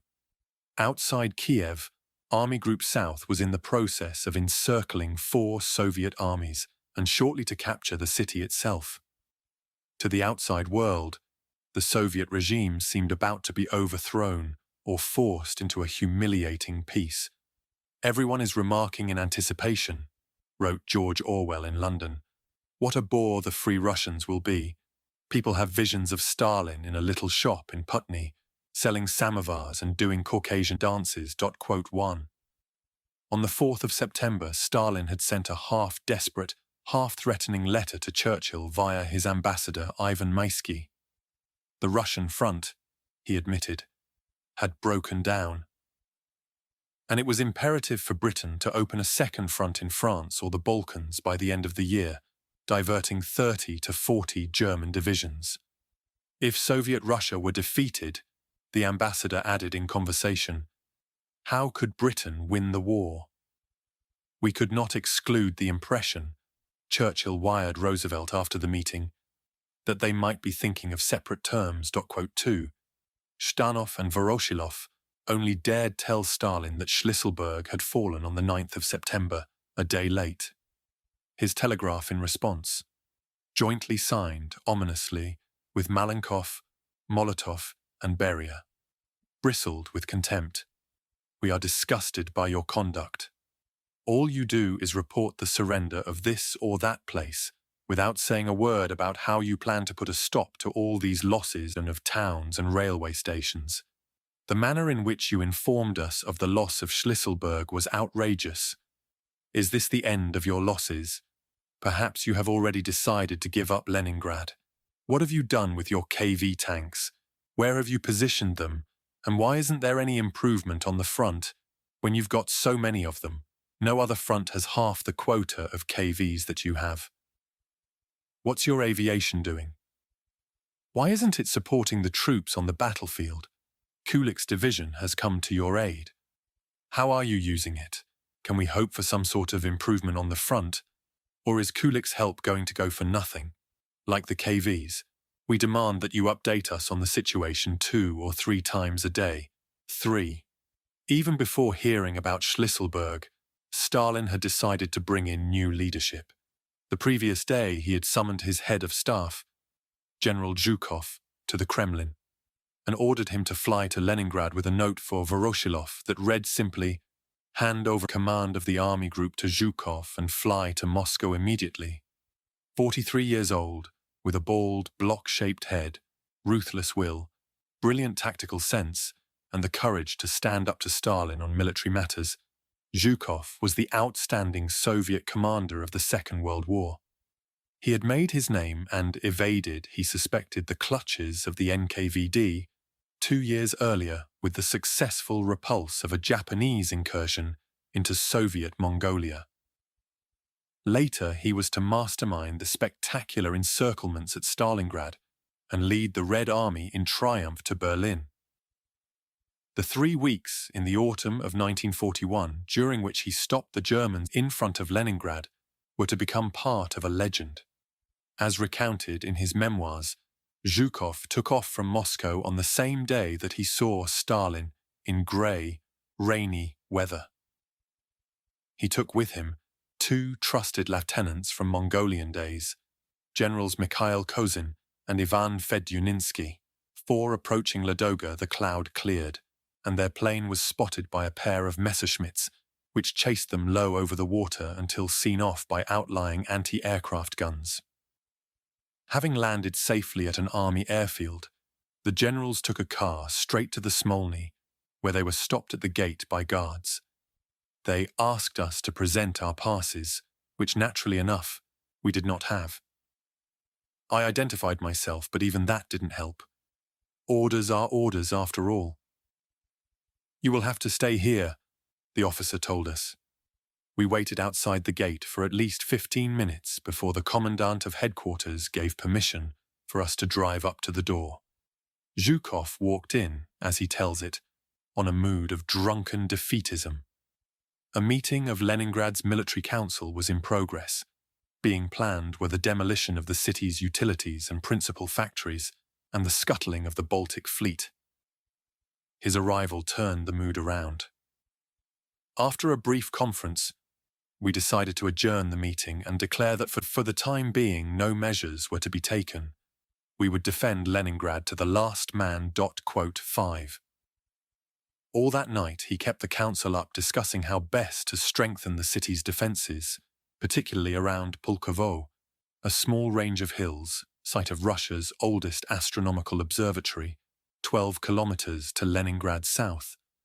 His improvisations included the adaptation of anti-aircraft guns for point-blank fire against tanks, the secondment of sailors to the infantry, and the transfer of naval guns from the fleet's trapped ships to the weakest sectors of the front. Among the guns sent to Pulkovo were those of the cruiser Aurora, a blank shot from whose forecastle gun had signalled the start of the October Revolution. He also transferred part of the 23rd Army, facing the docile Finns on the Karelian Isthmus, south to fight the Germans, and abandoned plans to scuttle the fleet. "If ships have to sink," he declared, "let it be in battle, with their guns firing." Kozin took over as the Northwestern Army Group's chief of staff, and Fedyuninsky went to inspect the 42nd Army at Pulkovo. Morale, he reported, was cracking. Headquarters had lost contact with frontline units and was itself transferring to the far rear, into the basement of a Kirov works factory. "Take over the 42nd Army," Zhukov ordered him, and quickly. 6. On the ground, Zhukov's arrival made no immediate difference. Conditions remained chaotic. Vasily Chekhrizov was a 39-year-old chief engineer at the Sudamek shipyard. Long-faced, with large, earnest eyes and a wispy moustache, he had been demoted and temporarily deprived of his party card during the terror. This experience had failed, however, to make him worldly wise. A natural whistleblower, he was to come into increasing conflict with his corrupt bosses as the siege progressed, and never ceased to be baffled at the gap between party rhetoric and reality. On the 1st of September, he had been sent with a team to a village near Pushkin to build reinforced firing points, nicknamed Voroshilov hotels. The scene he encountered was one replicated all along the Eastern Front that month. Streams of peasants driving overloaded carts or trudging with bundles over their shoulders, a mounted messenger shouting as he pushed through the crowd, unshaven officers in rumpled greatcoats, soldiers brewing tea on a park bench, a boy tugging a goat on a piece of string. Chekhrizov's suggestion that the pillboxes be built further back, he confided to his diary, was not appreciated. When dusk fell, he could see the fires of 3 burning villages. Over the next 2 days, the area came under increasingly heavy shell fire, forcing Chekhrizov and his team to work by night. Lacking cranes or tractors, they hauled water in buckets and concrete blocks by hand. They shared their quarters with a group of 18 and 19-year-old nurses who slept, like them, in shifts on the floor or on tables. Between the 11 of them, Chekhrizov exasperatedly noted, "Only one has a blanket. For us, it's the same, though at least we have coats. It's only our 4th day, but they've been here for a month and a half. Could headquarters really not put them up somewhere better?" On the 11th of September, he experienced bombing for the first time and was startled at the fear and bewilderment on people's faces. It was interesting, like looking into a mirror. Did mine really look the same? 2 of his team, boys in their late teens, who a few days earlier had been swigging cognac and bragging partisan style to the nurses, were seriously injured in the attack, and one died overnight. Chekrizov accompanied the body back to Leningrad. At the factory, the news was met with indifference, brushed aside. They wouldn't even let us set up his coffin there, so we took it home to his family. Their room is very small. Even without the coffin, there wasn't space to turn around. They buried him today. I wanted to go to the burial, but I couldn't bear it. Or more precisely, I couldn't face his mother again. She is completely grief-stricken. Better not to see tears. Back at the front, the confusion was worse than ever. Communications with Pushkin have been lost, Chekrizov wrote on the 16th. We went to Shushari, which is where our mobile gun emplacements are supposed to be going, but we've got nothing to transport them with, and we don't know what to do with them. The situation is the same all the way up the line. At headquarters, where he went to plead for vehicles, 10 people seem to be trying to solve every problem. My impression is that they're mostly just ordinary bureaucrats in military uniform. Yesterday, I'd finally had enough. I told them they were a mess. I suspect that many of them secretly agreed with me. Here's an example, something that actually happened in Pavlovsk. The lorry drivers delivering parts to us have to fill out consignment forms, each with a number of sections, just like in the city. The transport manager warned me that it all had to be done correctly, and that one particular driver was inexperienced and needed help. Completing his form took 30 minutes, and this on the front. Oh, how we worship paper. The Germans probably have a simpler process for all of this. The rear is full of staff officers of every rank. Everyone runs around looking anxious. I'm sure a good half of them do nothing. Yes, in terms of leadership, our army turns out to be rather weak. There's plenty of disorganization in the factories, but it's 10 times worse here. Will they never sort themselves out? 7. While Chekrizov struggled to construct his soon-to-be overrun pillboxes, a few miles away, 28-year-old Anna Zelenova, a serious young woman with round spectacles, a pugnacious snub nose and hair cut in an emancipated bob, was organizing the final evacuation of Tsar Paul's domed and colonnaded Pavlovsk palace. It was a time, she remembered, of incredible hurry. The windows of the palace had been boarded up. There was no electricity, so we worked by candlelight or burned ropes and twists of paper. Having loaded what turned out to be her last lorry to Leningrad, she dashed inside for a final check of the library. I went downstairs and ran along the desks and the cabinets, opening all the doors. And in the last cupboard I saw some portfolios. I opened one and went numb. Here were all the architect Rossi's original plans. Then I opened the biggest one and circles danced in front of my eyes. Here were all Cameron's drawings. And Gonzago's, Quarengi's, Voronikhin's. My instructions hadn't been followed. These priceless documents were going to be left behind. The folders wouldn't fit into a standard crate, so we had to make a special one. Fortunately, the carpenters were still there.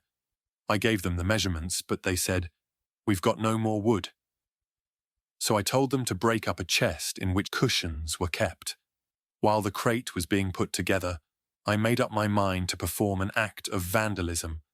I was tormented by the fact that the unique tapestry upholstery on Voronikhin's furniture from the Greek hall was being abandoned. We couldn't save the chairs, but we could save the tapestries. Every piece was held in place with hundreds of tiny gilt nails. I still probably couldn't have brought myself to touch them if at that precise moment a gun hadn't started firing. As it was, I grabbed a razor blade and started slicing into the upholstery, cutting as close to the nails as I could. We laid the portfolios in the new crate with the tapestries between them. Next to be dealt with were the palace's sculptures, now looking painfully fine in the bare galleries. Too bulky to evacuate, they were maneuvered down into an inconspicuous corner of the palace cellars and bricked in. To make the new wall blend with the old, it was smeared with mud and sand.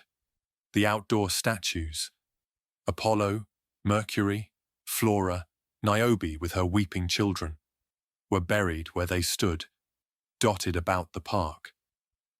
On the white marble of justice and peace, a workman wrote, "We'll come back for you," before disguising the newly turned earth with fallen leaves. All around, the Red Army was now in full retreat. Entering the palace on the morning of the 19th of September, Zelenova was angry to see dusty military motorbikes carelessly parked among the lilac bushes of Empress Maria Fedorovna's Dutch garden. In her office, she found a major cranking the handle of a telephone and was struck by how tired he looked. Someone was grunting on the other end of the line, and he replied, obviously not for the first time, that he hadn't hung up, that the line was bad, and that he hadn't got any more men. The person at the other end carried on angrily grunting away. The major very slowly put down the receiver, and I started my speech. "Please immediately tell your soldiers to remove their motorcycles from the private gardens." He asked, "Whose private gardens?" And this poor, exhausted major had to listen to a whole lecture on Cameron. That evening, Zelenova received a call from Leningrad's museums administration, telling her that she had been made Pavlovsk's director, an empty promotion, since she was also put formally in charge of its rapid evacuation. Then the call was cut off, so I couldn't explain anything. I knew we had to leave, but how could we abandon all the crates we had prepared, and all the things we hadn't packed yet? No, let's keep on working. Realizing that no more lorries would arrive from Leningrad, she commandeered horse-drawn carts. After we had seen off the last of the cart drivers, a green MK car appeared. A short lieutenant jumped out and demanded in an unexpectedly loud, bossy voice, "Who are you and what are you doing here?" I explained that I was director of the Palace Museum and Park and that these were my colleagues. The lieutenant exploded. "But everyone in the town has been evacuated. We are arranging evacuation ourselves and waiting for transport." "There won't be any transport. You're lucky that I came round to check that everyone from divisional headquarters had gone. Get in my car this minute." "I can't go anywhere, even if you tell me to, because I'm here on the orders of the High Command." And I gave him the number of the order. "You don't understand. Pavlovsk isn't on the front. It isn't even on the front line. It's in the German rear." A siren went off and Zelenova ran down to the palace cellars, which were being used as air raid shelters. Stepping over samovars and sewing machines, she announced to a crowd of women and children that Pavlovsk had been abandoned and that those who wanted to leave for the city would have to walk. As she was speaking, a forester dashed in. "There are German motorcyclists in the park. I saw them myself, by the white birches." The women, Zelenova quickly realized, were not going to move, so she went upstairs, emptied her desk drawer into a briefcase, and set off on foot in the general direction of Leningrad. It took her all night to get there, stumbling in heeled shoes through fields and allotments, and crouching in ditches at the thump of artillery fire. On the way, she passed the palace town of Pushkin, where the same sort of last-minute rescue effort, dinner services packed in new-mown hay, silver wrapped in Tsar Nicholas's naval uniforms, had been taking place as at Pavlovsk. Crossing the Alexander Palace Park, she saw Rinaldi's Chinese theatre collapse in flames. At Kolpino, the burning Izhorsky plant lit the sky like a false dawn. Nearer Leningrad, the roads were less cratered, and she got a lift in an army lorry full of wounded, which dropped her where she could catch a tram into the city. At 10 a.m. she finally reached St. Isaac's Cathedral, in whose dim, grim, cold and damp vastnesses she was to live, together with the staff and rescued contents of all the other abandoned summer palaces, for the whole of the siege. 8. On the same day that the Germans entered Pavlovsk, they also took Pushkin. Again, their approach was acknowledged too late for orderly evacuation. At one point, townspeople who fled to Leningrad were actually sent home again because they lacked Leningrad residency permits. Fiercely anti-Bolshevik Lydia Osipova watched with cynical detachment as friends and acquaintances tried to decide what to do. A split, she wrote on the 17th of August, had arisen between patriots and defeatists. Patriots try to get themselves evacuated as fast as they can, and the latter, including us, try by every means possible to evade it. Like many, she preferred to disbelieve reports of Nazi atrocities. Of course, she wrote in her diary, Hitler isn't the beast that our propaganda paints him. People who feel sorry for Jews in Germany, Negroes in America, and Indians in India manage to forget our own pillaged peasants who were exterminated like cockroaches. Even some Jewish friends agreed. From many Jews, we've heard this kind of thing. Why should we go anywhere? Well, maybe we'll have to sit in camps for a bit, but then we'll be let out. It can't be worse than now. As the fighting grew nearer, anxiety mounted. Osipova's neighbour, a former party member, spent the night of the 2nd of September, running back and forth from her room to the rubbish dump in next door's courtyard, carrying armfuls of red-bound volumes of Lenin. In between chucking out the great genius's works, she came up to us for chats and a smoke. She bemoaned her lot and Soviet rule. I can see now that Soviet power is not doing very well, because NF is not someone who is ruled by her emotions. She was brought up under the Soviets and has seen every rung of the party ladder, from the highest to the lowest. All this has turned her into a cynic. She has completely lost her faith in all the communist rubbish, the idealistic dream.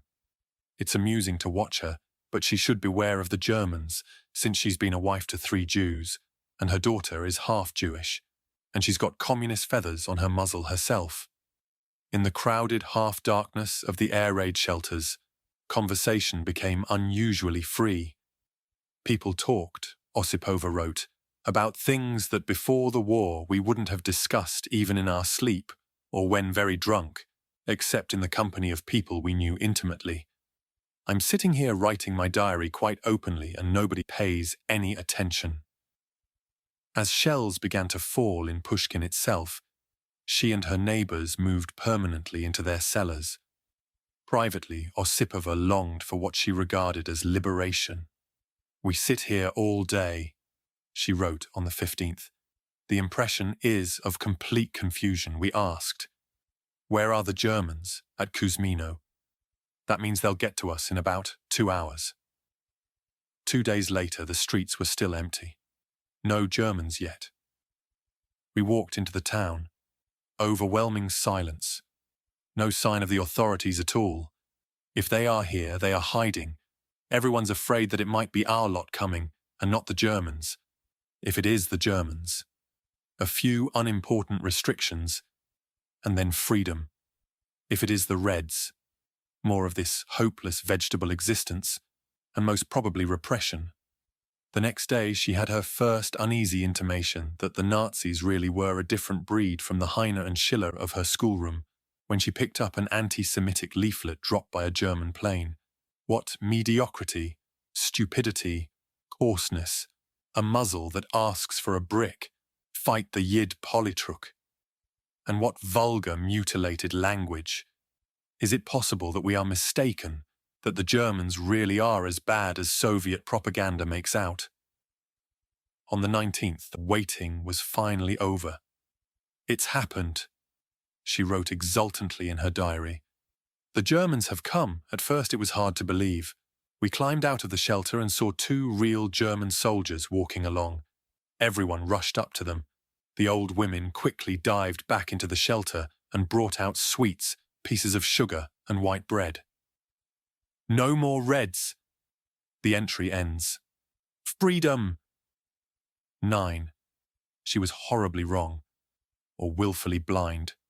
Of course, one of the refugees from Pushkin into Leningrad was the composer Bogdanov Berezovsky, who before being sent with other musicians to load timber at the Leningrad docks, had lived in a wing of the Catherine Palace.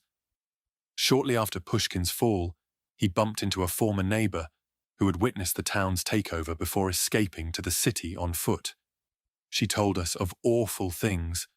An ordinary German language teacher at the Pushkin Middle School took a leading role, volunteering as an interpreter and identifying various communists, among them sweet Anichka Krasikova from the palace administration.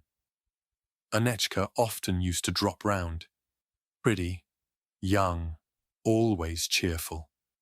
Her little face wasn't even spoiled by pince-nez, though they didn't really suit her at all.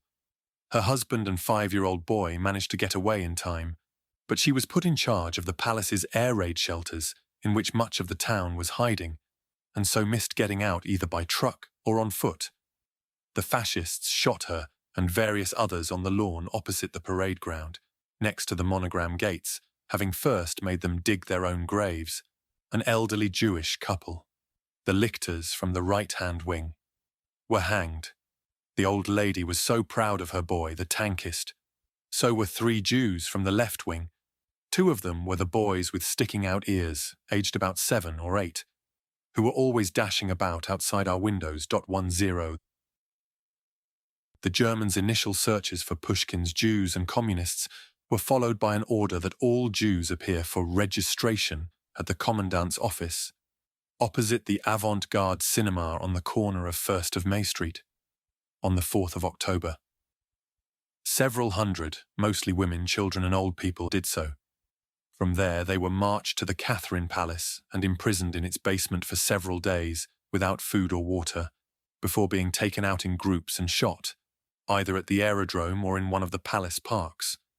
Their clothes were thrown to a waiting crowd from a second-floor window of the Lyceum, the court school where Pushkin had studied. The roundups continued for several weeks. On the 20th of October, another 15 adults and 23 children were shot outside the Catherine Palace. Having been left lying in the open for 12 days, some of the corpses were thrown into a bomb crater in the palace courtyard, and the rest buried in the gardens. There are examples of Jews being sheltered by non-Jewish neighbors, but examples, too, of denunciation, often motivated, as during the Terror, by desire for the victim's living space. The Catherine Palace's bookkeeper and her husband, for example, were denounced by one of its carpenters who took over their apartment in the palace's right wing and subsequently worked as an informer for the SS. Though the Leningrad area's Jewish population was relatively small, it lay outside the Tsarist pile of settlement. Altogether, the German authorities murdered about 3,600 Jews in the region, nearly all in the first few weeks of occupation. 11. At the same time that it lost Pushkin and Pavlovsk, the Red Army was also driven out of Alexandrovsk, a small suburban town at the end of Leningrad's southwestern tramline, and Pulkovo, defended to the last by the Opolchenies 5th Guards Division, whose bones still lie amid rampant shrub roses and Philadelphus in a benignly neglected mass grave next to the rebuilt observatory. Along the Gulf, Reinhardt's motorized divisions took Strelna and Peterhof, confirming the Soviet 8th Army's isolation in the Oranienbaum pocket. His attempts at counter-offensive having failed, Zhukov ordered the establishment of a new defense line, running from Leningrad's southwestern outer suburbs through Pulkovo round to the Neva, where it jinks northwards halfway between Ladoga and the Gulf. This time, he stated in a characteristically brutal combat order of the 17th of September, there would be no retreat. 1. Considering the exceptional importance of the Pulkovo-Kolpino line, the Military Council of the Leningrad Front announces to all commanders and political and line cadres defending the designated line that any commander, politruk or soldier who abandons the line without a written order from the Army Group or Army Military Council will be shot immediately. 2. Announce the order to command and political cadres upon receipt. Disseminate widely among the rank and file. 3 days later, Stalin chipped in with orders that the troops around Leningrad should not hesitate, on pain of execution, to fire on Russian civilians approaching them from the German lines. To Zhukov, Zhdanov, Kuznetsov, and Merkulov. It is rumored that the German scoundrels advancing on Leningrad have sent forward individuals, old men and women, mothers and children, from the occupied regions with requests to our Bolshevik forces that they surrender Leningrad and restore peace. It is also said that amongst Leningrad's Bolsheviks, people can be found who do not consider it possible to use force against such individuals. My answer is, no sentimentality. Instead, smash the enemy and his accomplices, sick or healthy, in the teeth. War is inexorable, and those who show weakness and allow wavering are the first to suffer defeat. Whoever in our ranks permits wavering will be responsible for the fall of Leningrad. Beat the Germans and their creatures, whoever they are. It makes no difference whether they are willing or unwilling enemies. No mercy to the German scoundrels or their accomplices. Request you inform commanders and division and regimental commissars, also the military council of the Baltic Fleet and the commanders and commissars of ships. Signed, I, Stalin, 12. Finally, the line held. On the 24th of September, when his forward units were only 15 kilometres from the Hermitage, as far as the London suburb of Richmond is from Piccadilly Circus, or the Jersey Turnpike from the Empire State Building, von Lieb finally acknowledged that his now exhausted and overextended armies could advance no further and requested permission to move on to the defensive. Fighting petered out as the two sides retired to count their staggering losses. Within Germany's Army Group North, 190,000 men had been killed or wounded since the start of the invasion, and 500 guns and 700 tanks lost. 13 Soviet casualties were even heavier. In the same period, the Baltic Fleet and Northwestern Army Group had together lost 214,078 men killed, missing or taken prisoner, POWs probably comprising 70–80% of the total, and another 130,848 wounded. 2/3 of their original troop numbers. They had also lost 4,000 tanks, about 5,400 guns, and 2,700 aircraft. 14. In traditional siege histories, these days in mid to late September, with their exhausting battles and ruthless displays of military will, were when the tide turned in the defense of Leningrad. But newer interpretations put the emphasis less on Zhukov's still undoubted tactical brilliance, more on an earlier change of strategy on the German side. In this version, the Red Army did not so much beat off the Germans as the Germans decide to focus elsewhere. Since Barbarossa's inception, Hitler and his generals had nursed a simmering disagreement over whether Moscow or Leningrad was the more important strategic objective. Hitler's original directive of December 1940, which laid out the broad scheme for Barbarossa, had been clear.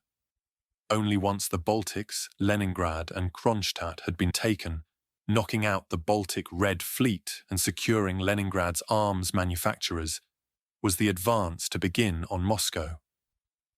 The service chiefs, led by Chief of General Staff Franz Halder, disagreed. Russia's capital and biggest city should come first, they argued, and Leningrad second. Put aside with Barbarossa's launch, the disagreement broke into the open again in mid-July as von Lieb asked for more troops and equipment for his Army Group North. A parallel argument over whether to bypass surrounded Russian towns or capture them before advancing further was resolved in the general's favor, but on Leningrad, Hitler held firm. My representations stressing the importance of Moscow, Halder grumbled to his diary on the 26th of July, are brushed aside with no valid counter-evidence. 10 days later, as the Wehrmacht approached Novgorod, Halder tried again. This time via General Paulus.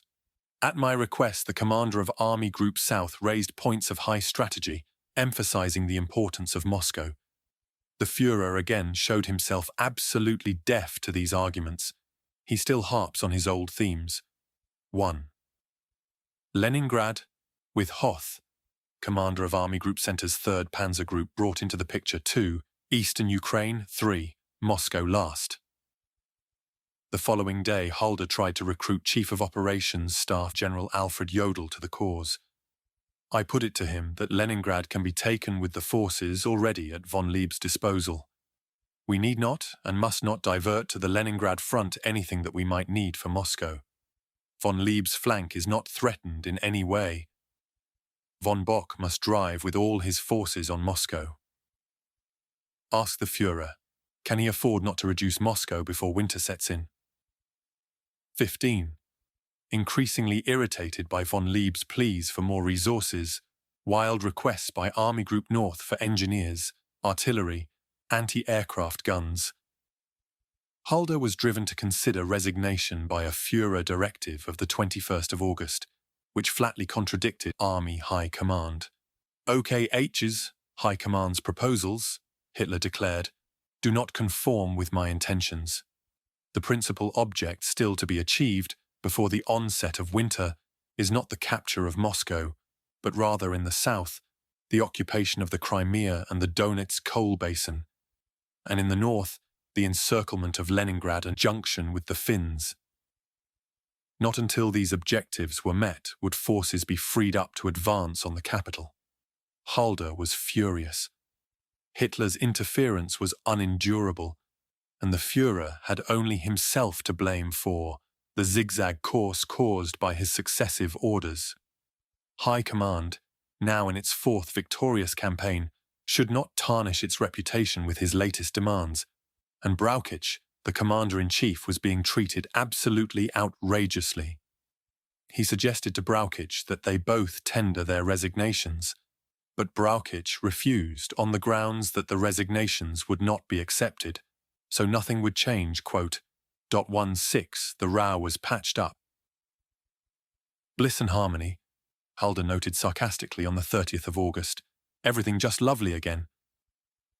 But not resolved until the 5th of September, when Hitler finally agreed that if von Lieb had not captured Leningrad within 10 days, Hoepner's Panzer Group 4 would be transferred south to join von Bock's push for Moscow. 17.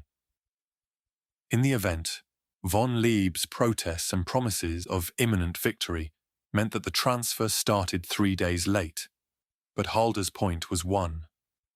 The ring around Leningrad, he wrote on the day the panzers swung south, has not yet been drawn as closely as might be desired, and further progress after the departure of the 1st Armoured and 36 motorized divisions is doubtful.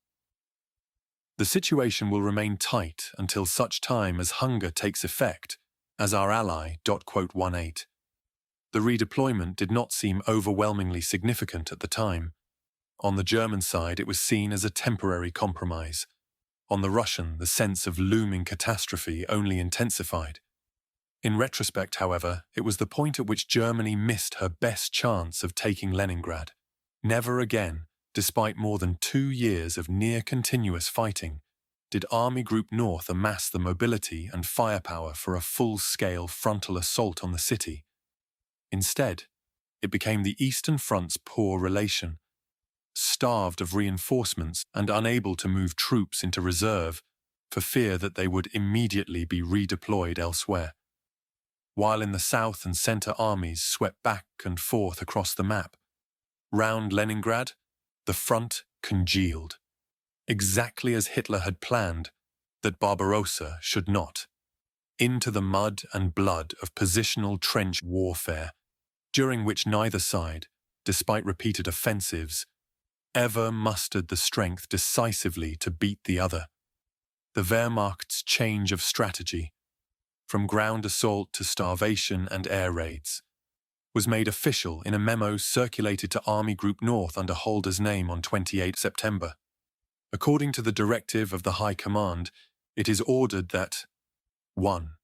The city of Leningrad is to be sealed off, the ring being drawn as tightly as possible so as to spare our forces unnecessary effort. Surrender terms will not be offered. 2. So as to eliminate the city as a last centre of Red resistance on the Ostsee, the Baltic, as quickly as possible, without major sacrifice of our own blood, it will not be subjected to infantry assault. Destruction of waterworks, warehouses and power stations will strip it of its vital services and defence capability. All military objects and enemy defence forces are to be destroyed by firebombing and bombardment. Civilians are to be prevented from bypassing the besieging troops, if necessary, by force of arms. 19. The concern to spare the German infantry was real. Street fighting in Smolensk had cost Army Group Center dear, and newly captured Kiev had just been thrown into chaos by the NKVD's detonation by remote control of dozens of large bombs. Laid in major buildings and hotels, they killed several senior German officers. A note of frustration was also starting to creep into Hitler's mealtime table talk. His usual fantasizing, "In the East, the Germans will all be required to travel first or second class so as to distinguish themselves from the natives. First class will have 3 seats on each side, second class 4. Man-of-the-world travelogues. The Dome of the Invalides made a deep impression. The Pantheon I found a horrible disappointment. And ragbag opinion-mongering on Roman verses, Inca roads, the design and pricing of wash basins and typewriters, the health-giving properties of polenta, was now interspersed with complaints about the stubbornness of the Soviet defense. Every Soviet unit commander who fails to fulfill his orders, he grumbled over lunch on the 25th of September, risks having his head chopped off. So they prefer to be wiped out by us. We have forgotten the bitter tenacity with which the Russians fought us during the First World War. 20. The decision not to storm Leningrad also reflected the Nazi leaders' broader uncertainty about what to do with the twin Russian capitals once they fell into their hands. An uncertainty subconsciously driven, perhaps, by the memory of Napoleon's debacle at Moscow. The initial conception was simply to raze both cities to the ground, in accordance with Hitler's millennial vision of a shining, new-built Eastern Reich. It is the Führer's firm decision, Halder had noted after a meeting in early July, to level Moscow and Leningrad and make them uninhabitable. This would not only relieve us of the necessity of feeding their populations through the winter, but also deal Russia a devastating psychological blow, depriving not only Bolshevism but also Muscovite nationalism of their wellsprings. 21 now. As Army Group North closed the ring around Leningrad, staffers at high command began to weigh up. With extraordinary sketchiness as well as inhumanity, what in practice should be the fate of its civilians. A planning session of the 21st of September ran through the options. 1. Occupy the city, in other words, proceed as we have done in regards to other large Russian cities. Rejected, because it would make us responsible for food supply. 2. Seal off city tightly, if possible with an electrified fence guarded by machine guns. Disadvantages. The weak will starve within a foreseeable time. The strong will secure all food supplies and survive. Danger of epidemics spreading to our front. It's also questionable whether our soldiers can be asked to fire on women and children trying to break out. 3. Women, children and old people to be taken out through gaps in the encirclement ring, the rest to be allowed to starve. A. Removal across the Volkhov behind the enemy front. Theoretically a good solution, but in practice hardly feasible. Who is to keep hundreds of thousands of people together and drive them on? Where is the Russian front? B. Instead of marching them to the rear of the Russian front, let them spread across the land that is German-occupied territory. In either case, there remains the disadvantage that the remaining starving population of Leningrad becomes a source of epidemics, and that the strongest holdout in the city for a long time on. 4. After the Finnish advance and the complete sealing off of the city, we retreat behind the Neva and leave the area to the north of this sector to the Finns. The Finns have unofficially made it clear that they would like to have the Neva as their country's border, but that Leningrad has to go, good as a political solution.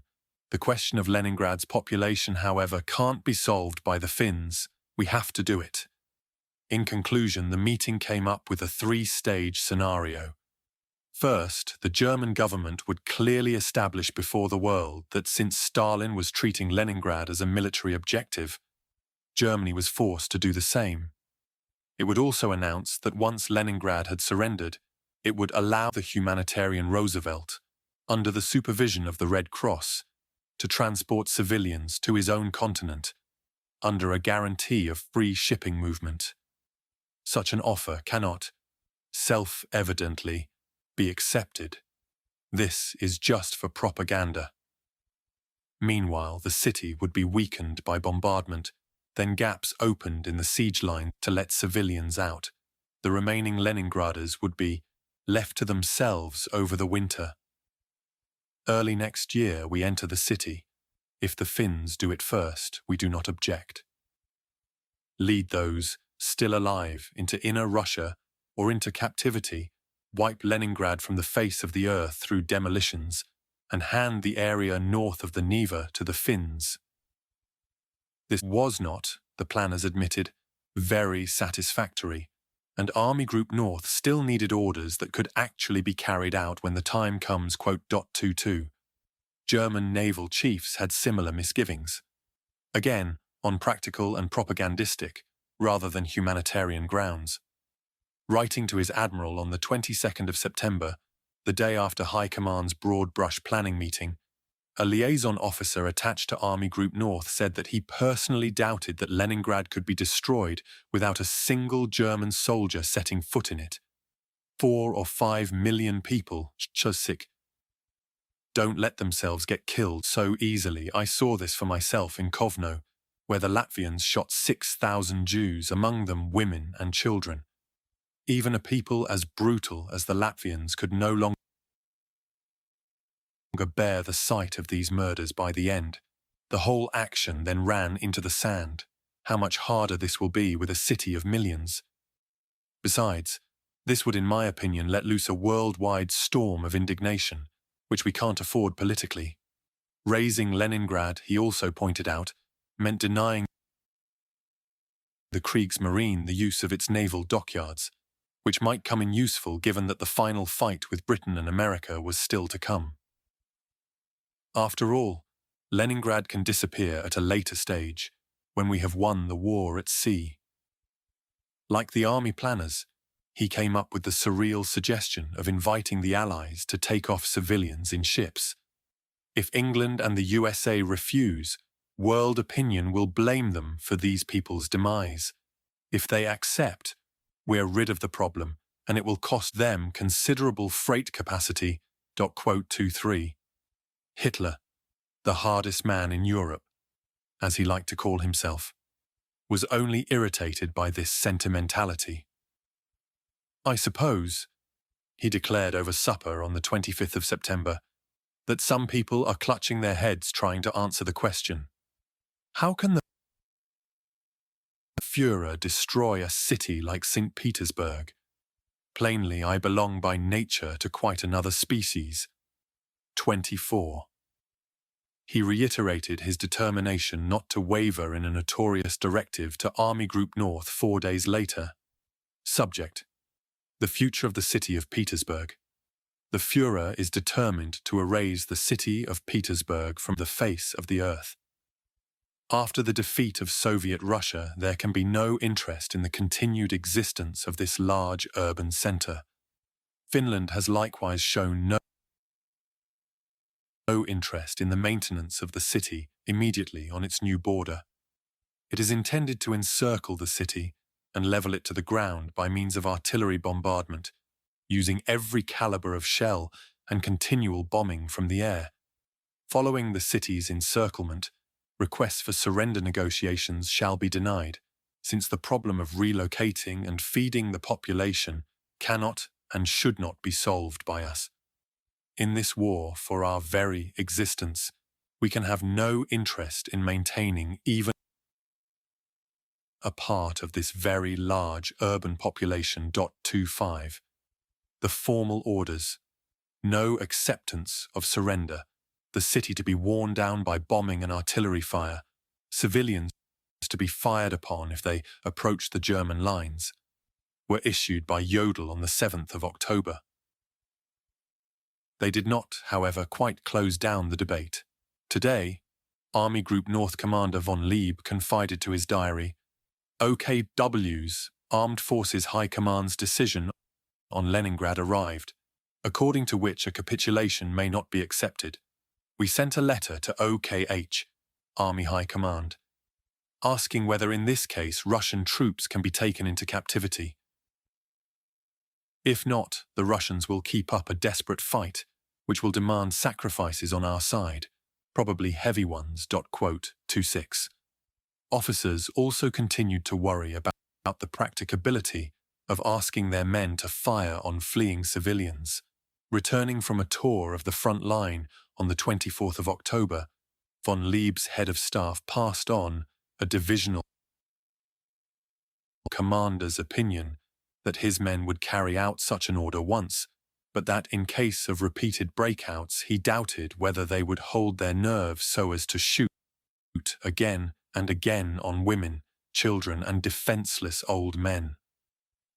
Though it was fully understood that the millions of people encircled in Leningrad could not be fed by us without this having a negative impact on our own country, such orders might cause the German soldier to lose his inner balance, so that even after the war he will not be able to hold back from acts of violence. The sight of thousands of refugees streaming south through Gatchina and Pleskau, he noted, had already demoralized German troops repairing roads in the area, since where they are going and how they feed themselves cannot be established. One has the impression that sooner or later they will die of hunger. Commander-in-Chief E. Braukich's response was to suggest that soldiers be spared the psychological strain of killing women and children close to by doing so from further away, with minefields and long-distance artillery. Once the Red Army units around Leningrad had surrendered, German units could even temporarily be transferred to quarters. Even then, a large part of the civilian population will perish, but at least not right in front of our eyes. 27. In the event, the problems remained hypothetical. Leningrad's leadership never tried to negotiate surrender, nor did ordinary Leningraders ever attempt mass breakout. Germany did not follow her own muddled policy either. No gaps were ever left open in the German lines so as to allow disease-bearing starvation survivors to flee into unoccupied Russia.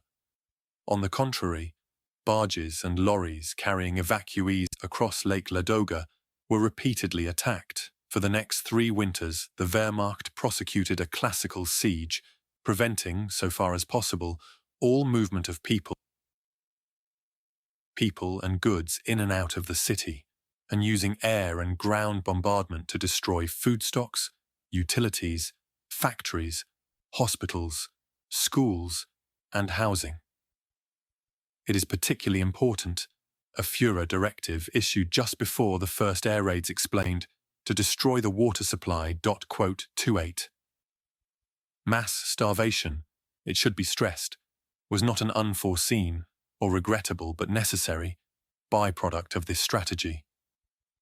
But its central plank, routinely referred to with approval in planning documents, and followed once it set in, with eager interest by military intelligence.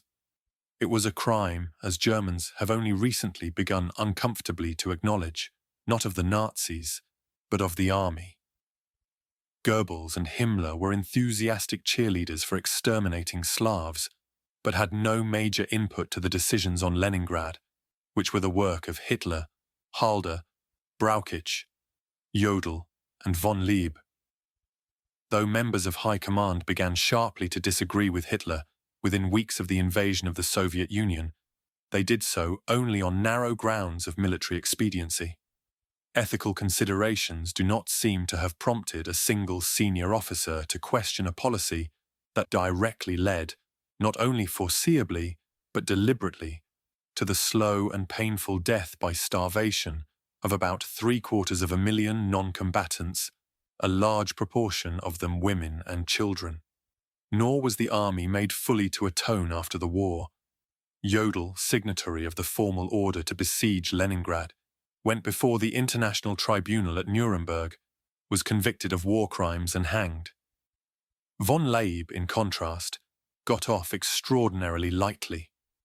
Having retired pleading illness in December 1941, he was sentenced to a mere 3 years' imprisonment at Nuremberg. His replacement as leader of Army Group North, Georg von Küchler, though sentenced to 20 years, was released on compassionate grounds after only 8. Oddest were the fates of Halder and Erich Höppner, commander of Army Group North's Panzer Group 4. Höppner, though a fanatical racist, praised by the SS for his particularly close and cordial cooperation in the murder of tens of thousands of Baltic Jews, 29, was persuaded by the prospect of defeat to join the July plot to assassinate Hitler. When it failed, he was arrested and executed, alongside the brave and decent von Stauffenberg and von Trott. Halder, though not involved in the plot, was imprisoned by Hitler in its wake, then freed by the Americans and spared prosecution at Nuremberg in exchange for giving evidence against his former colleagues. He went on to spend 14 comfortable and respected years as head of the German section of the US Army's Historical Research Unit, in which role he helped to establish the Cold War myth of the clean Wehrmacht, ignorant of the Holocaust and bullied into war by a crazed dictator. In 1961, when the unit was wound up, President Kennedy awarded him the Meritorious Civilian Service Medal, the highest honor a non-American can earn in US government service. The editor's foreword to the standard American translation of Halder's diary, published in the late 1980s, concludes with the remarkable words, "He was a distinguished soldier, .30. Asterisk interviewed after the war, General Blumentritt recalled that he and his colleagues were gripped by the French general Armand de Caulaincourt's account of 1812. I can still see von Kluge trudging through the mud from his sleeping quarters to his office and standing in front of the map with Caulaincourt's book in his hand. 7. To our last heartbeat. At 5 minutes to 7 on the evening of the 8th of September, the optical engineer Dmitry Lazarev was walking along Sadovaya when the usual cacophony of sirens, factory hooters, and ship's foghorns sounded an air raid warning. Standing under an archway with other passers-by, he heard the drone of engines overhead. He was already used to the silver specks, high in the sky, of German reconnaissance aircraft. But these were different. Snub-nosed grey bombers, 20 or more, swimming low over the rooftops in strict, purposeful formation. Somewhere nearby, an anti-aircraft gun started to bark. Suddenly, the avenue of sky between the rooftops was full of sparkling tracer bullets and quickly dissolving puffs of white smoke. When the alarm was over, Lazarev continued on his way to a cousin's flat on the Fontanka. There he found his relatives gathered on the balcony, gazing to the south. Beyond the curve of the canal, a vast, spherical cloud was rising, black in places and blindingly white in others. Gradually it expanded to fill the sky, itself turned bronze by the setting sun. It was so unlike smoke that for a long time I could not comprehend that it was a fire. It was an immense spectacle of stunning beauty. .1. Vera Inber and her husband had gone, despite the day's endless alerts, to the musical comedy theatre on Art Square to see Strauss's Die Fledermaus. They had also invited her husband's deputy at the Erisman, a shrewd, clever man, Inber thought, with an amusing rural accent. During the interval, there was yet another alert. The manager came out to the foyer to say a few words, his manner as casual as if he were announcing a change in the cast. He requested that we stand as close to the walls as possible, since, here he pointed to the domed ceiling, there was little protection overhead. After 40 minutes, the all-clear sounded, and the operetta continued, though at a faster pace and omitting the less important numbers. Leaving the theatre, Inber and her husband still did not realize that the alert had been anything more than the usual false alarm. To their surprise, they were met by their driver, though they had not asked him to wait. The car rounded the square, and suddenly we saw black swirling mountains of smoke, illuminated from below by flames. All hell had been let loose in the sky. Kovrov turned and said quietly, "The Germans dropped bombs and set the food stores on fire." Burning were oil storage tanks, a creamery, and 38 wooden warehouses, known as the Badayev warehouses after a pre-revolutionary owner, next to the Warsaw railway station, in which was stored a substantial proportion of the city's food. 2. This first major raid was of incendiaries, narrow flange cylinders which began to smoulder on impact, unless doused with sand by the civil defense teams standing guard on the city's roofs. 3. A second raid, at 10:34 on the same evening, nobody could mistake for a drill. It was of 48 high-explosive bombs, ranging from 250 to 500 kilograms in weight, and killed 24 people, mostly around the Smolny and Finland railway station. Also hit was the city zoo, next to the Peter and Paul fortress. A staff member, a child, and 70 animals were killed, including the zoo's famous elephant Betty, who had come to Petersburg from Hamburg 6 years before the revolution. The monkeys were so traumatized, a zoologist noted, that for a few days afterwards they sat silently, in a sort of stupor, not even reacting to the shells falling all around Point 4. Olga Bergold sat out the raid in the hallway of her flat. For 2 whole hours my legs shook and my heart thumped. Though outwardly I remained calm, I wasn't consciously frightened, but how my legs trembled. Ugh! As soon as it was over, she ran to the radio house to meet her colleague and lover Yuri Makoganenko. She loved her invalid husband, she confided to her diary, and knew that her affair with Yuri was a whim, but wanted one more triumph. Let me see him thirsty, frenzied, happy, before the whistling death. She also wanted, despite the endless tension between loving her country and hating its government, to keep on working. Tomorrow I have to write a good editorial. I have to write it from the heart with what remains of my faith.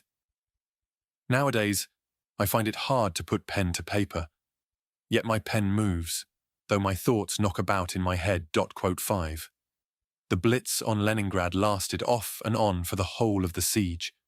It was at its most severe in the siege's first weeks, then fell off first with the diversion of the 8th Air Corps to Moscow, and again with the onset of deep, aircraft-grounding winter cold, before resuming in the spring of 1942. Altogether, according to Soviet sources, about 69,000 incendiary and 4,250 high-explosive bombs hit the city during the war. Though their total tonnage was not nearly as heavy as that which landed on London, Leningrad was geographically a much smaller city, and not only bombed, but also increasingly heavily shelled, the pattern of bombing by night and gunfire by day taking a relentless toll on nerves, sleep, and lives. In all, 16,747 civilians were killed by enemy fire in Leningrad during the war, and more than 33,000 wounded. 6. For the young, the raids were initially rather exciting. Igor Kruglyakov, the 8-year-old who had had his photograph taken with his father and uncles on the first day of the war, enjoyed watching incendiaries slide down the mansard roof of the Suvorov Museum, sneaked into the local cinema for free by mingling with the crowd after all clears, competed with his friends to collect shell fragments. The rule was finders keepers, even if the fragment was too hot to pick up, and was delighted when his family moved to a safer ground-floor flat in another building, because it meant that he could pet the pigs and calves which peasant refugees had penned up in its courtyard. Teenagers fire-watching through the lovely, frightening nights had adolescent love affairs. Once, during a game of flirt, a parlour game, Clara Ruckman wrote after a shift standing guard at her school, "Vova, write me a note. What if I told you that I loved you?" I thought it was nothing, but he carried on writing to me. I do realize that at a time like this, it's silly to start anything, but it was his initiative. This evening he walked me home. I asked him whether what he wrote to me was true. He said it was .7. Professor Vladimir Garshin, chief pathologist at Inber's Erisman Hospital, and Anna Akhmatova's lover, had no such compensations. For him, the raids meant a new sort of cadaver. Shapeless lumps of human flesh, mixed with bits of clothing and brick dust, all smeared with gut contents. Relatives flooded in, some with faces motionless as masks, others screaming and shouting. It was hard to calm them down and make them answer questions, but we had to because there were death certificates to be filled out and instructions to be taken on how to bury the dead. Those hours and days in the mortuary after raids I can never forget. Not the corpses. I saw lots in my decades of work, but the relatives. To a certain extent, I was accustomed to taking on part of the burden of grief and horror, but there it went beyond all limits. By evening, your soul was paralyzed. I would catch myself wearing the same sympathetic expression and using the same formulaic words. You were left feeling completely empty. 8. Leningrad had no underground system, and the government never provided equivalents of the mass-produced, do-it-yourself Morrison and Anderson shelters with which Londoners reinforced their homes during the Blitz. Instead, Leningraders took to the boiler rooms and stairwells of their apartment buildings, or to trench-like shelters dug in public parks and squares. They became accustomed to endlessly interrupted nights and days, to leaving cups of tea half drunk, pulling on coats and galoshes, dozing on benches and mattresses in dark, crowded basements. Rats ran along the pipes like tightrope walkers, and to climbing back upstairs to a cold stove. In the deeper basements, the aeroplanes and anti-aircraft guns were hardly audible. Such was the case in the Hermitage, though there were doubts whether Rastrelli's arches would hold. But in most, Leningraders braced themselves to the rising whistle of each approaching bomb. One wanted to squeeze oneself into the ground. To the thud and thunderclap of impact and explosion, followed by the drawn-out roar of collapsing buildings, tinkling glass, brick dust, screams. "Everyone thinks this one's for me," wrote Bergholtz, "and dies in advance. You die, and it passes, but a minute later it comes again, whistles again, and you die, are resurrected, sigh with relief, only to die again over and over. How long will this last? Kill me all at once, not bit by bit, several times a day." 9. Morning journeys to work, for those who had not decamped permanently to their factories or offices, turned into tallies of familiar landmarks damaged or destroyed. Bomb-sliced apartment buildings resembled stage sets or dolls' houses. Their banal domestic innards, sofa, cornflower-patterned wallpaper, coat hanging on a peg, brutally exposed. The cross-sections, wrote ever-analytical Lydia Ginsberg, illustrated the stories, the thin strata of floor and ceiling. With astonishment, you begin to realize that as you sit at home in your room, you are suspended in space, with other people similarly suspended over your head and beneath your feet. You know this, of course.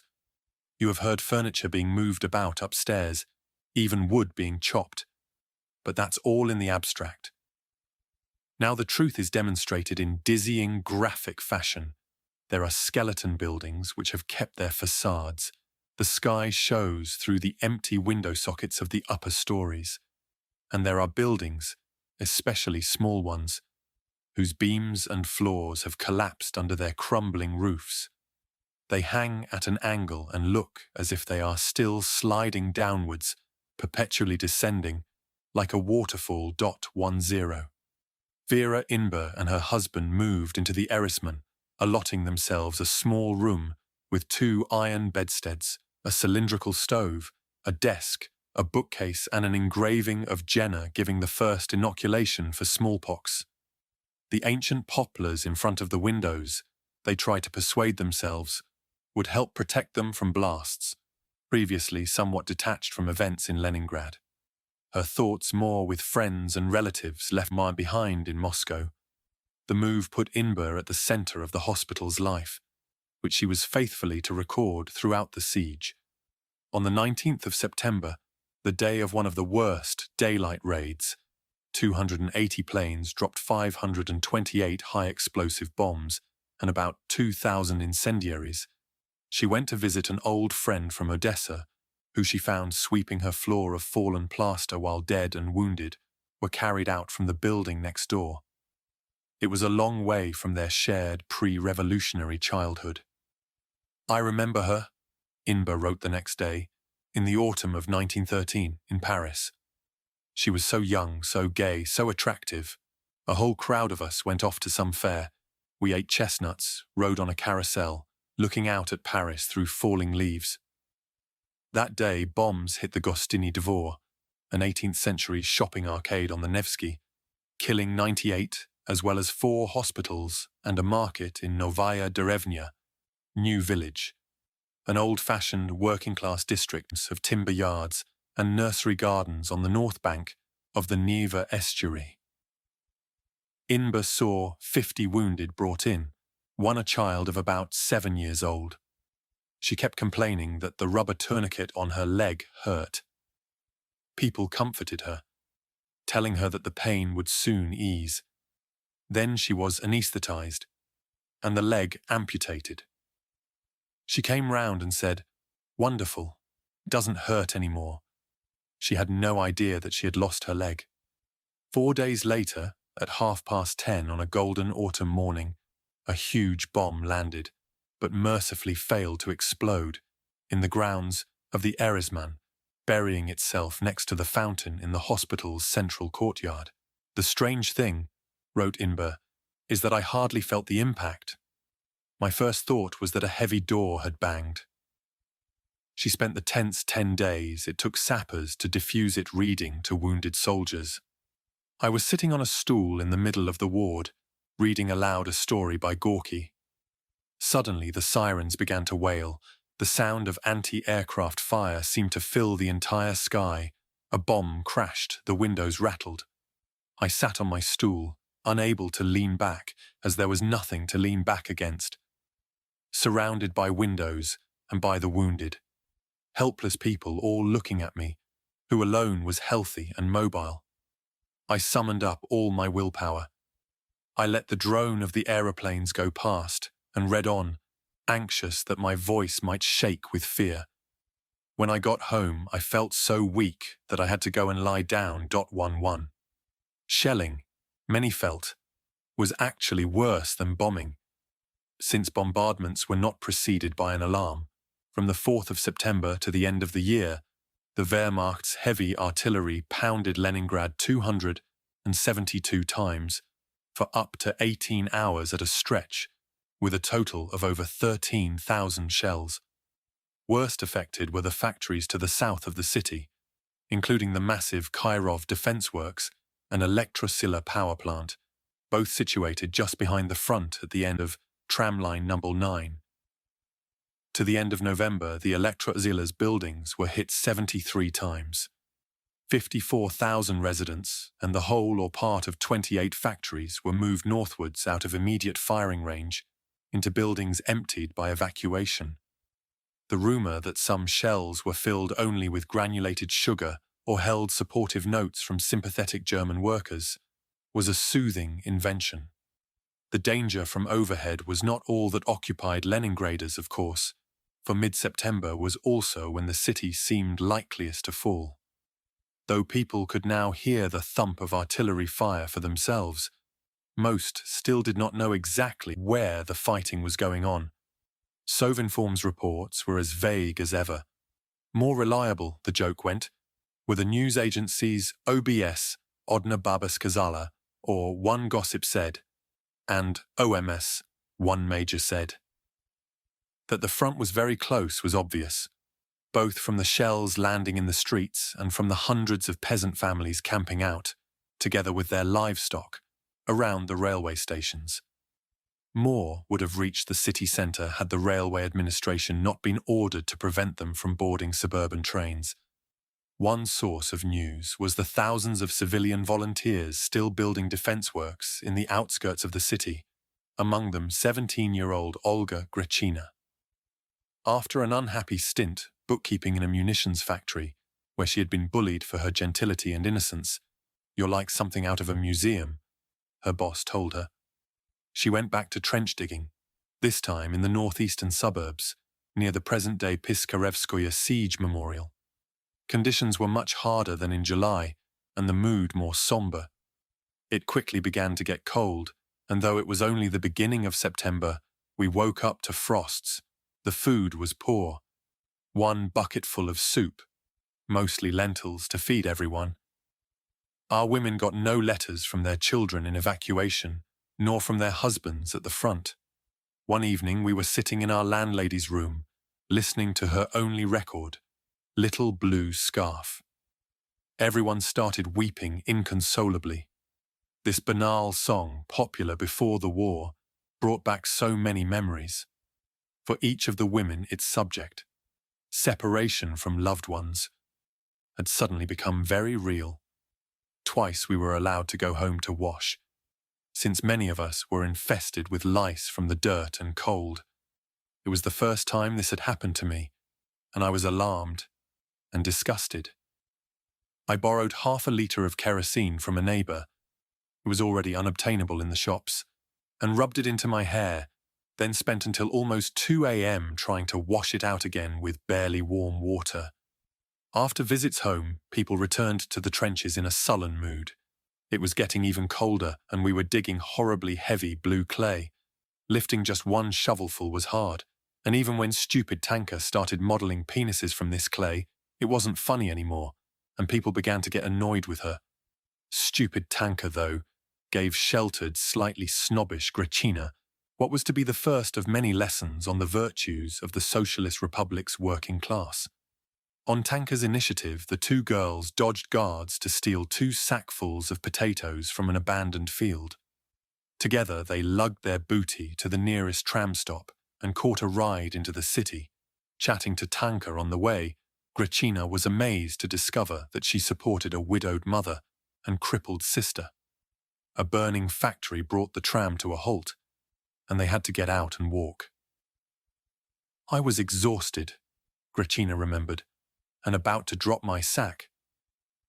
But Tanka said, "Have you gone mad?" and hoisted it onto her back. And then I began to understand how crude my judgment of other people had been before. On the 14th of September, the brigade war was ordered to stop digging and return to Leningrad. Grechina visited the university's languages faculty, where she had been due to start a degree.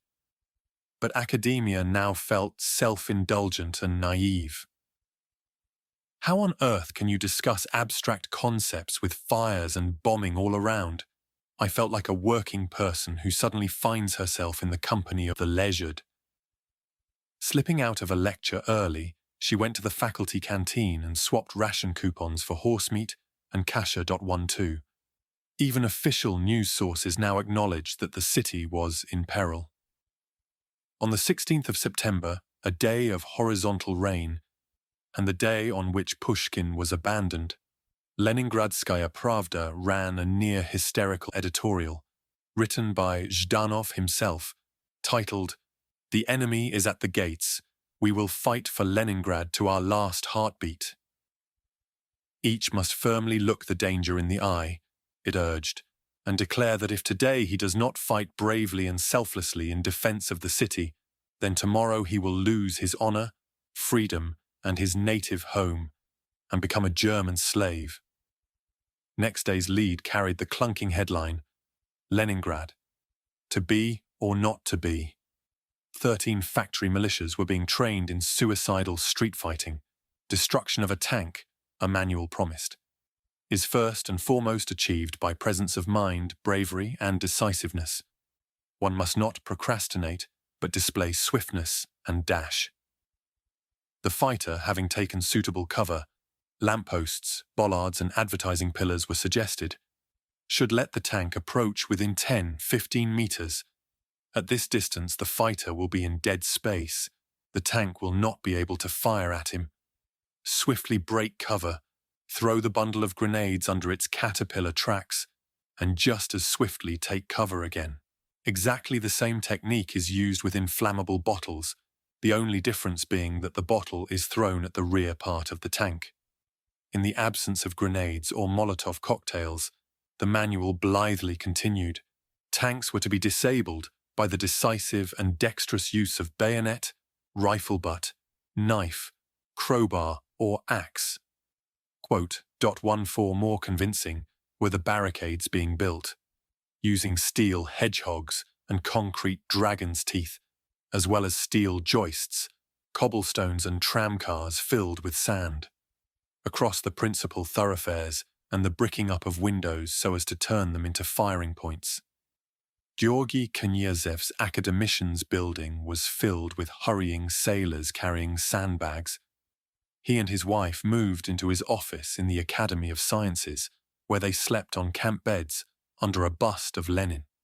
What Knyazev also saw the sailors doing, as he hardly dared note in his diary, was laying demolition charges next to the Lieutenant Schmidt, formerly the Nicholas Bridge, westernmost of the two that connect Vasilyevsky Island to the mainland. By the Academy of Arts, I was astonished to see sailors digging holes a short distance apart, putting something in them, laying bricks on top and sprinkling them with sand. Right opposite the Sphinxes. Could it mean... My heart skipped a beat. Quote 1.5.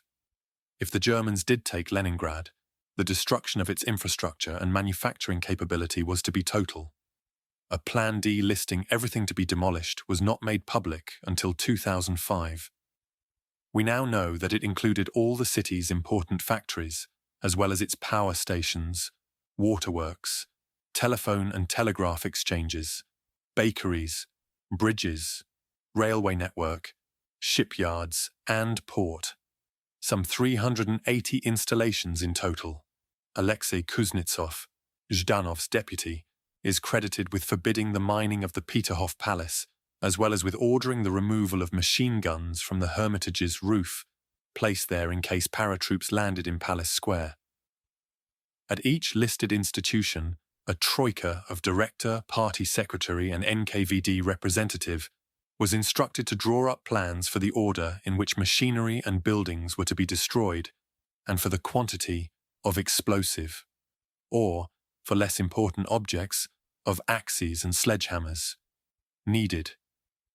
The order to proceed with these special measures was to be given by Kuznetsov, and responsibility for seeing it carried out to rest with the regional branches of the NKVD.16.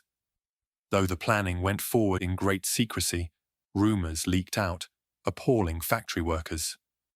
And what are we supposed to do once the factories have been blown up? One man asked a friend. We can't do without factories. Even if the Germans come, we have to work in order to eat. We won't blow them up. 17. Not a few factory bosses deserted their posts, as witnessed by a stream of reprimands and dismissals for showing cowardice, giving way to panic, misappropriation of funds, and going absent without leave.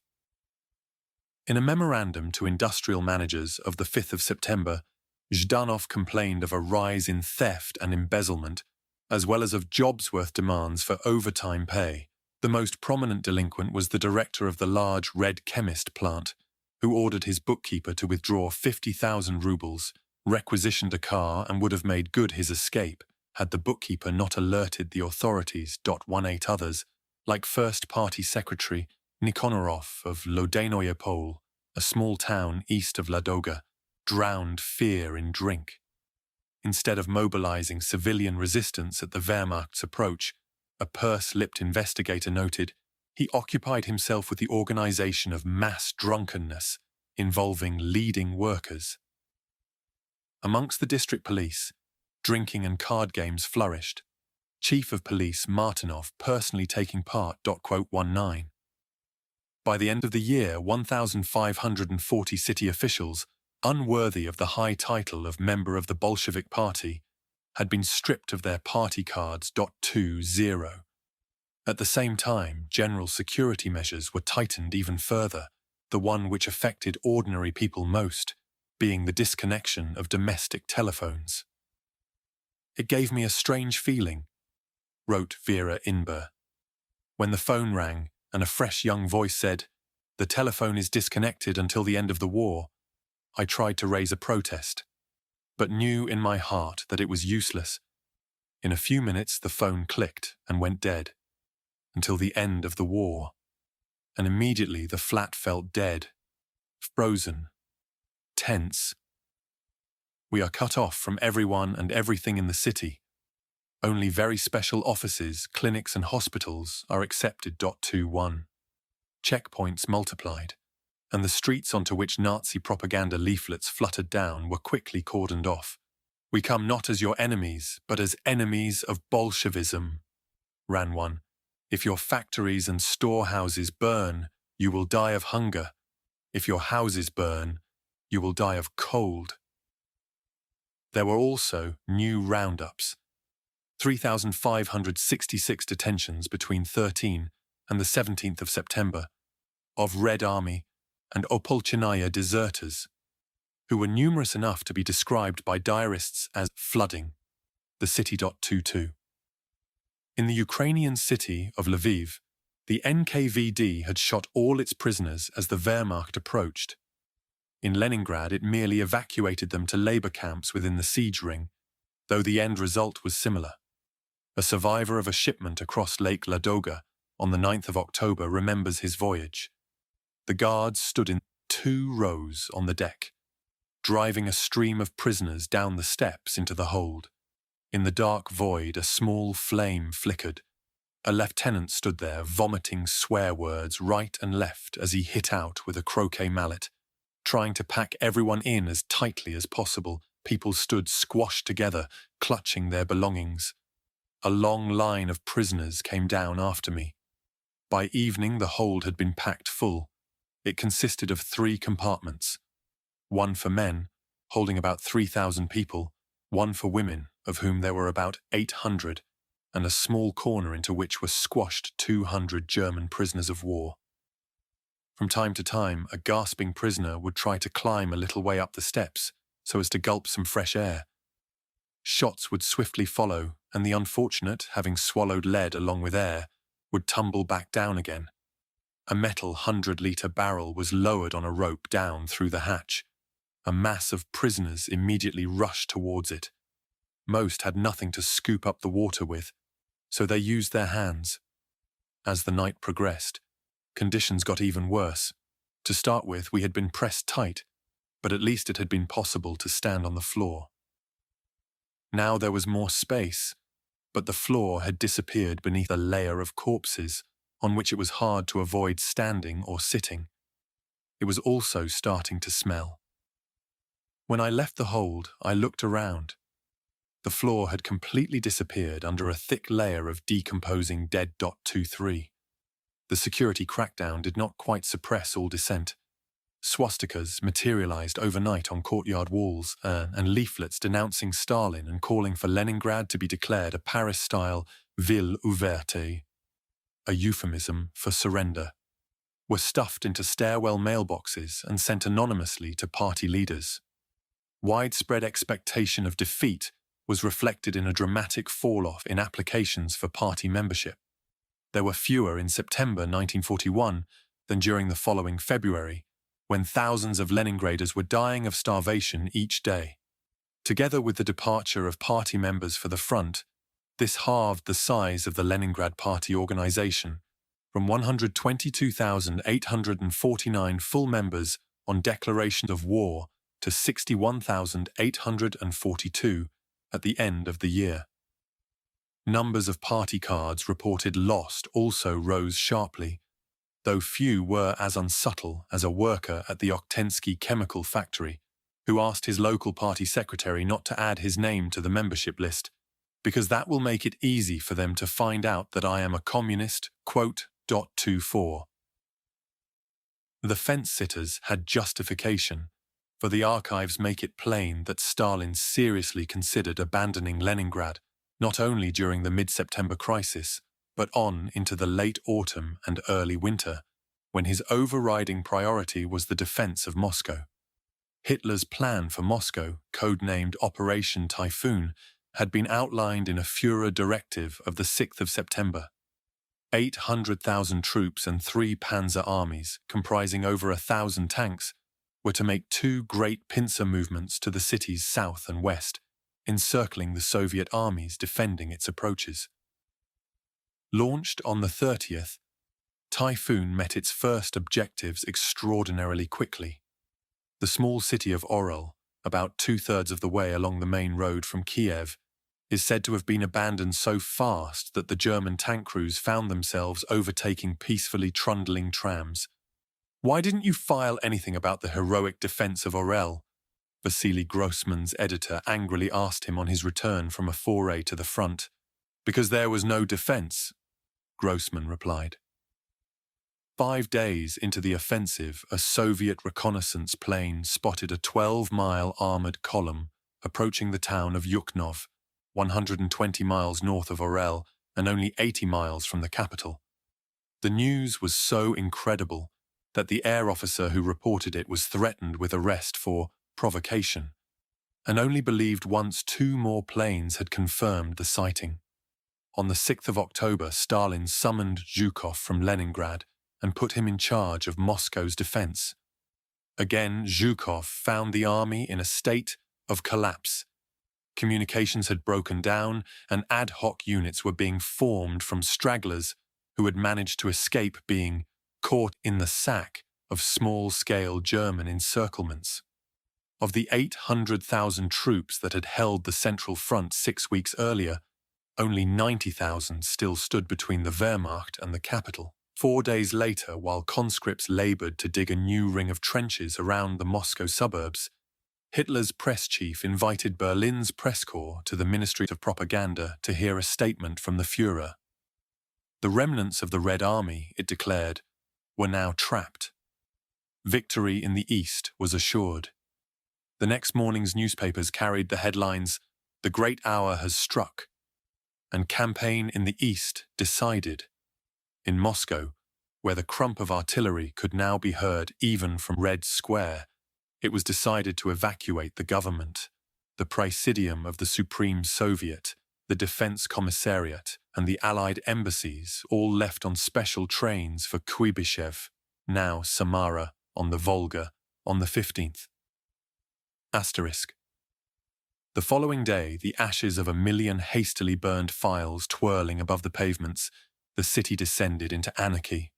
Police vanished. Bosses fled in commandeered lorries loaded with rubber plants and gramophones.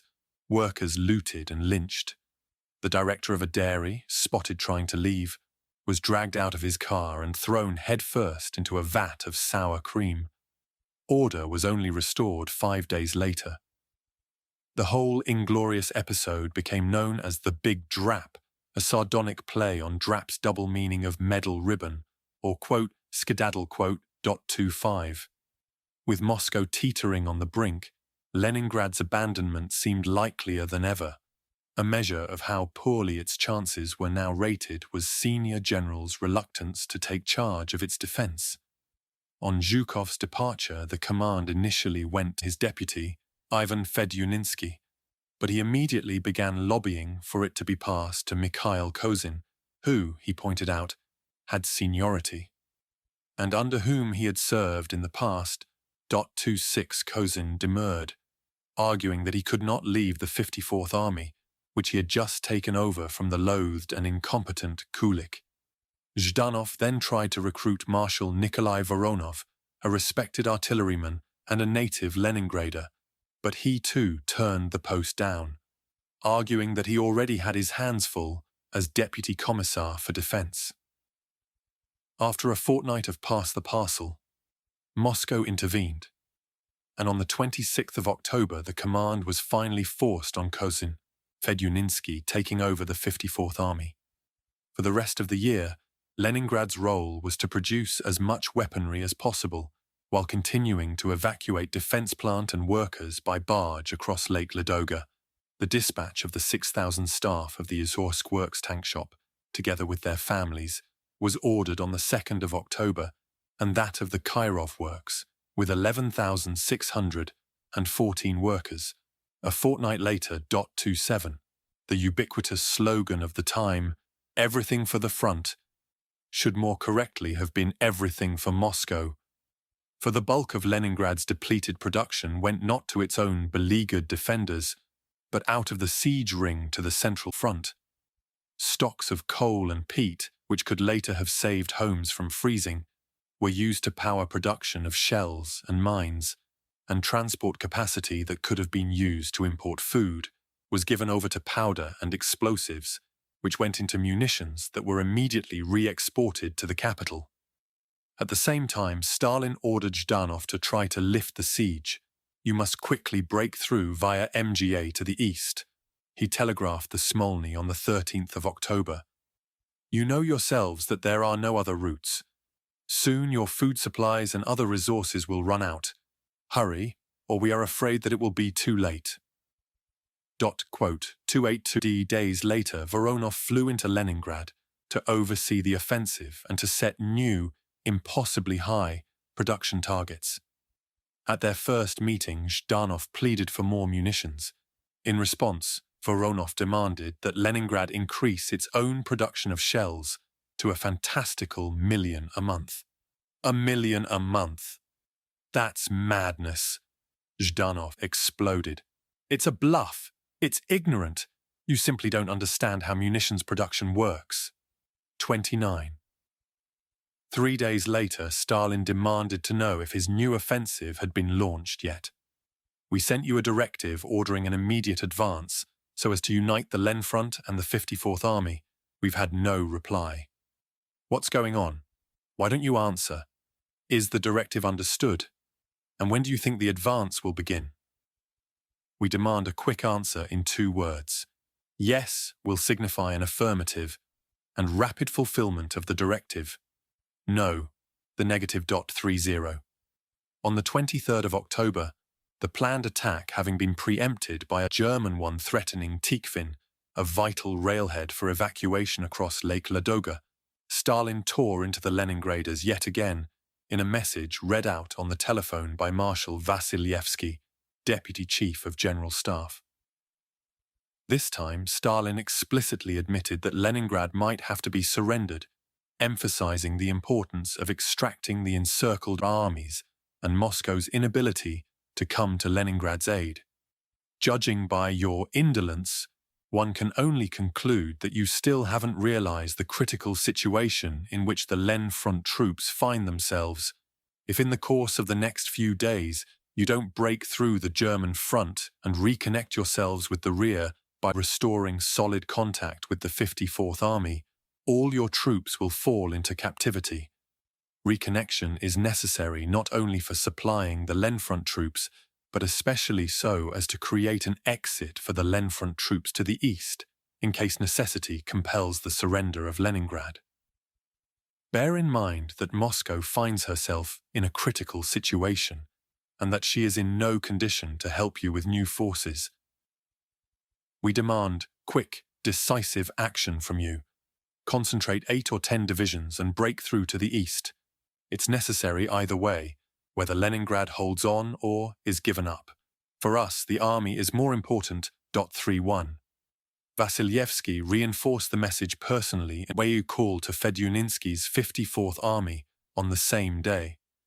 Unarmed reinforcements were being sent from Vologda, but beyond that, the army had to rely on itself. Please bear in mind that in the present situation, discussion is not so much about saving Leningrad as about rescuing the Len Front Army. 32. The prioritization of Moscow continued into November as Leningrad's own civilian population started to die on the streets.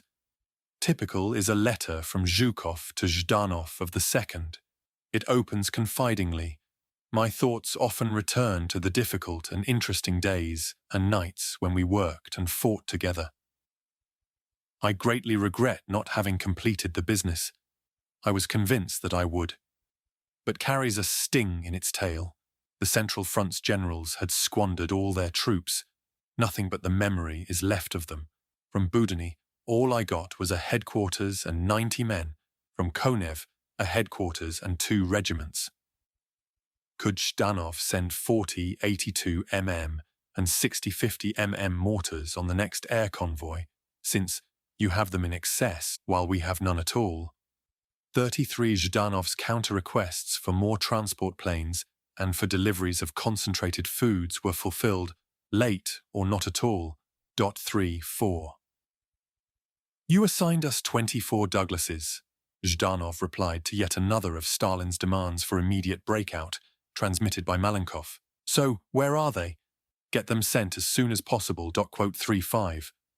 Altogether, between the 1st of October and their virtual shutdown in December, Leningrad's factories sent the Central Army Group 452 76mm field guns with over 29,000 armoured shells and 1,854 mortars of different sizes. With hindsight, they could arguably have been better put to use outside Leningrad itself, since they were not numerous enough to tip the balance in Moscow, but might have done so south of Ladoga, where the Germans' foothold on the lakeshore was only 10 miles wide. Had the Red Army then established a secure land route out of the city? A year before it actually did so, not only would hundreds of thousands of civilians have been saved from starvation, but the city's defense factories could have resumed normal production to the benefit of the Soviet war effort as a whole. As it was, the autumn's massive production effort crippled Leningrad, draining it of the resources either to break the siege or save at the cost of mass civilian death. To survive it, the British mission took a week to get there, thanks to frequent stops to let past troop trains going the other way. Having omitted to supply themselves with food, its members had to bargain at farmhouses for provisions, and on arrival were put up, most uncomfortably, in a school. 8. 125 grams. Marina Yerukmanova, 19-year-old descendant of Peter the Great's favourite Alexander Menshikov, was, like Olga Grechina, a studious, sheltered girl to whom war was to give a harsh emotional and social education. Her first war work was in a concert brigade seeing off soldiers on their way to the front. The station platforms were covered with soldiers sitting or lying, some with sobbing relatives. And then we appeared. 4 little girls with music stands and sheet music, and played quartets. Though she had been given the opportunity to evacuate to Tashkent with the conservatoire, she had turned it down, preferring to remain with her family. When the air raids began, they moved to an aunt's safer ground-floor apartment. 4 adults, 4 children, 4 dachshunds and a baby squashing into a single room. The household saw its first death in early October, when Marina's stepfather, a naval officer delisted during the 1937 purges, suffered a heart attack 2 days before papers arrived, reinstating him to the service. The family were able to give him a religious funeral at the Spaso-Preobrazhensky Cathedral and marked his grave with a large wooden cross, later stolen for fuel. The death freed Marina and her younger sister Varvara to take jobs. They signed up as druzhiniцы, unpaid auxiliaries, mostly teenage girls, who took on a wide variety of often dangerous wartime tasks under the direction of the police. At their mother's workplace, the Hôtel de l'Europe, now requisitioned for use as a military hospital. Standing halfway down Nevsky Prospect, the hotel, affectionately known as the Yevropa, or Europe, was Leningrad's oldest and grandest, founded in the 1830s and rebuilt, complete with lifts, air bells, and central heating in the 1870s. To the Yerukmanov girls, it seemed an Elysium. Everything was expensive and of good quality. Furniture, carpets, curtains, crockery. The showers still had hot water, and the laundry still functioned, where a languid, superior sort of woman handed us out our tunics. Everywhere order and cleanliness reigned. To start with, they worked downstairs in the kitchens, under a giant red-haired tsar of a head chef, who was ceremoniously robed in full whites each morning and whose stomach wobbled as he walked. Upstairs, slender Tartar waiters with pomaded hair and theatrical manners served the lightly wounded in the ground floor big restaurant. They taught us how to lay the tables, greet our guests. God preserve you if you served food on cold plates. The head waiter gave the girls scoldings, which he loved to pepper with the most shocking swear words. The first few times we didn't know where to look. Mama said firmly, "Children, pretend you haven't heard." Though officially forbidden to sleep on the premises, they quietly moved in, camping on a balcony above the riotously eclectic Eastern dining room, with its barrel-vaulted ceiling, vaguely Egyptian plasterwork, and great stained-glass windows showing Viking longboats sailing down a river under the walls of an ancient Rus Kremlin. Though she worked 15-hour days without pay, Marina remembered the hotel with gratitude. Our Europa hid us and protected us, gave us time to catch our breath. 1. Marina's mother's first reaction on hearing Molotov's announcement of war had been to send her daughters out to buy soap and to light the stove so that she could start making sukari, the dried rusks that are a traditional Russian standby in times of food shortage. Others did the same. By the time the siege ring closed, Marina remembered, the only goods available for purchase were dried fruits and blanched almonds at the market, prohibitively expensive caviar in the shops, and useless toys and sports equipment in the Passage department store. In 1941, a 50-year-old Russian had lived through 3 major famines. The first of 1891-2, when drought hit the Volga steppe, the second of 1921, 2 caused by grain requisitioning, and the post-revolutionary Civil War, and the third of 1932-3, when the Bolsheviks violently collectivized peasant farms, condemning to death perhaps 7 million people. Though privileged in normal times, Leningrad was particularly vulnerable, having always been dependent on food imports from the more fertile south. The bog-bound village of Myasnoy Bor, or Meatwood, just north of Novgorod and the site of a disastrous wartime encirclement in the spring of 1942, was named for the quantities of cattle which foundered there on their trek north to market in the capital. Though the collectivization famine largely passed the city by, during the Civil War grass grew in the streets, so many were the Leningraders who fled to the villages in search of something to eat. Despite all this, the Leningrad authorities went into the siege woefully underprepared. When the last road out of the city was cut on the 8th of September, an estimated 2.8 million civilians were caught within the siege ring, 2.46 million of them in the city, and another 343,000 in its surrounding towns and villages. 2 troops and sailors within the ring numbered about another 500,000, making approximately 3.3 million mouths to feed in all. The Germans seriously overestimated Leningrad's population at more than 4 million, probably because they mistook the movement of families out of the vulnerable southern suburbs for the arrival of new refugees. They thus also overestimated how soon the city would begin to starve. 3. On the same day that the city was cut off, a junior trade commissar, Dmitry Pavlov, flew in from Moscow and started to make a detailed inventory of all food stocks held in warehouses, factories, army depots, and other public institutions. At current consumption levels, he discovered, they would last not much more than a month. On hand were 35 days' worth of grain and flour, 30 days' worth of buckwheat, rice, semolina and macaroni, 33 days' worth of meat and live cattle, 45 days' worth of oil and fats, and 60 days' worth of sugar and confectionery.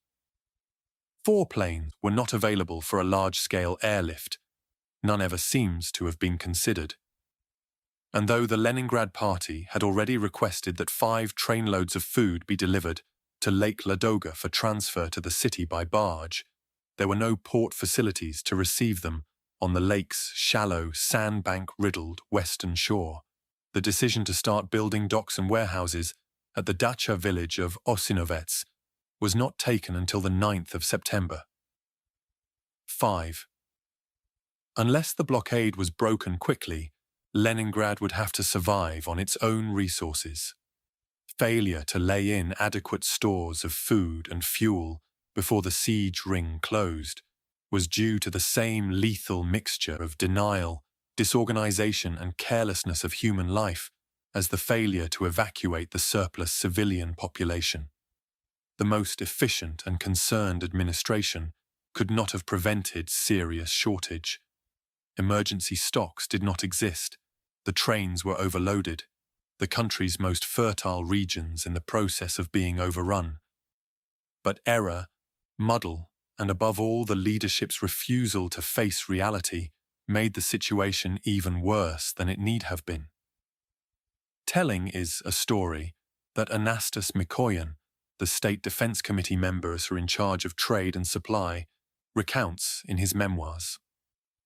In the early days of the war, a convoy of military supply trains travelling westward, in accordance with out-of-date mobilization plans, found themselves unable to reach their destination. Knowing that Leningrad was reliant on grain from the south, Mikoyan ordered that they be diverted to the city. Assuming that the Leningraders would be only too happy with this decision, I did not consult them in advance. Even Stalin only learned of it when he got a telephone call from Zhdanov. But Zhdanov told him that the Leningrad warehouses were packed as full as they could hold, and insisted that no foodstuffs over and above those already designated be dispatched to them. At the time, none of us envisaged that Leningrad would be besieged. Consequently, Stalin instructed me not to dispatch provisions in excess of agreed quantities without the prior consent of the city authorities. 6. Zhdanov had earned points for zeal and successfully asserted himself against a rival. The trains went elsewhere. Confusion and complacency continued to reign even after the siege had begun. Jurisdiction over food supplies, Pavlov remembered, resided with 10 different economic agencies. In the absence of instructions from their central offices in Moscow, each continued to issue food according to the usual procedures. In mid-September, the central administration of the sugar industry, located in Moscow, wired its Leningrad office to dispatch a number of freight car loads of sugar from Leningrad to Vologda. Leningrad had been blockaded since the 8th. There were many similar cases, though by the time Pavlov arrived in Leningrad, the expensive commission shops, opened in July so as to provide the reassuring sight of full shelves, had already been closed. Off-ration sales through canteens and restaurants continued, constituting a substantial 8 to 12% of all outgoings of oils, butter, meat, and sugar.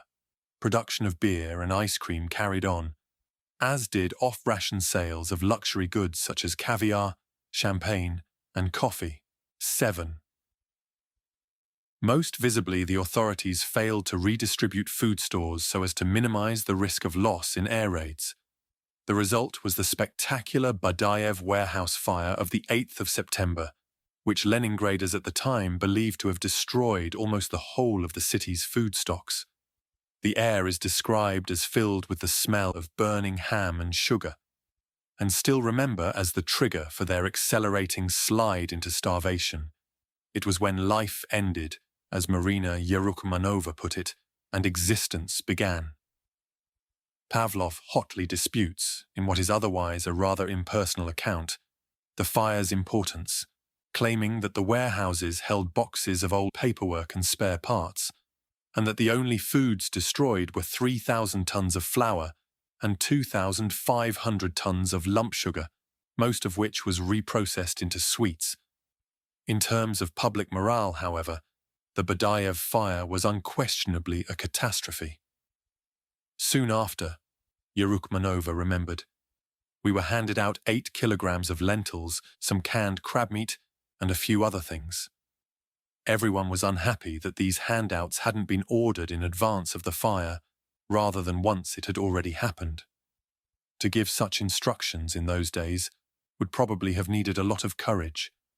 But how was it that they didn't have more foresight? 8. Among the more successful of the Leningrad leadership's initiatives in the autumn of 1941 were its efforts to gather food from inside the siege ring and to devise food substitutes. First came a drive, hampered by lack of transport, to bring in the harvest from the unoccupied countryside to the city's east and north. For collective farm workers who did not qualify for rations, this meant a squeeze almost as severe as that which had caused the collectivization famine of a decade earlier. A norm of what fell by November to 15 kilograms of potatoes per person per month could be retained by the peasants themselves. The remainder had to be surrendered to requisitioning parties put together by local Soviet executive committees. Peasants who hid their potatoes were held responsible under wartime law. In other words, subjected to unspecified criminal punishment. 9 extra hands were also conscripted from the city and carried home as much produce as they could. On the main roads and on suburban trams, a memorandum of the 16th of September complained, "Hundreds of people can be observed with sacks and baskets. Failure to take urgent measures to stop this anarchy will mean that the whole harvest is squandered into private hands." Quote, 10. The squeeze on the countryside continued, via a mixture of compulsory purchase, requisitioning and donations, throughout the first siege winter, producing a total 4,208 tons of potatoes and other vegetables, livestock representing 4,653 tons of meat, over 2,000 tons of hay, 547 tons of flour and grain, and 179,000 eggs. 3/5 of the flour and grain came from peasants' private stores, as did over a quarter of the livestock, and over half the potatoes. 11. Within the city, institutions involved in food processing and distribution were ordered to search their premises for forgotten or defective stocks that could substitute for conventional flours in the production of bread. At the mills, flour dust was scraped from walls and from under floorboards. Breweries came up with 8,000 tons of malt, and the army with oats previously destined for its horses. The horses were instead fed with birch twigs soaked in hot water and sprinkled with salt. Another feed, involving compressed peat shavings and bone meal, they rejected. Grain barges sunk by bombing off Osinovets were salvaged by naval divers, and the rescued grain, which had begun to sprout, dried and milled. The resulting bread, Pavlov admitted, reeked of mold. At the docks, large quantities of cottonseed cake, usually burned in ships' furnaces, were discovered. Though poisonous in its raw state, its toxins were found to break down at high temperatures, and it too went into bread. Altogether, these substitutions, together with successive ration reductions, reduced Leningrad's consumption of flour from over 2,000 tons a day at the beginning of September to 880 tons a day by the 1st of November. As autumn turned to winter, the substitutions became more exotic, and the resulting foodstuffs distributed in place of the bread, meat, fats and sugar promised on the ration cards, less nutritious. Flaxseed cake found in the freight yards, ordinarily used as cattle food, was used to make grey macaroni. 2,000 tons of sheep guts from the docks, together with calf skins from a tannery, were turned into meat jelly, its stink inadequately disguised by the addition of oil of cloves. From the end of November onwards, bread contained, as well as 10% cottonseed cake, another 10% hydrolyzed cellulose, extracted from pine shavings according to a process devised by chemists at the Forestry Academy.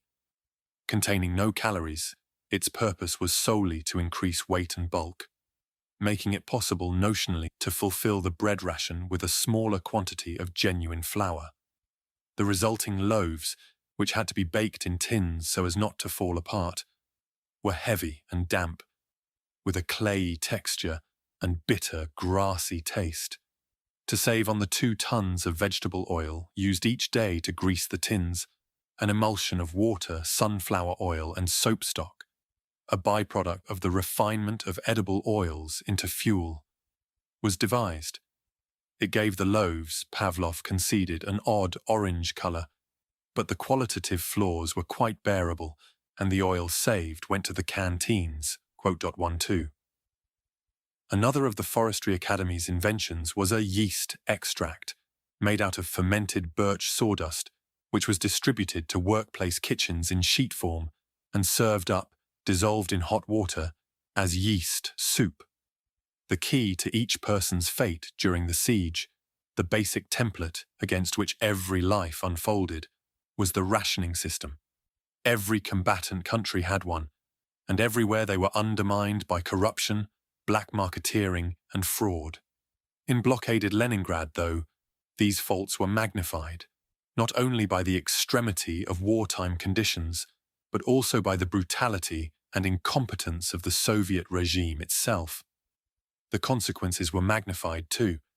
Elsewhere, bad planning and weak management meant nagging hunger, dull, too small meals. In Leningrad, they meant uncountable extra deaths.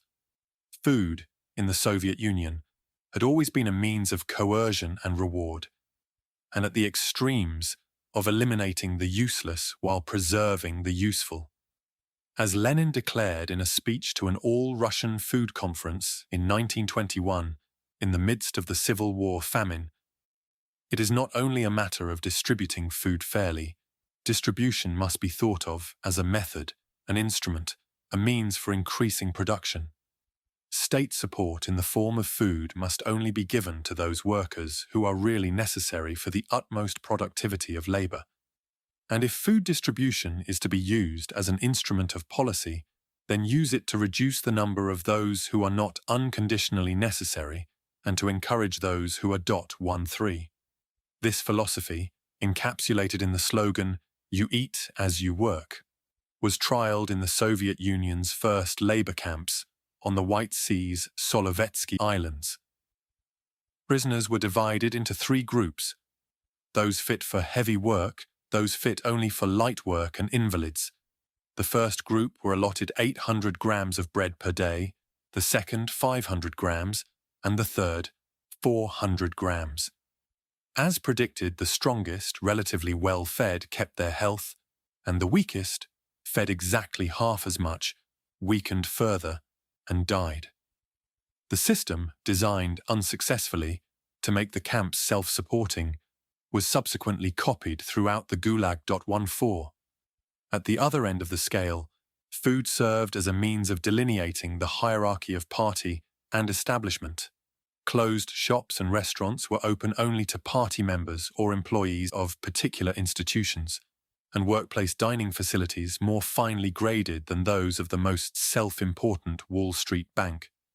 The war correspondent Vasily Grossman, in his epic autobiographical novel Life and Fate, describes the 6 different menus on offer at the canteen of the Moscow Academy of Sciences' Institute of Physics.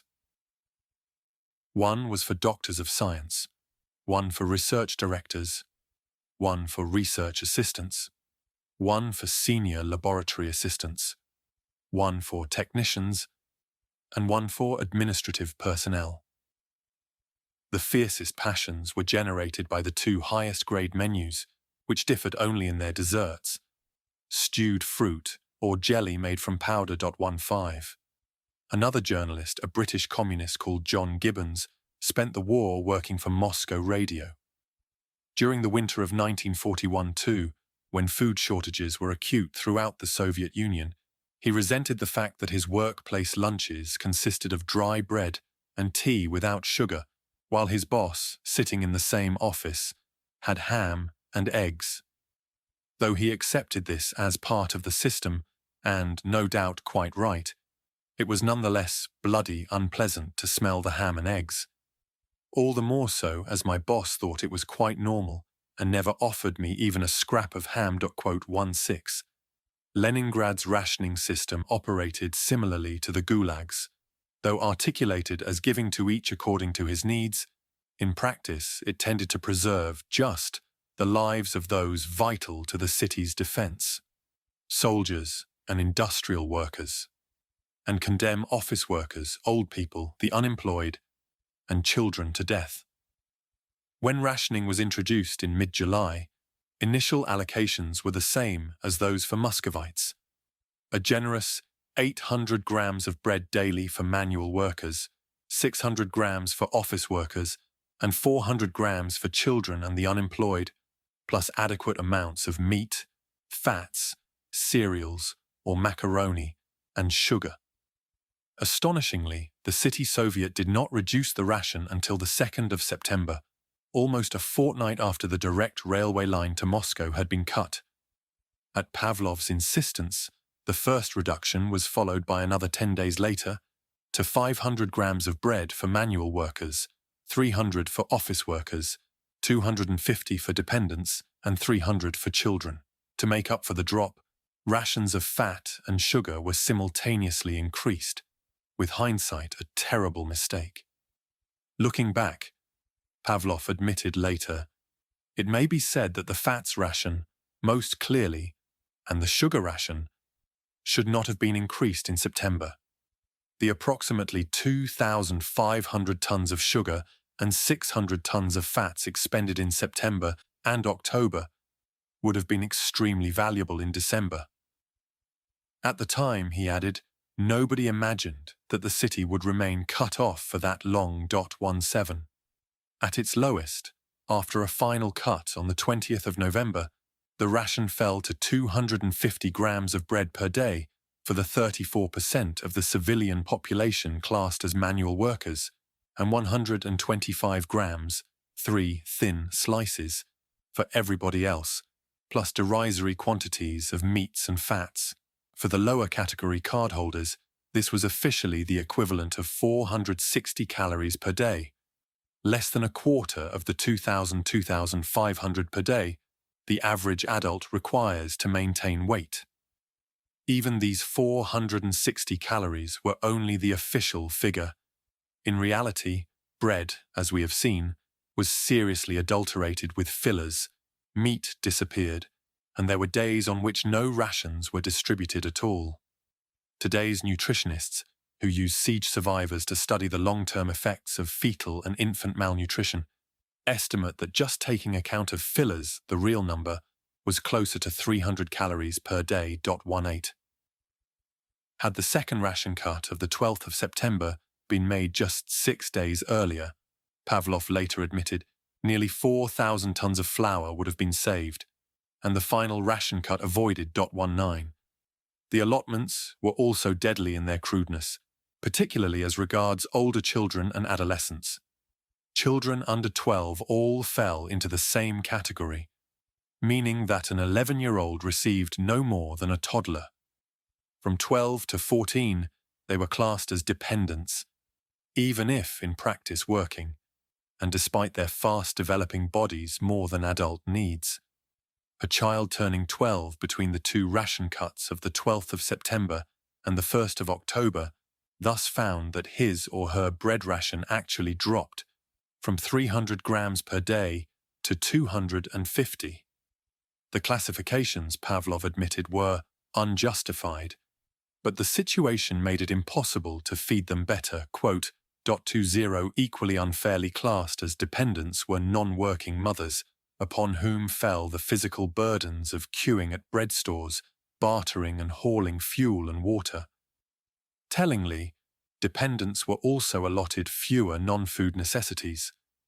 They received 1 box of matches, for example, as compared to workers too. The nickname for the dependents card was the Smertnik, from the word smirt, or quote, death quote. 21.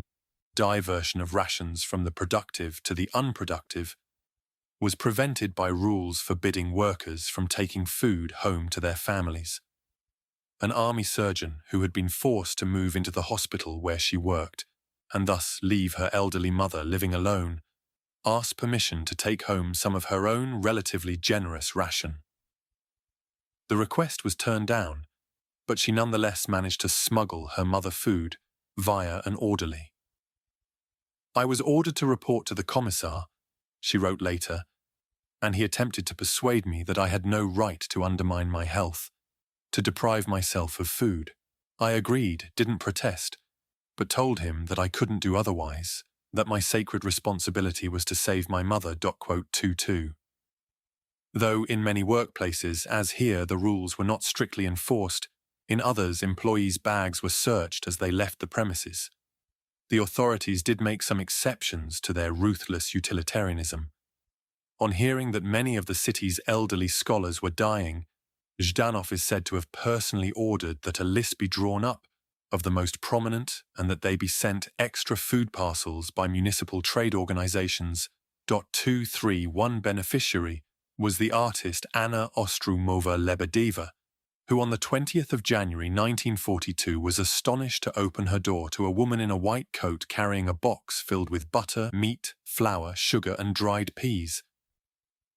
"This is Comrade Zhdanov," she wrote in her diary, "who has noticed my age and taken it upon himself to send me food. I calculate that it amounts to roughly what one would get in a month on a worker's card. 24.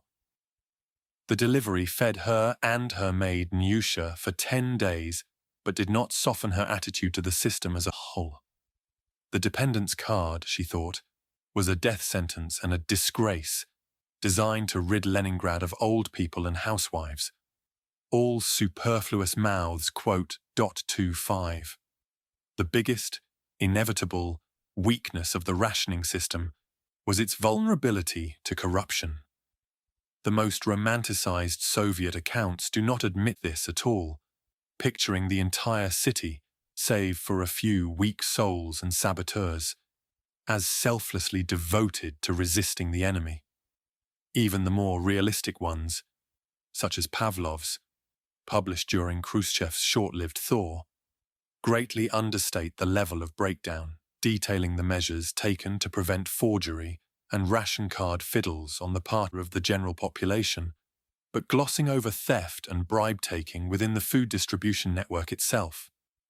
Though egotists and locusts attempted to undermine the system, Pavlov concludes, the measures taken by the City Party organization made it possible to protect the population from speculators, swindlers, and spongers.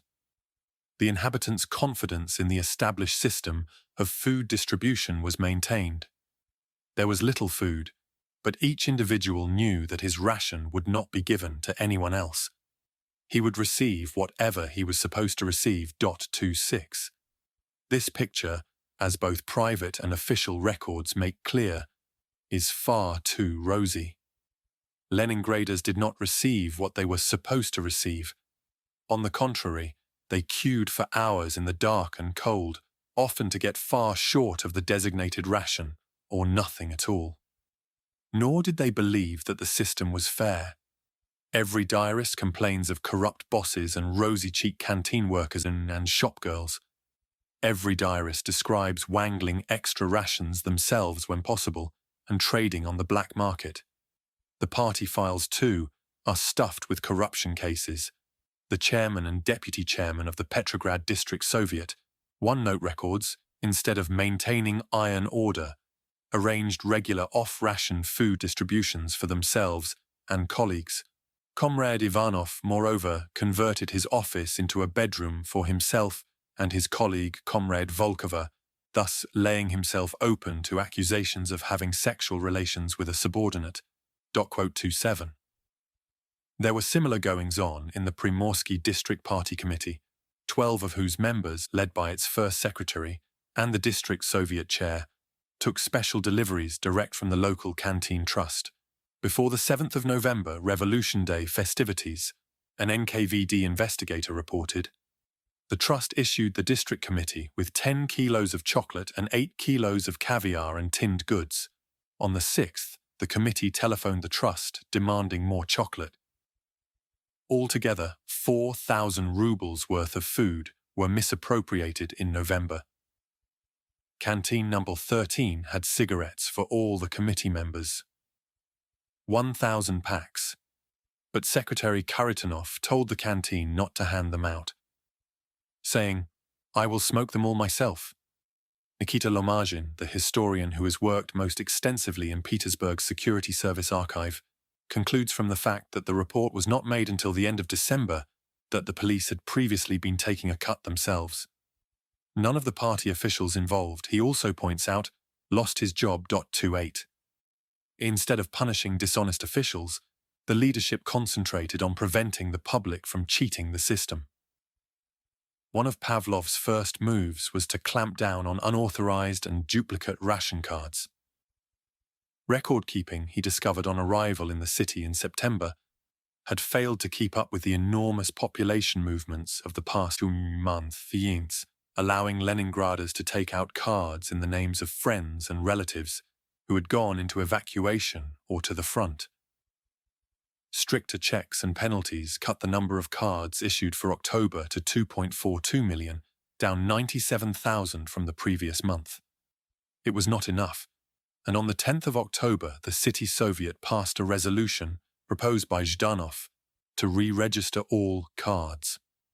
Between 12 and the 18th of October, Leningraders had personally to present proofs of identity at building managers' offices or workplaces, and would receive a re-registered stamp on their ration cards in exchange.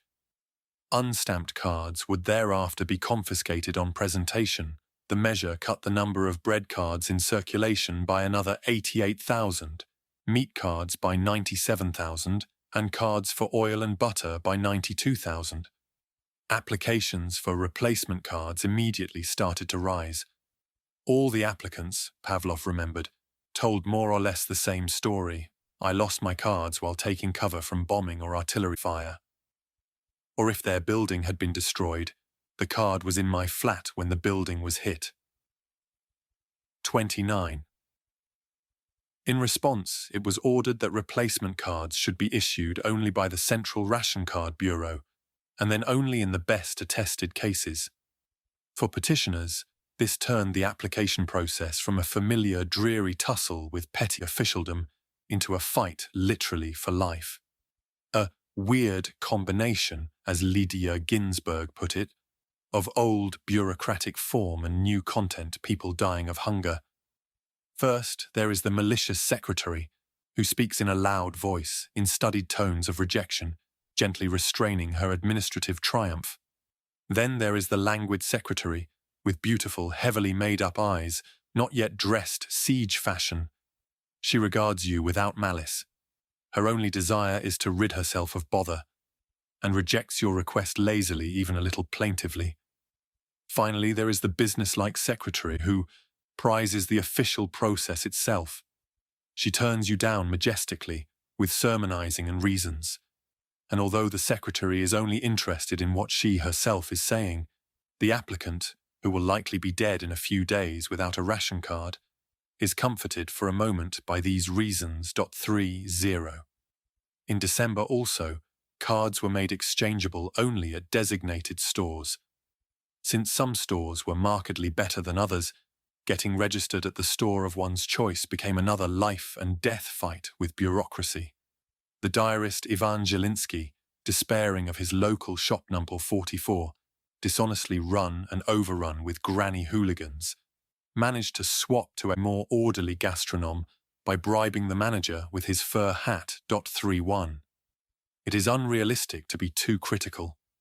No rationing system could have saved the whole population of Leningrad. The mouths were simply too many, the food supply too small, nor was the system a fiasco. Food was collected, distributed, and queued for, in circumstances which could reasonably have been expected to cause complete social breakdown. It did, however, unarguably have serious and avoidable defects, costing uncountable thousands of lives. As the siege progressed, one of the most widespread frauds became concealment of the death of a relative, so as to be able to go on using his or her ration card until it expired at the end of the month.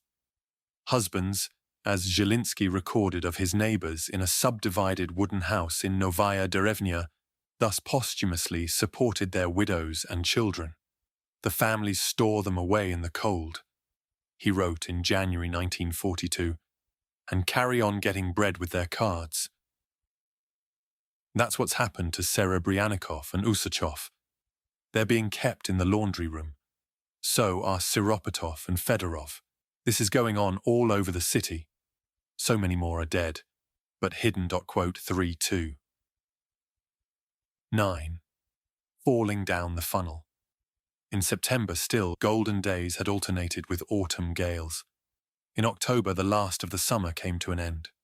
The first snow fell, unusually early, on the 15th, and ice, grey-white under the granite embankments and darkly transparent at its outer perimeter, began to creep across the canals. One Georgy Kanayazev, wheeling himself along the Vasilyevsky Island embankment each morning, saw the military bustle that had invaded his small radius fade away. The files of marching sailors, helmets strapped to their knapsacks, disappeared. So did the speeding, mud-spattered army lorries and the soldiers camped out with their horses on the yellowing grass of Rumyantsev Square. Shelling had ravelled the overhead tram wires along the Nicholas Bridge, and a warship blocked his view of the Senate House, her 3 funnels painted winter camouflage white. Next to the still unsandbagged Luxor sphinxes, a truck stood on chocks, 2 of its wheels missing. The sphinxes themselves looked like a couple of miserable naked pups thrown out into the bitter frost. Point 2. This period, from September to the end of December 1941, was, as the historian Sergei Yarov puts it, when Leningraders fell down the funnel. Over the course of 3 months, the city changed from something quite familiar, in outward appearance not unlike London during the Blitz, to a Goya-esque charnel house with buildings burning unattended for days and emaciated corpses littering the streets. For individuals, the accelerating downward spiral was from relatively normal wartime life, disruption, shortages, air raids, to helpless witness of the death by starvation of husbands, wives, fathers, mothers and children, and for many, of course, to death itself. So swift was the transition, so anomalous its backdrop, that grapevine news of hunger deaths was at first greeted with incredulity. Lydia Ginsburg wrote her forensic memoir of the blockade in the guise of an anonymous, composite siege man. For him, famine belonged in the desert, complete with camels and mirages. He didn't believe that the inhabitants of a large city could die of hunger. On hearing of the first cases of death amongst their acquaintances, people still thought, is this the one I know? In broad daylight? In Leningrad? With a master's degree? From starvation? 3. Yelena Skryabina, whose first reaction to the announcement of war had been to rent a holiday cottage at a knockdown price, similarly found the idea of death by starvation demeaning and absurd, though responsible for 4 dependents, her mother, 2 sons, and an elderly former nanny. She returned to the city only in mid-August and thus began stocking up with food very late. On the 15th of September, she made a trip to the city outskirts to barter with villagers. I had cigarettes, my husband's boots, and some women's shoes. Everywhere I had to beg, literally implore. The peasants are already overloaded with valuable things. They don't even want to talk. A few days later, she managed, at the cost of endless queuing, to buy vodka, which she traded for potatoes with a drunk old woman. Lucky for us that there are still such old women around. 4. Another lucky contact was a Tartar peddler who sold her chocolate and horse meat for cash, completely unbelievable these days, since money's worth nothing anymore. And a bottle of red wine. Not all the inhabitants of her communal apartment, she noted in early October, were as fortunate. People turn into animals before our eyes.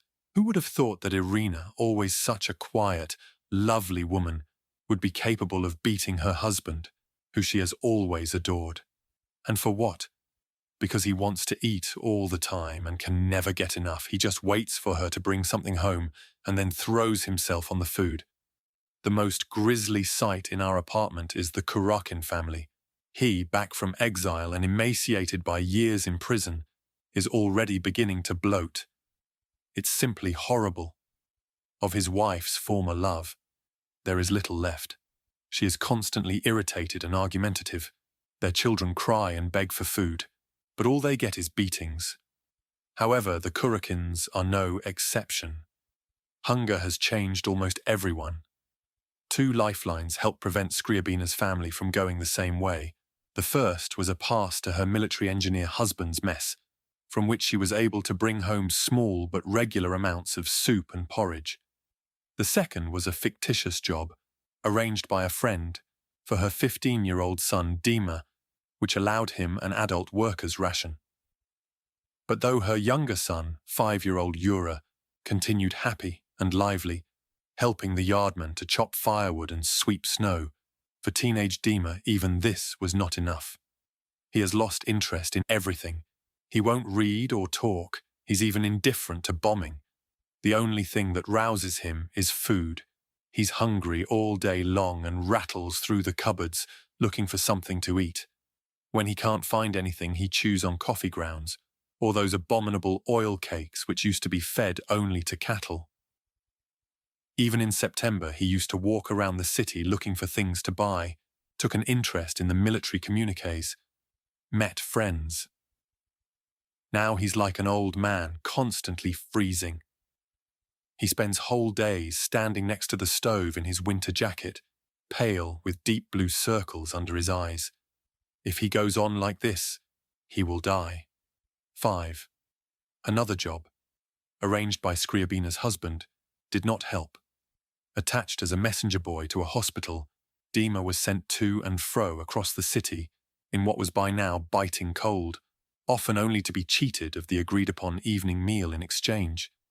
The hospital's kitchen manager, Scriabina, raged was a thief. Only when Dima shows up with the director's son does he get everything, even meat patties. No wonder that boy is so well-nourished and rosy-cheeked.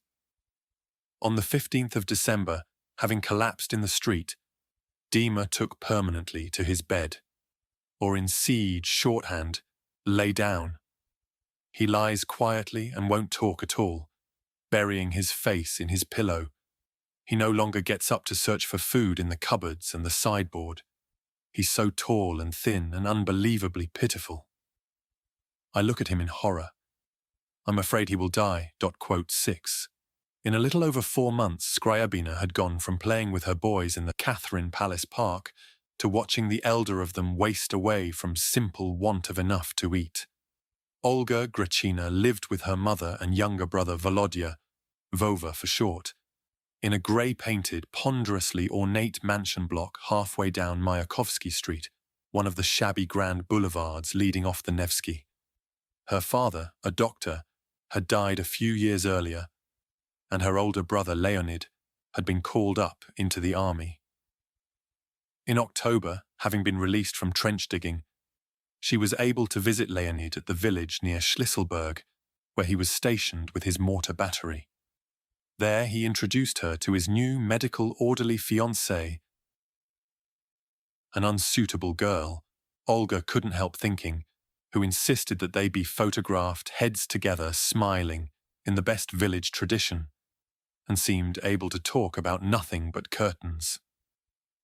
Leonid and his fellow soldiers were cheerful, happy to have got out of the Kingisepp encirclements alive, but they had no bread or sugar and their horses were emaciated, tearing at the wooden porch to which they were tethered with huge yellow teeth.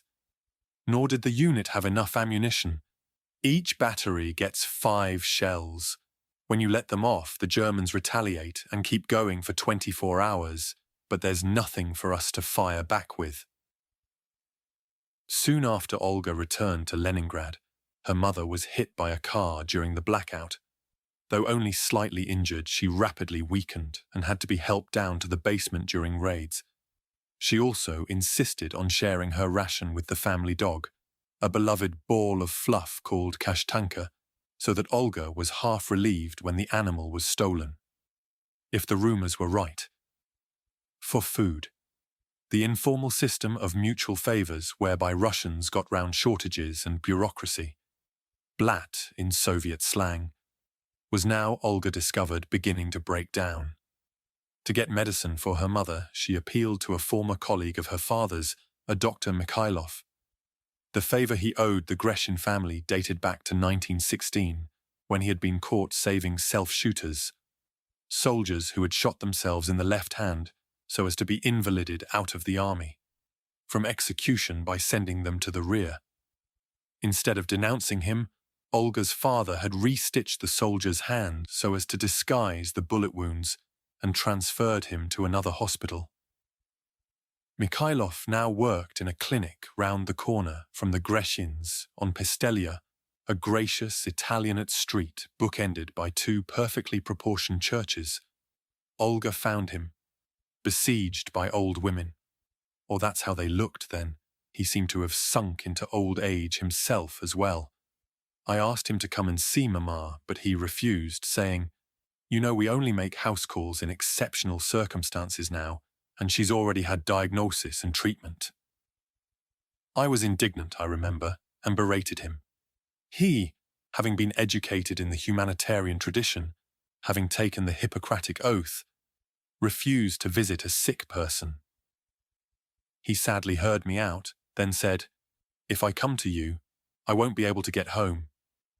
For me, everything is measured out. Once a day I can get from Tchaikovsky Street to Pistelia. I haven't got the strength to do more.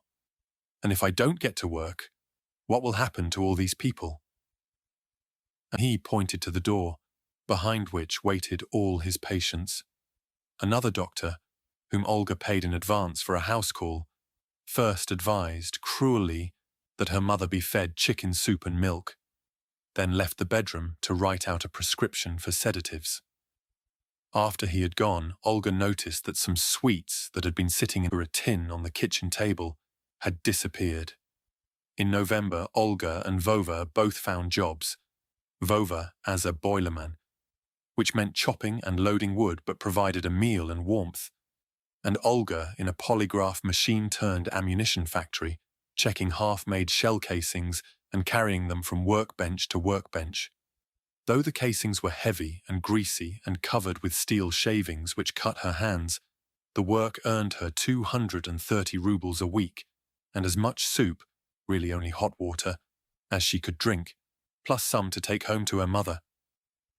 At the end of the month, the family received news of its first death. Leonid's, killed in fighting near where Olga had visited him a few weeks before. In early December, swollen legs and infected sores on her hands stopped Olga from working, and she began to hear of the deaths of neighbors in her apartment block.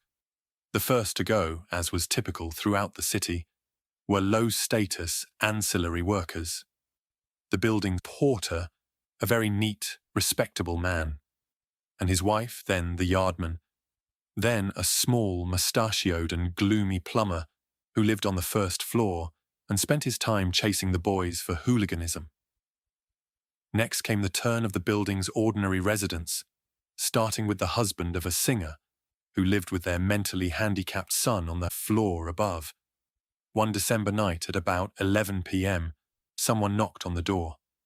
I opened up, and there was our neighbor N with a small glass in her hand. She said, "My son is dying. I beg you, give me a spoonful of sunflower oil. If I pour it into his mouth, I might be able to save him." "But I don't have any oil."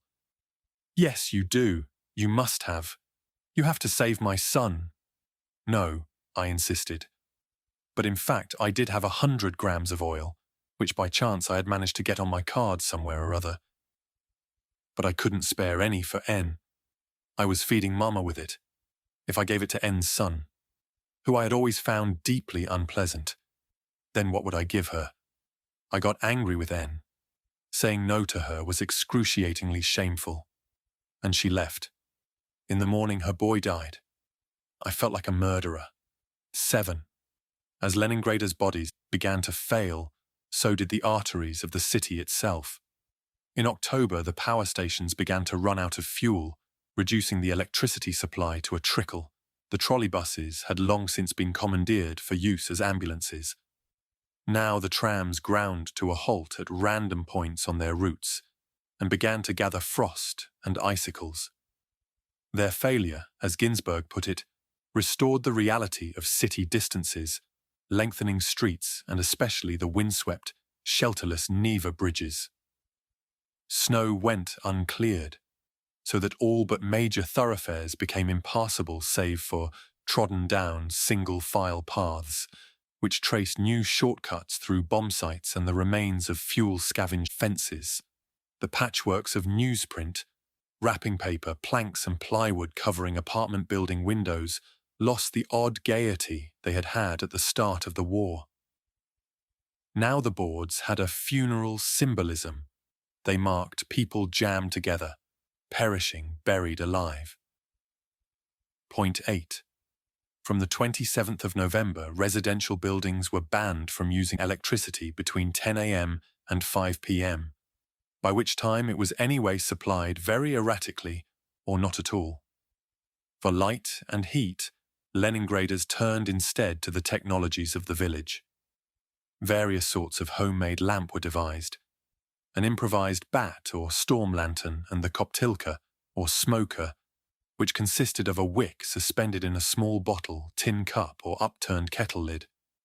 Both types burned dirtily, covering faces, hands and walls in sticky black soot. When kerosene ran out, a final 2.5 litres per person was distributed in September. Camphor, stain remover, machine oil, eau de cologne and insecticide were burned instead. All rapidly disappeared from the shops and fetched increasingly outlandish prices in the street markets.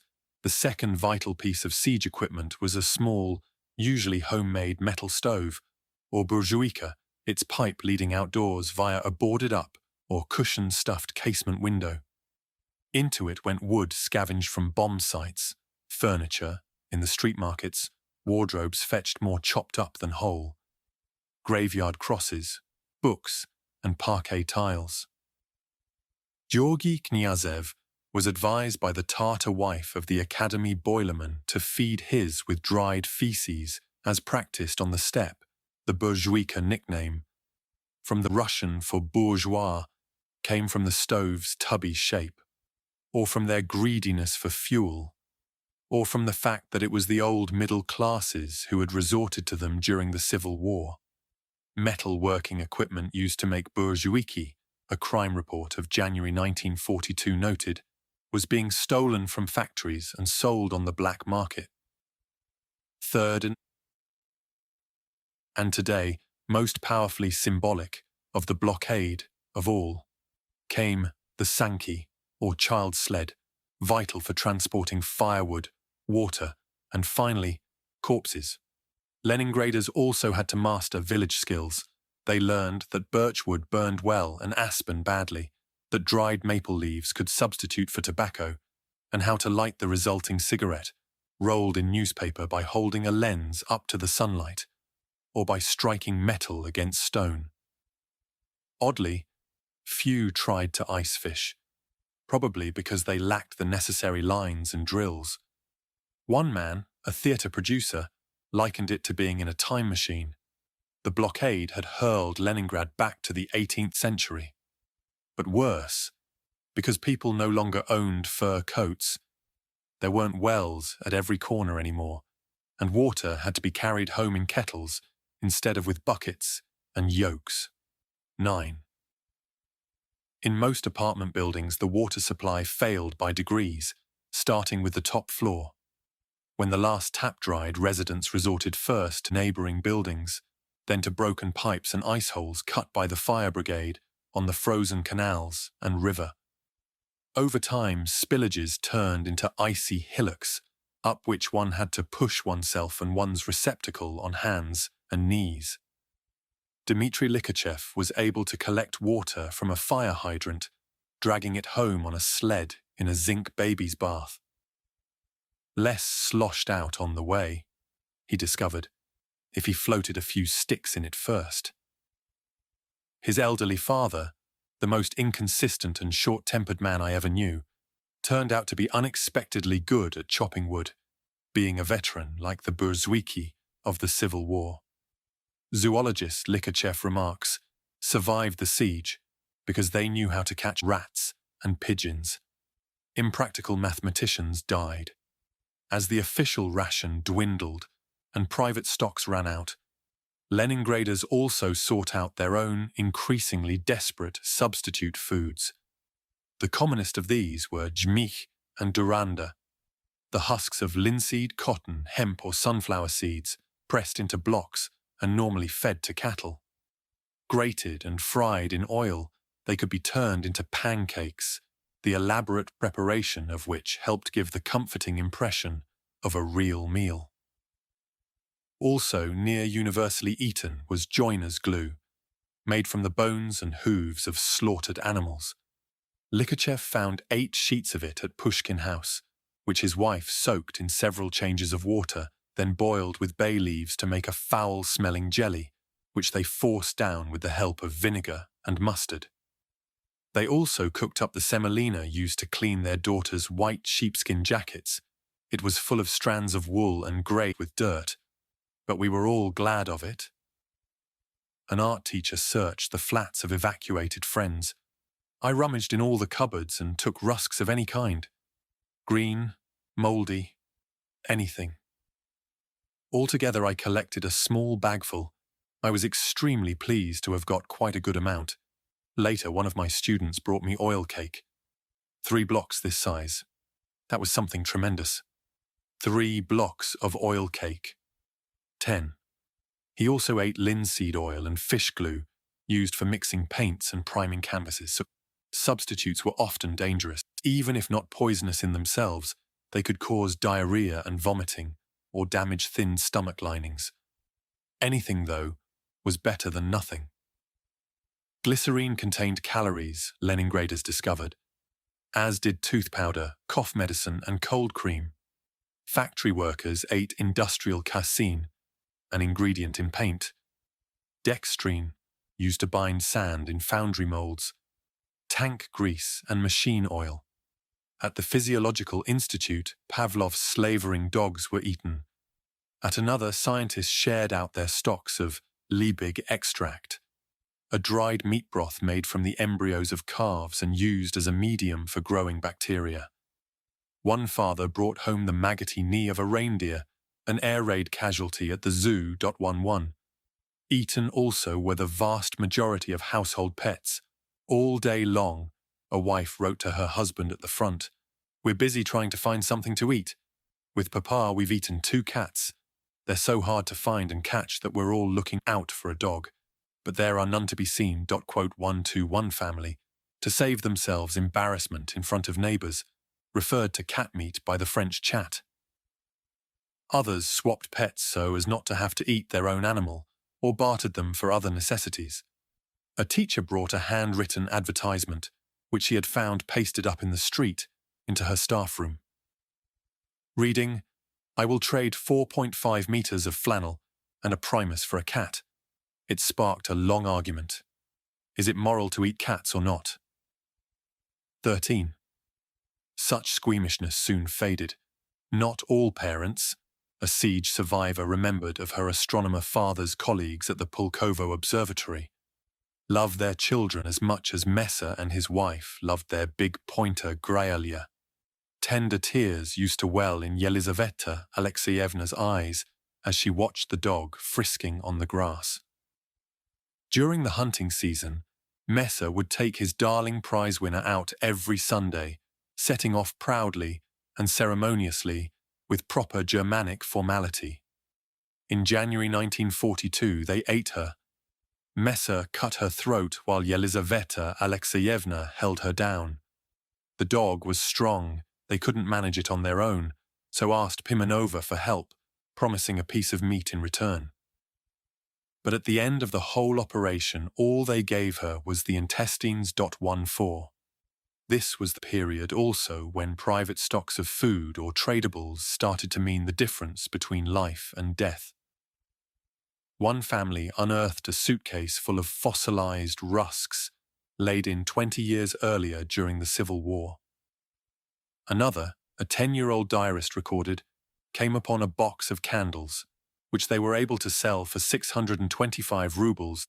They had cost only 8 kopecks apiece when his father bought them back in 1923. The classicist Olga Friedenberg kept herself and her mother going on a package of tinned food that they had earlier prepared for her brother prior to his departure for the Gulag. Another woman traded her dead husband's clothes, bought on a pre-war visit to America. The trip had cost him his life. He had been shot as a capitalist sympathizer during the terror, but the good quality suits and jackets helped to save his family. When there was no food to be had, fantasies took its place. Igor Kruglyakov, 8 years old at the time of the siege, remembers going through the family box of Christmas decorations with his sister, looking for walnuts. Their insides were dry and shriveled, but we ate them. They felt like food. We picked all the crumbs out of the cracks in our big, dirty kitchen table. Again, they seemed like food. I can't say that it cheered us up. It was just a way to pass the time. At the end of November, his grandfather died of hunger diarrhea. Possibly, Kruglyakhov's mother agonized because she had, in desperation, given him diluted potassium permanganate, the bright purple all-purpose disinfectant known as margantsovka, to drink. The children, who not long before had been running round the streets collecting shrapnel, now stayed huddled in bed, leafing through a 19th century book of birds and Madame Molokovietz's Gift to Young Housewives, with its recipes for aspics, mousses, Madeira cake, and suckling pig. For the first time in my life, I read the words Rumbaba. It had pictures too, quite simple ones, but they gave us pleasure.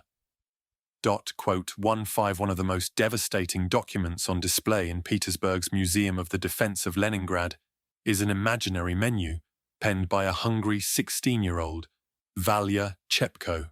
Menu, he neatly writes, for after starvation, if I'm still alive. First course soup, potato and mushroom or pickled cabbage and meat. Second course, kasha, oatmeal with butter, millet, pearl barley, buckwheat, rice or semolina. Meat course, meatballs with mashed potatoes, sausages with mashed potatoes or kasha. But there's no point in dreaming about this, because we won't live to see it. He didn't. Dying in February, sadder perhaps even than physical breakdown, was the way in which hunger destroyed personalities and relationships. Increasingly preoccupied with food, individuals gradually lost interest in the world around them, and at the extremity, with anything except finding something to eat. Before the war, wrote Yelena Kochina, as early as the 3rd of October, people adorned themselves with bravery, fidelity to principles, honesty, whatever they liked. The hurricane of war has torn off those rags. Now everyone has become what he was in fact, and not what he wanted to seem. Her diary, written in the margins of old newspapers, on scraps of wallpaper, and on the backs of printed forms, charts with searing honesty the gradual breakdown of her marriage. Immediately pre-war, her mood is joyous, delighting in her new baby and doting husband. Dima is on holiday, she writes on the 16th of June, while watching him change a nappy. All day he's busy with our daughter, bathing her, dressing her, feeding her. His well-kept, sensitive designer's hands manage all this with amazing skill. His hair blazes in the sun, lighting up his happy face. 6 days later, the young family was hit, like millions of others, with the announcement of invasion. I carried Lena out into the garden with her coloured rattles. The sun already ruled the sky. A cry, the sound of broken dishes. The woman who owns our dacha ran past the house. Yelena Iosifovna, war with the Germans. They just announced it on the radio. 2 weeks into the war, the couple had their first serious quarrel over whether or not Yelena should leave for Saratov with her institute. Yelena decided not to evacuate, and the closure of the siege ring trapped the whole family in Leningrad. Through September, Dima had hardly any sleep, firewatching with the local civil defense team at night and digging potatoes in an abandoned vegetable patch after work. Every morning, Yelena walked along the Neva embankment to the pediatric hospital, which distributed the infant ration of soya milk. The maples burn a feverish red, like dying embers. The leaves fall slowly, dropping straight into my hands. I take them home and put them on the windowsill. New ones every morning. These may be the last leaves of my life. A downpour of artillery shells whips along the embankment, landing on the Academy of Arts and the university. Sometimes shells land quite close and we see people fall. At the hospital, Lena immediately drinks up her milk. When it is finished, she cries bitterly, stretching out her little hands towards the white baby bottles. But they don't give her any more. 3.5 ounces is the ration. Dima, having been transferred to a defense factory where he worked as a lathe operator, received the manual worker's ration. During the midday break, wrote Yelena, he brings me his lunch, a small meat patty and 2 spoons of mashed potato. Despite my protests, he forces me to eat it all. Eat, please, you have to feed Lena. Don't worry about me, I'm full. But I can see that this isn't true. All he's eating is soup. He can't keep going like this for long, and anyway, I have less milk every day. In early October, though the couple had already broken into their emergency reserves of potatoes and sukari, Yelena's milk dried up. At night, I drink a whole pot of water, but it doesn't help. Lena screams and tears at my breast like a small wild animal, poor thing. Now we give her all the butter and sugar we get on our ration cards. On the 10th, Yelena first recorded her suspicion that Dima was secretly eating sukari in her absence. The rusks ran out 4 weeks later, leaving only 14 ounces of millet with which to feed the baby. Now I curse myself for buying only 4.5 pounds at the commercial store. What a fool I was. No longer trusting her husband, Yelena started hiding the millet every time she left the apartment. Up the chimney, under the bed, under the mattress. But he finds it everywhere. On the 26th of November, returning home unexpectedly, she caught him in the act. "Don't you dare!" I yelled, losing control of myself. "Shut up, I can't help myself." He looked at me despairingly. He didn't even avoid my eyes as he's been doing these last few days. I shut up and my anger passed. After all, by giving me his lunches, he started going hungry before I did. The millet ran out on the 2nd of December. 2 days later, the kindness of a stranger allowed Yelena to exchange coupons for macaroni. Roaming the streets in search of food for sale, she had spotted a horse-drawn cart laden with boxes. A crowd dragged along behind the cart as if following a coffin. I joined this peculiar funeral procession. It turned out that there was macaroni in the boxes, but nobody knew where it was being delivered. The driver remained stubbornly silent. Catching sight of a shop ahead, we raced one another there and formed a line, exchanging abuse. We could have been trained animals, but the horse, squinting in our direction with his kind eyes, pulled the cart on past. Breaking away from our places, we ran after it. This happened 5 times. At last the cart stopped at a shop. There was a long queue outside, looping round the corner. Gatekeeper to paradise. The shop manager counted off the faithful souls, letting them in 10 at a time. I stood and gazed mindlessly. I don't know what was written on my face, but suddenly an old woman waiting in line asked me softly, "When is it your turn?" I answered that I wasn't queuing, and that to start now would be pointless since there wouldn't be enough macaroni for everyone anyway. And I added, unusually for me, that I had a small child at home and didn't know how I was going to feed her. The woman said nothing, but next time the shop door opened, she shoved Yelena forward, staying outside herself. I was so stunned that even when I had the macaroni there in my hands, which were trembling with excitement, I couldn't believe that what had happened was real. The time bought by this act of charity was short. Though Dima managed, at the cost of enormous physical effort, to make a burjuica out of corrugated iron scavenged from a bomb site, by mid-December he had sunk into apathy and paranoia. No longer going to work or helping with the baby, He got up only to go to the bread shop, eating the make-weight piece, the prized dove sock, on the way home. His movements, wrote Yelena, were now those of a broken robot, his expression fossilized and savage, his eyes rimmed with soot and the skin of his face stretched by edema to a lacquer shine. Her own face had swollen too. She looked like the back end of a pig. Neither could think of anything but food. I pour 4 ladles of soup, made of joiner's glue and crumbled bread, for Dima, and 2 for myself. For this I get the right to lick the pot, though the soup is so thin that there's not really anything to lick. Dima eats his with a teaspoon and so as to make it last longer, but today he finished his portion faster than I did. I happened to get a particularly hard piece of crust, which I was pleasurably chewing. I could feel him staring with hatred at my steadily moving jaws. "You're eating slowly on purpose," he viciously burst out. "You're trying to torment me." "What do you mean? Why would I do that?"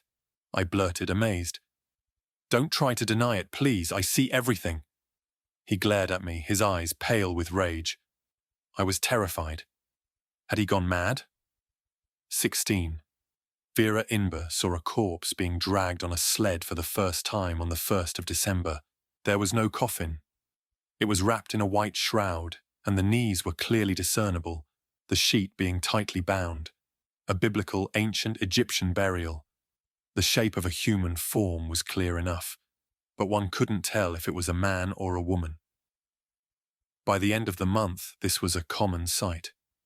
In October, the NKVD reported to Zhdanov towards the end of December, 6,199 people had died in connection with food difficulties in Leningrad, a nearly 80% rise on the usual pre-war mortality rate of about 3,500 deaths per month.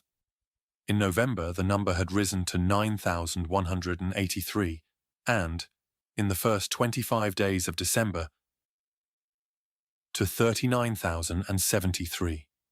Each of the past 5 days, between 113 and 147 corpses, had been picked up on the streets.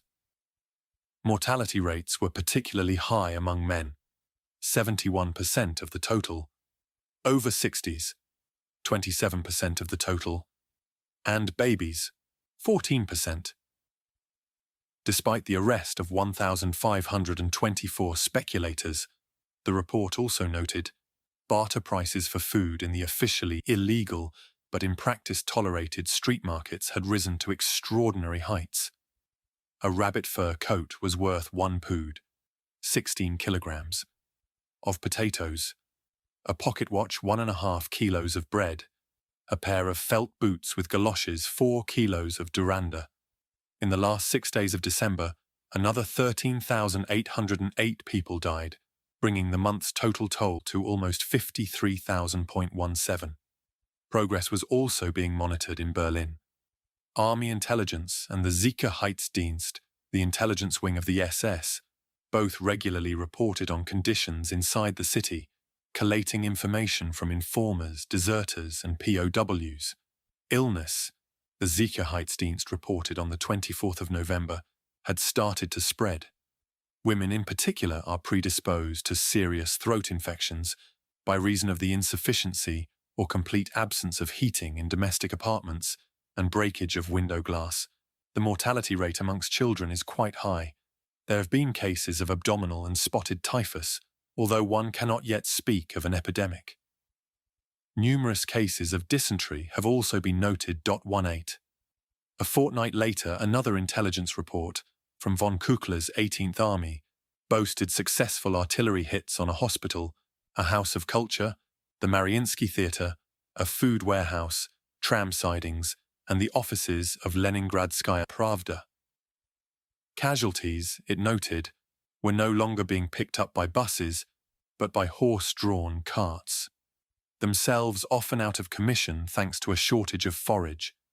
What German intelligence devoted most space to, though, was the onset of famine. The civilian ration, it was correctly noted, had been cut 5 times since the beginning of September, and bad organization of food distribution meant that cardholders often got less than their allotment or nothing at all. There have been cases of increasingly weak workers falling unconscious in the workplace. The first starvation deaths have also been recorded. It can be concluded that in the coming weeks we will see further significant deterioration in the food situation of the civilian population of Petersburg. 19. The art historian Nikolai Punin made his last siege winter diary entry on the 13th of December, sitting in his dark room overlooking the Sheremetyev Palace. Earlier he had written of his longing that the churches be opened and filled with prayers and tears and candles, making less palpable this cold iron matter in which we live. Now he likened Stalin to the jealous Old Testament God. De profundis clamavi. Lord, save us, we are perishing. But his greatness is as implacable as Soviet power is unbending. It is not important to it, having 150 million people, to lose 3 million of them. His greatness, resting in the heavens, does not value earthly life as we do. We are living in the frozen and starving city, ourselves abandoned and starving. I can't remember the snow ever falling in such abundance. The city is covered in snowdrifts like a shroud. It is clean because the factories aren't working, and it is rare that smoke rises from the chimneys over the apartment buildings. The days are clear, and travel might be easy, but the city is buried like the provinces, white and crackling. And everything is simple, no one says anything in particular. They don't talk about anything except ration cards or evacuation. They simply suffer and probably think, like I do, that maybe it's not their turn yet. I feel the loneliness most of all at night, and the senselessness of petitions and prayers, and sometimes I cry quietly. And there is no salvation, and one can't even be imagined, unless you give in to daydreams. We turned our backs on him, I think, and he on us. Miserere, I mumble and add, there it is, dies irae, Lord save us. 20. Part 3. Mass death. Winter 1941-2. Death certificate, December 1941. The cause of death is given as dystrophy, a euphemism for starvation. I think that real life is hunger, and the rest a mirage. In the time of famine, people revealed themselves, stripped themselves, freed themselves of all trumpery. Some turned out to be marvelous, incomparable heroes. Others, scoundrels, villains, murderers, cannibals. There were no half measures. Everything was real. The heavens were unfurled, and in them, God was seen. Dmitry Likachev. 10. The Ice Road. Lieutenant Fritz Hockenjos was 32 years old and commander of a Radfahrtzug, or bicycle reconnaissance unit, within the 215th Infantry Division of General Bush's 16th Army. A forestry manager in civilian life. He came, like most of his men, from Lahr, a picture-perfect medieval town set amid rolling vineyards between the Rhine Valley and the western edge of the Black Forest. He had a wife, Elsa, and 2 young sons, and his hobbies were hunting, bird-watching, photography, and singing in the local church choir. He entered the Soviet Union on the 24th of November in a heavily laden troop train. His first view of it, from the flatbed carrying the train's anti-aircraft guns, was of the wide arable fields of Lithuania. Here is a landscape after my own heart, no barbed wire fences or telegraph poles, just freedom and space. Stopping at a country station to feed and exercise their horses, the soldiers were quickly surrounded by a friendly crowd of gawky teenage boys and women in felt boots and coloured headscarves. They all spoke a little German, joked with us. A lively barter trade began, and when the band got out and struck up a waltz, it wouldn't have taken much for the soldiers to start dancing with the girls, who looked as if they wouldn't have minded. The next day they stopped at Riga, where they saw their first Russians, prisoners of war working on the railway track under a Latvian auxiliary. They wear rags and have starved, blank faces. They look so hungry you think they're going to collapse at any moment, They came up to the train and started begging.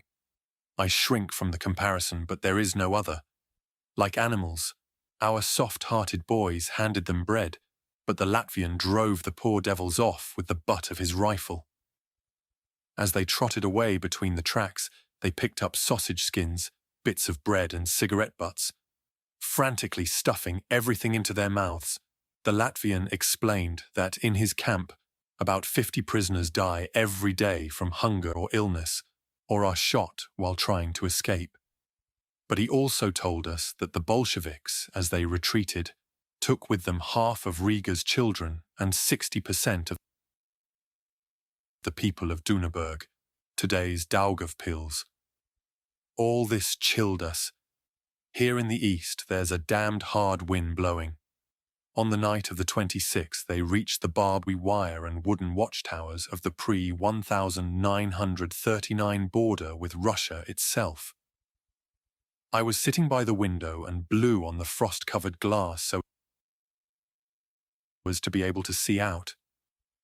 In the pale moonlight, I could see heather, moorland, felled forests, untilled fields, undergrowth.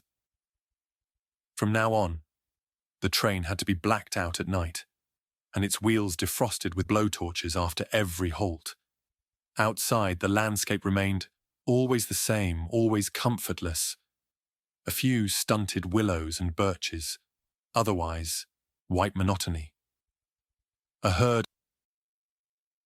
of small dark huts huddle forlornly. Dark forests circle the horizon. It snows a little. We were stuck on an open stretch for several hours. Thickly wrapped figures were working on the tracks. Women and old men. They looked up as we passed, but it was as if they didn't see us. Only the children waved or begged for bread. "Pan, sir, gib brot!" they shouted. These were the first words we heard from Russians, and we were to hear them again and again. On the 28th of November, Hokanjos and his men disembarked from the troop train and took to the roads, which was already seething with soldiers, horses, and long columns of prisoners. Pushing their heavily laden bicycles into a freezing wind, they crossed the river Volkhov on a pontoon bridge, passed through the ruined town and castle of Gruzino, then on from village to overflowing village looking for regimental command, which they eventually found squeezed into one small, smelly hut. Staff officers, clerk, cartographer, messenger, telephone operator, and radio operator all in one room. Their own billet for the night was a cottage with a peasant woman and her 3 children.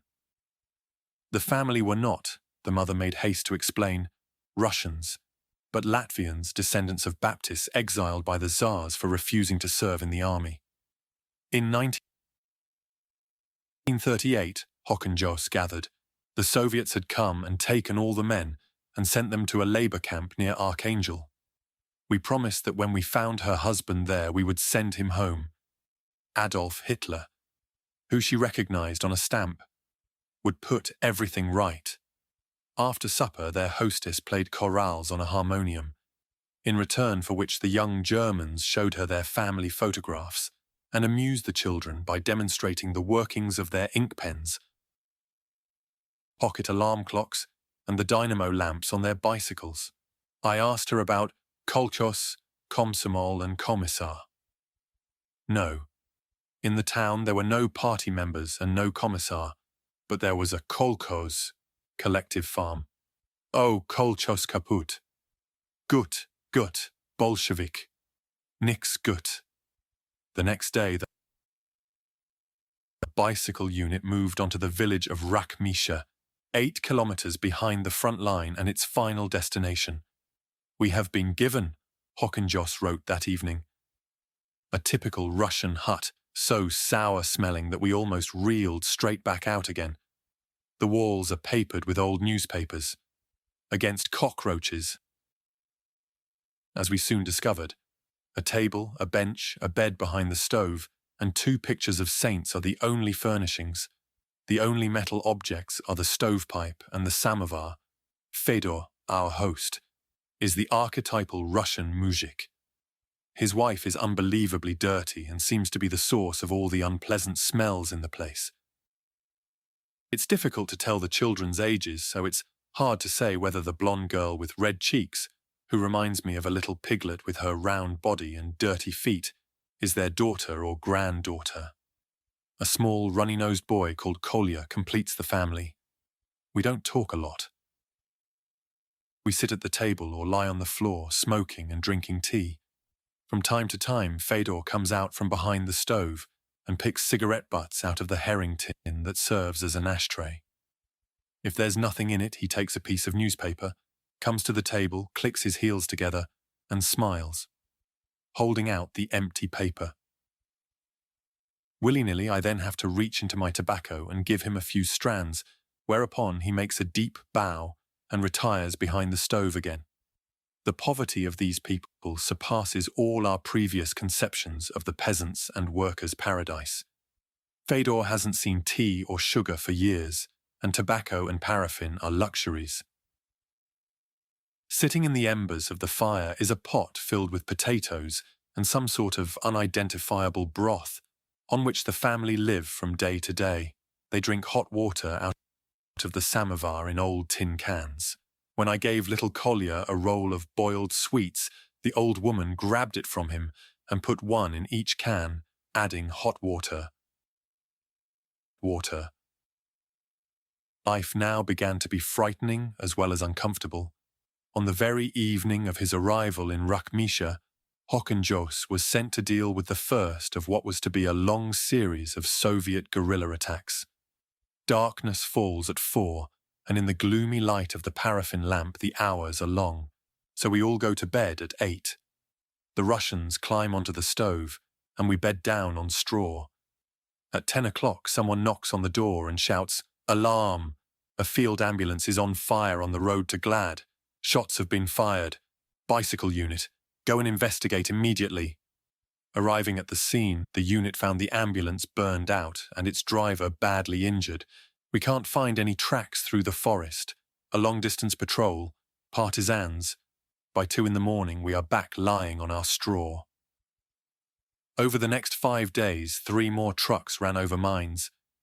When not picking up casualties, the Radfahrtzug's job was to patrol the gaps between German-held villages along the straggling front line. On the evening of the 7th of December, Jos and his men were ordered to pick up reinforcements from a neighbouring battalion.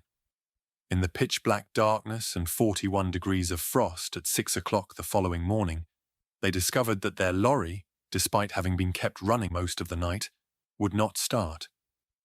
Instead, they set off on foot, the frost scorching lungs and icing up eyelashes and nostrils.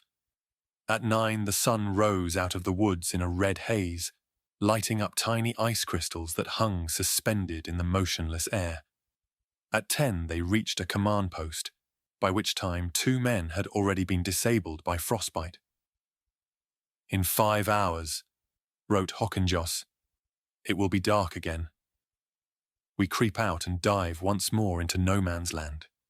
A long row of dark figures in a bright aspen wood, clumsy in the knee-deep snow, and a frighteningly good target against the white. We have neither snow capes nor snowshoes. For a good hour we stumble through the tall, silent, snow-filled forest. Here and there shells have made little clearings amongst the spruce and pines. A larger clearing opens up, with a half-ruined cabin. We think we see movement, so I set up a machine gun at the edge of the trees and send a group over.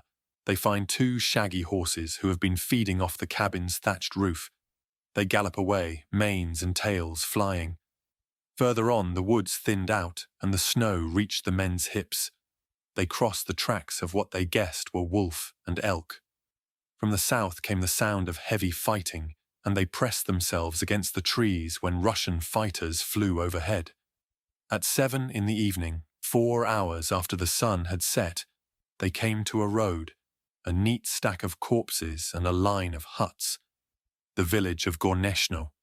Schnapps, tea, and army bread. 20 of my men have frostbite, mostly of the worst degree. The feet of some have turned black, and they crawl to their quarters on hands and knees. The next morning, Hockenjos was told that during the night a field kitchen had driven over a mine, leaving only one survivor. We wait for our truck, but it doesn't come. Instead, a patrol comes, out of the forest with the bodies of the 7 scouts we met yesterday. Their heads have been crushed and their noses and ears cut off. Hockenjos also heard the news, 2 days late, of Japan's attack on the American fleet at Pearl Harbor. "If that's not a world war," he wrote with uncharacteristic acerbity in his diary, "I don't know what is. It seems that I might make captain after all." Hockenjos was in the rear of the second battle for Tikhvin, a town 175 kilometers to the southeast of Leningrad and the easternmost point of the German salient over the river Volkhov. It was important because of its location, on the railway line along which supplies were delivered for transport across Lake Ladoga to Leningrad. The Wehrmacht's hold on Ladoga's southern shore, established when it took Schlisselburg on the 8th of September, was tenacious, but only 30 kilometers wide. Passing through Tikhvin, trains were able to unload at Volkhov, 20 kilometers from the small port of Novaya Ladoga, whence barges sailed, braving German air attack to Osinovets on the lake's Soviet-held western shore. A small suburban railway line covered the final 45 kilometers into Leningrad. 20 days' worth of rations had thus run the blockade during the autumn. On the 8th of November, at the height of the Battle of Moscow, Tikhvin fell to the Germans, together with 20,000 troops, 96 tanks, 179 guns, and an armoured train. 2. Its loss cut Leningrad's lifeline in two. The closest supply trains could now get to Novaya Ladoga was Zaboria, 170 kilometers to its east.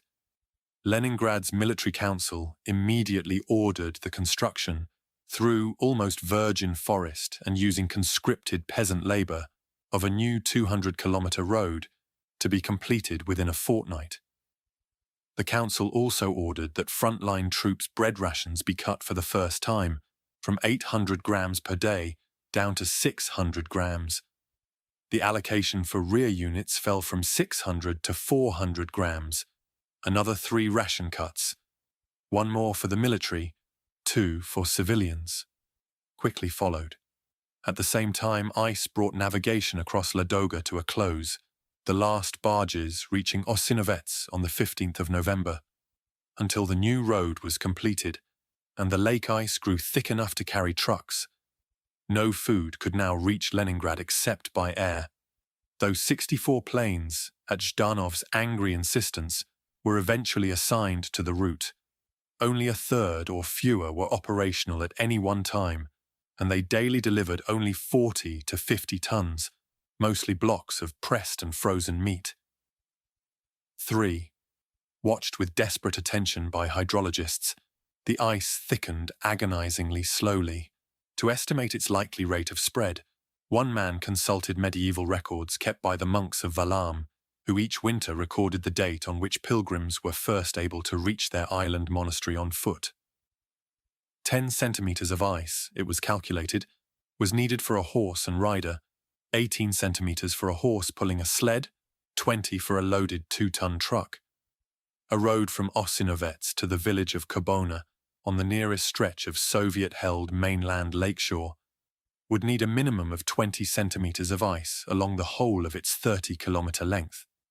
On the 17th of November, when the ice was only 10 centimeters thick, the first scouts ventured onto the lake, wearing lifebelts and carrying long poles. The following day, the wind began to blow from the north.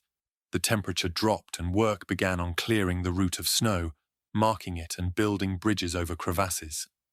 By the 20th, the ice was 18 centimeters thick, and the first transport's 300 horse-drawn sledges set off, followed 2 days later by the first trucks, widely spaced. On the return journey, though carrying only a few sacks of grain each, several went through the ice. To spread weight, the next convoy towed sleds. To no avail, by the 1st of December only about 800 tons of flour. Less than 2 days' requirements. had been delivered and 40 trucks had got stuck or broken down. The rough and narrow new overland road to Zaboria was even worse. The first convoy to set out along it, on the 6th of December, took 14 days to make the round trip, and more than 350 trucks had to be towed or abandoned. Vasily Churkin, the artilleryman caught up in the chaotic flight from Volosovo back in August, was ordered to march across the ice on the windy, pitch-black night of the 7th of December. Slowed by frostbitten feet, he fell behind his unit and would have become completely lost if it had not been for red flashes from a lighthouse on the mainland shore. He reached Kobona at 1 p.m. the next day, having passed 10 flour-laden lorries with their back axles sunk through the ice and a young soldier dying of exposure. 4. No further convoys attempted this route. On the 9th of December, after a series of piecemeal attacks on the overextended German salient's southern flank, the Fourth Army, taken over by General Meretskov a month earlier, finally retook Tikhvin in heavy fighting, leaving up to 9,000 German dead. 5 supply trains could now be unloaded at Tikhvin, and the truck route shortened to 160 kilometers, 130 kilometers overland by way of Novaya Ladoga and Kobona, and 30 over the lake. The liberation of 2 more railway towns, Voibokalo and Zhikarevo, allowed a further improvement. From the 1st of January, supply trains were able to unload only 13 kilometers from the lakeshore, and the truck route was reduced to less than 45 kilometers. Thereafter, deliveries over the ice road, in reality 6 different parallel routes, gradually improved. Though plagued by blizzards, bad management, the road's first head, a Colonel Schmarkin, was sacked for incompetence. German bombing and bottlenecks along the small, under-equipped Osinovets-Leningrad railway, a total 270,900 tons of food and 90,000 of fuel and other supplies were delivered by the time the ice melted again at the end of April. 6. Less successful were November and December's attempts to lift the siege itself. On his departure for Moscow, Zhukov had bequeathed the Leningrad front a tiny, bloodily won bridgehead on the left bank of the Neva just to the south of Schlisselburg, the so-called Nevsky Piatachok, or Neva 5 Kopek piece. Only 2 kilometers long and less than a kilometer deep, it looked significant on the maps but was in reality far too small and exposed. The Germans held a fortress-like power station just along the river to form the platform for a successful breakout. Successive attempts on 2, 9, 11 and the 13th of Novembers. All failed, at enormous cost. A parallel breakout attempt over lake ice to Schlisselburg's north was a fiasco. On the 13th of November, the 80th Rifle Division was flown out of the Iranian-bound pocket to Leningrad, force marched to Ladoga, and then ordered to charge entrenched German positions. A large number of men fell through the too thin ice. Others, emaciated and exhausted, dropped even before the attack began. Stalin was furious at not being informed of the disaster.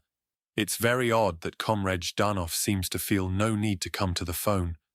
One supposes that in Comrade Zhdanov's head, Leningrad isn't in the USSR, but on some island in the Pacific Ocean. 7. Zhdanov scapegoated the hapless officers in charge, Colonel Ivan Frolov and Commissar Konstantin Ivanov. 3 hours before the attack began, their sentencing document records, Frolov had declared to 2 front representatives that he did not believe in the successful outcome of the operation. Words underlined in the copy sent to Zhdanov. On the 3rd of December, both men were shot for cowardice and defeatism, 0.8 in total. Of the roughly 300,000 Red Army troops employed in the battle for Tikhvin and its associated offensives, 110,000 were recorded as ill or wounded, and 80,000 as killed, captured or missing. On the German side, casualties were 45,000. For the Eastern Front in general, the close of 1941 was nonetheless a genuine turning point. The Germans had encircled Leningrad but failed to take it, and were also being brought to a halt outside Moscow. In early November, slowed by slushy snow and Zhukov's brilliantly organized resistance, Operation Typhoon had begun to peter out. The psychological turning point was the 7th of November, Revolution Day, on the eve of which Stalin gave a defiant speech in the Mayakovsky metro station, followed by the magnificent gamble of a full-scale military parade in Red Square. Faced with deepening cold and mounting casualties, Hitler's generals asked permission to dig in for the winter. The time for spectacular operational feats is past, Halder wrote in his diary on July the 11th. Our troops can't be moved around anymore. Hitler disagreed, insisting that Moscow be taken by the end of the year. Reluctantly, his generals reanimated the offensive. Field Marshal Bock has himself taken charge of the Battle of Moscow from an advanced command post, Halder noted on the 22nd. With enormous energy, he drives forward everything that can be brought to bear. Though the German divisions to the south were finished, one regiment in his old 7th Division, Halder noted, was now commanded by a first lieutenant. In the north, they still had a chance of success and were being driven relentlessly to achieve it. Von Bock compares the situation to the Battle of the Marne, where the last battalion that could be thrown in tipped the balance. A week later, Bock telephoned Halder again. It was not the Marne that he compared the battle to now, but Verdun, a brutish chest-to-chest struggle of attrition. I emphasize that we too are concerned about the human sacrifice, but an effort must be made to bring the enemy to his knees by applying the last ounce of strength. To quote 9. On the 16th of December, with his forward units tantalizingly within sight of the flash of Moscow's anti-aircraft guns, Hitler finally called a halt.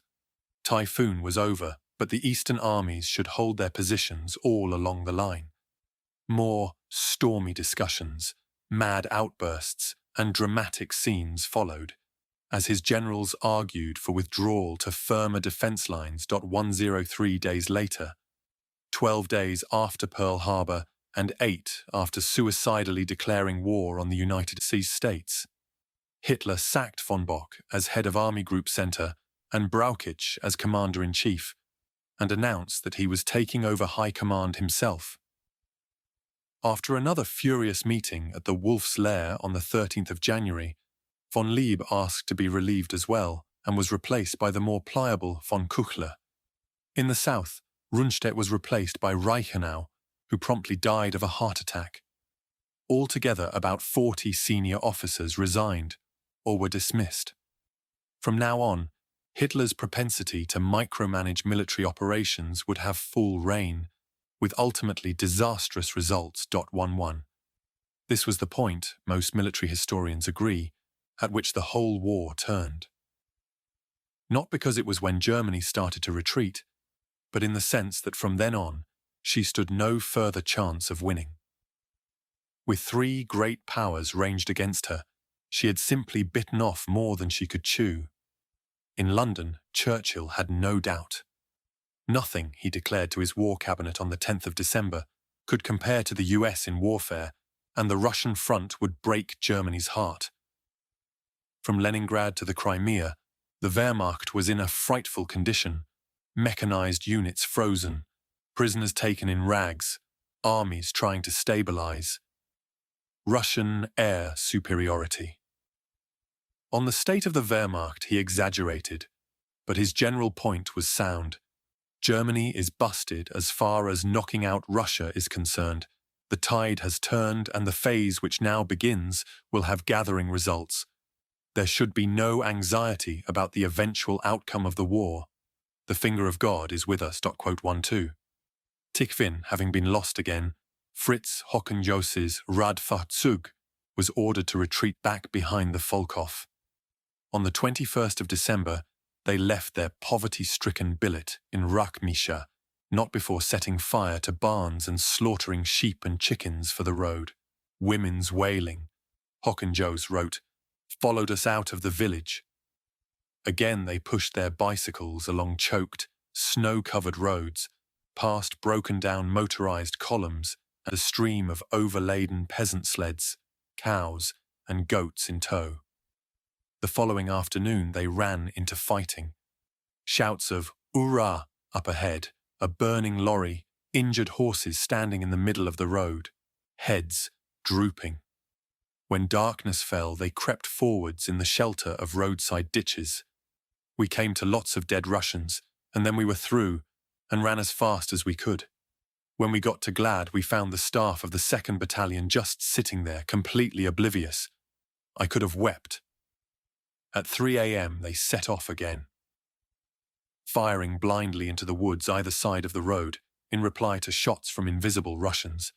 With daylight they came under heavy fire while passing a supply column. Bangs and whistles everywhere. The injured are brought in, coats and boots cut off. Open wounds leak dark blood. And next to all that, people stand about, smoking and munching knackerbrot. Only when there was lots of whizzing in the air did they take cover behind their vehicles or horses for a moment. I couldn't decide whether this was admirable equanimity or stupid indifference. They were among the last troops back over the Volkhov at Gruzino, crossing as darkness fell. Behind, the skyline glowed red where villages burned. On Christmas Eve they reached Chudovo, a town on the main Leningrad-Moscow railway line, and settled for the night in an empty windowed glassworks. We huddle with our cigarettes in front of the great glass ovens. Hockenjos wrote, in one corner a Christmas tree is being set up. In another, some engineers are building tables and benches. Someone is bashfully practicing carols on a harmonica. I have my notebook open on my knees and am writing a Christmas letter to Els by the light of the flames. I have never felt further from my love, nor closer to her, than this evening. In the distance, he could hear the thump of shells as the Russians threw suitcases at the railway station. It was amazing how fast they had brought up their heavy artillery. When he and his men toasted Christ's birth at midnight, it was with looted Armagnac that they had brought with them all the way from the Loire. 11. Sleds and cocoons. At 60 degrees north, Leningrad is on the same latitude as the Shetland Islands, and only a couple of degrees short of Anchorage. In midwinter, the sun rises at 9, hanging blindingly low in the sky until it sets again at 3. Today, winter temperatures usually average around -10 degrees Celsius, but in January 1942 they dipped into the -30s. Head-high snowdrifts blocked the streets, metre-long glassy spears hung off the tram wires, and the women turning rocket casings net the Bolshevik plant were able to score a length of metal piping, tap it with a hammer, and break it clean through. During the short, bright days, for those with the energy to notice, the city looked extraordinarily beautiful. The air free of the usual coal smoke, dazzlingly clear, the snow unsullied by vehicles, a chemical blue-white. During the 18 hours of silent, blacked-out darkness, the cold had grounded the German bombers. One felt one was living at the bottom of a well or in the depths of the ocean. Leningraders saw in the new year as best they could. Vera Inber spent the first part of the evening at a poetry reading held in the red drawing room of the Writers' Union building on Shpalanaya, the long, rather dull boulevard lined with government buildings that runs from the centre of town to the Smolny. A few small logs burned in the fireplace, and a single candle on the podium table. It was very cold. My turn came, I moved closer to the candle and started on the first stanza of my new poem. I haven't decided on a title yet. It was the first time I had read it in public. When I got to the part where I cursed Germany, I could hardly breathe.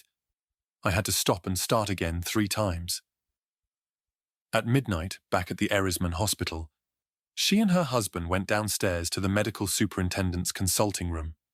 We took with us our last bottle of Riesling. We poured the wine into glasses, but then the telephone rang. It was the doctor on duty in casualty. reporting that he had 40 dead bodies lying in the corridors and some even in the bathroom. He didn't know what to do. So the medical superintendent went down to casualty, and we went back up to our room and bed. 1. Vasily Chekrisov returned from erecting pillboxes at the front, spent New Year's Eve at the Sudomek shipyard. For a month, it had had no electricity. We're doing damn all, and this hurts morale. People should at least be allowed to go home, but the management keeps them here all day. I'm told that in Workshop No. 3, they're making 8 to 10 coffins daily. And that's just in our one factory. Leningraders no longer, he noted, took any notice of shelling. He had seen passers-by fight for bits of a broken wooden fence in the midst of a bombardment. A colleague had seen a crowd tear to pieces a newly killed horse. In an hour, he wrote as midnight neared, 1942 will be with us. I'm sitting in our common room, lit only by the stove. In this respect, at least, we're well off. We've got almost unlimited firewood. I'm sitting rewarming the coffee in my cup. Radio reception is good for once. New Year's Eve speeches. It's a hard way to meet the new year. Hunger and cold. People dying every day. But the speeches are full of optimism. The dark, difficult times are behind us. Though there's no improvement in food supply, you can almost smell the enemy's destruction and retreat. Like thousands of others, he thought of his wife and son. How are Dina and Gelik? Did they get the money? If they did, then they're all right. What luck that they aren't here. How could I have faced Gelik, seeing him hungry and not being able to do anything to help? 2. Yelena Kochina got up at 4 o'clock in the morning to queue for one of the bottles of wine distributed to mark the holiday. The hours ran silently after one another like grey rats, disappearing into the darkness.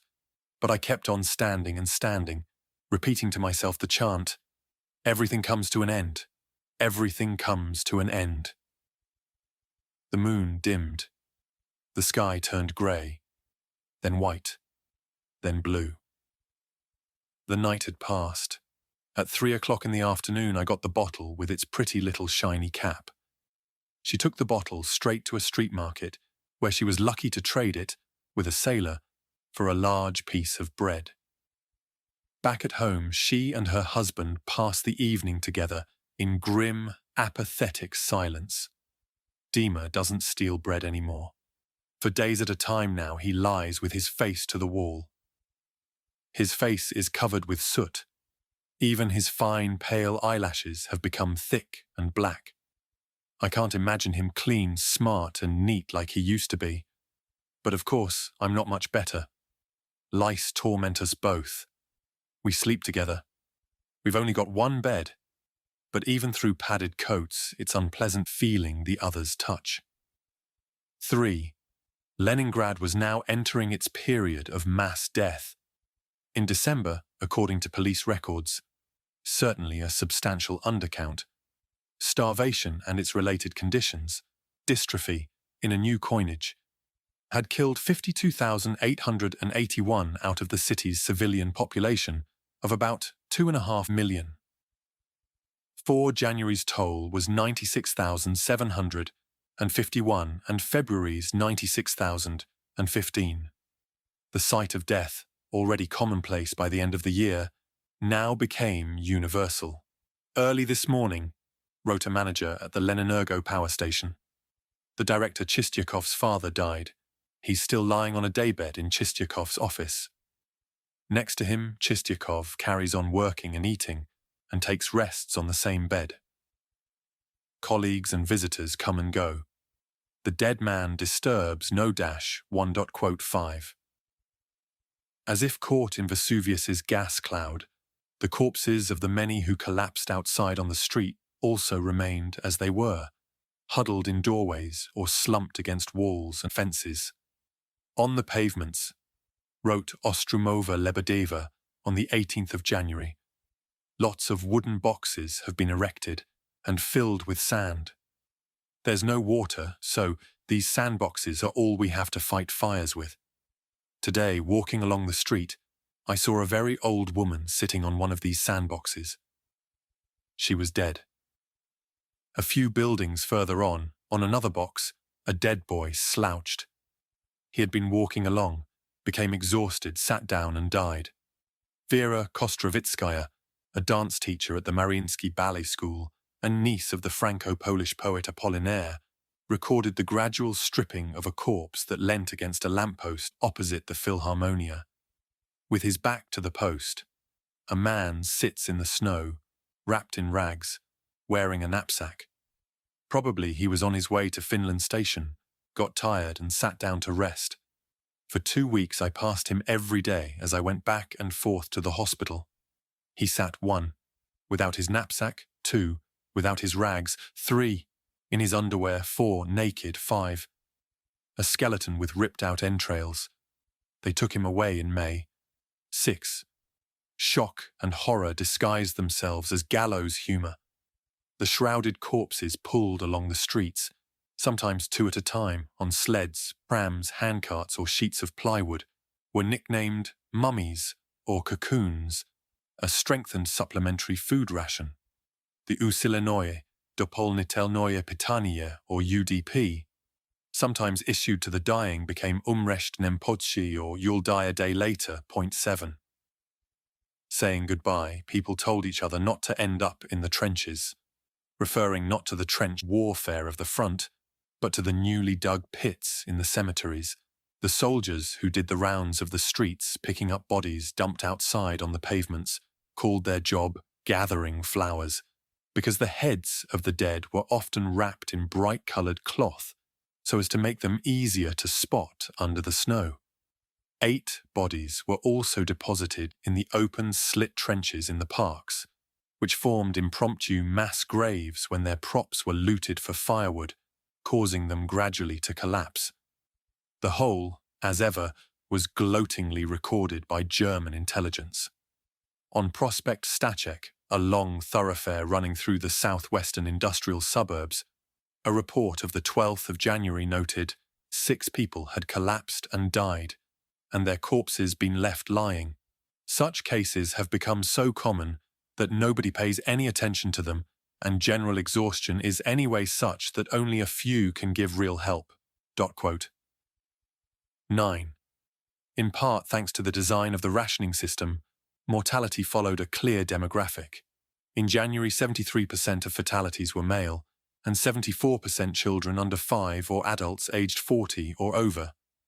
By May, the majority, 65%, were female, and a slightly smaller majority, 59%. Children under 5 or adults aged 40 or over. Children aged 10 to 19 made up only 3% of the total in the first 10 days of December, but 11% in May. 10 within a single family. Therefore, the order in which its members typically died was grandfather and infants first, grandmother and father if not at the front, second mother and older children last. The point at which an entire family was doomed was when its last mobile member became too weak to queue for rations. Heads of households, usually mothers, were thus faced with a heartbreaking dilemma, whether to eat more food themselves so as to stay on their feet, or whether to give more to the family's sickest member, usually a grandparent or child, and risk the lives of all. That many or most prioritized their children is indicated by the large numbers of orphans they left behind. The lucky ones were put into children's homes. The unlucky had their cards stolen by neighbors, took to thieving on the streets, or simply died alone. 11. The physical symptoms of starvation suffered in varying combinations by the large majority of Leningraders were emaciation, dropsical swelling of the legs and face, skin discoloration, hunger tan in the slang of the time. Faces are described as turning black, blue-black, yellow, or green. Ulcers, loosening or loss of teeth and weakening of the heart. Women stopped menstruating and sexual desire vanished. The optical engineer Dmitry Lazarev described how it felt in his diary. For a long time, I have wanted to write down what a person emaciated from starvation experiences.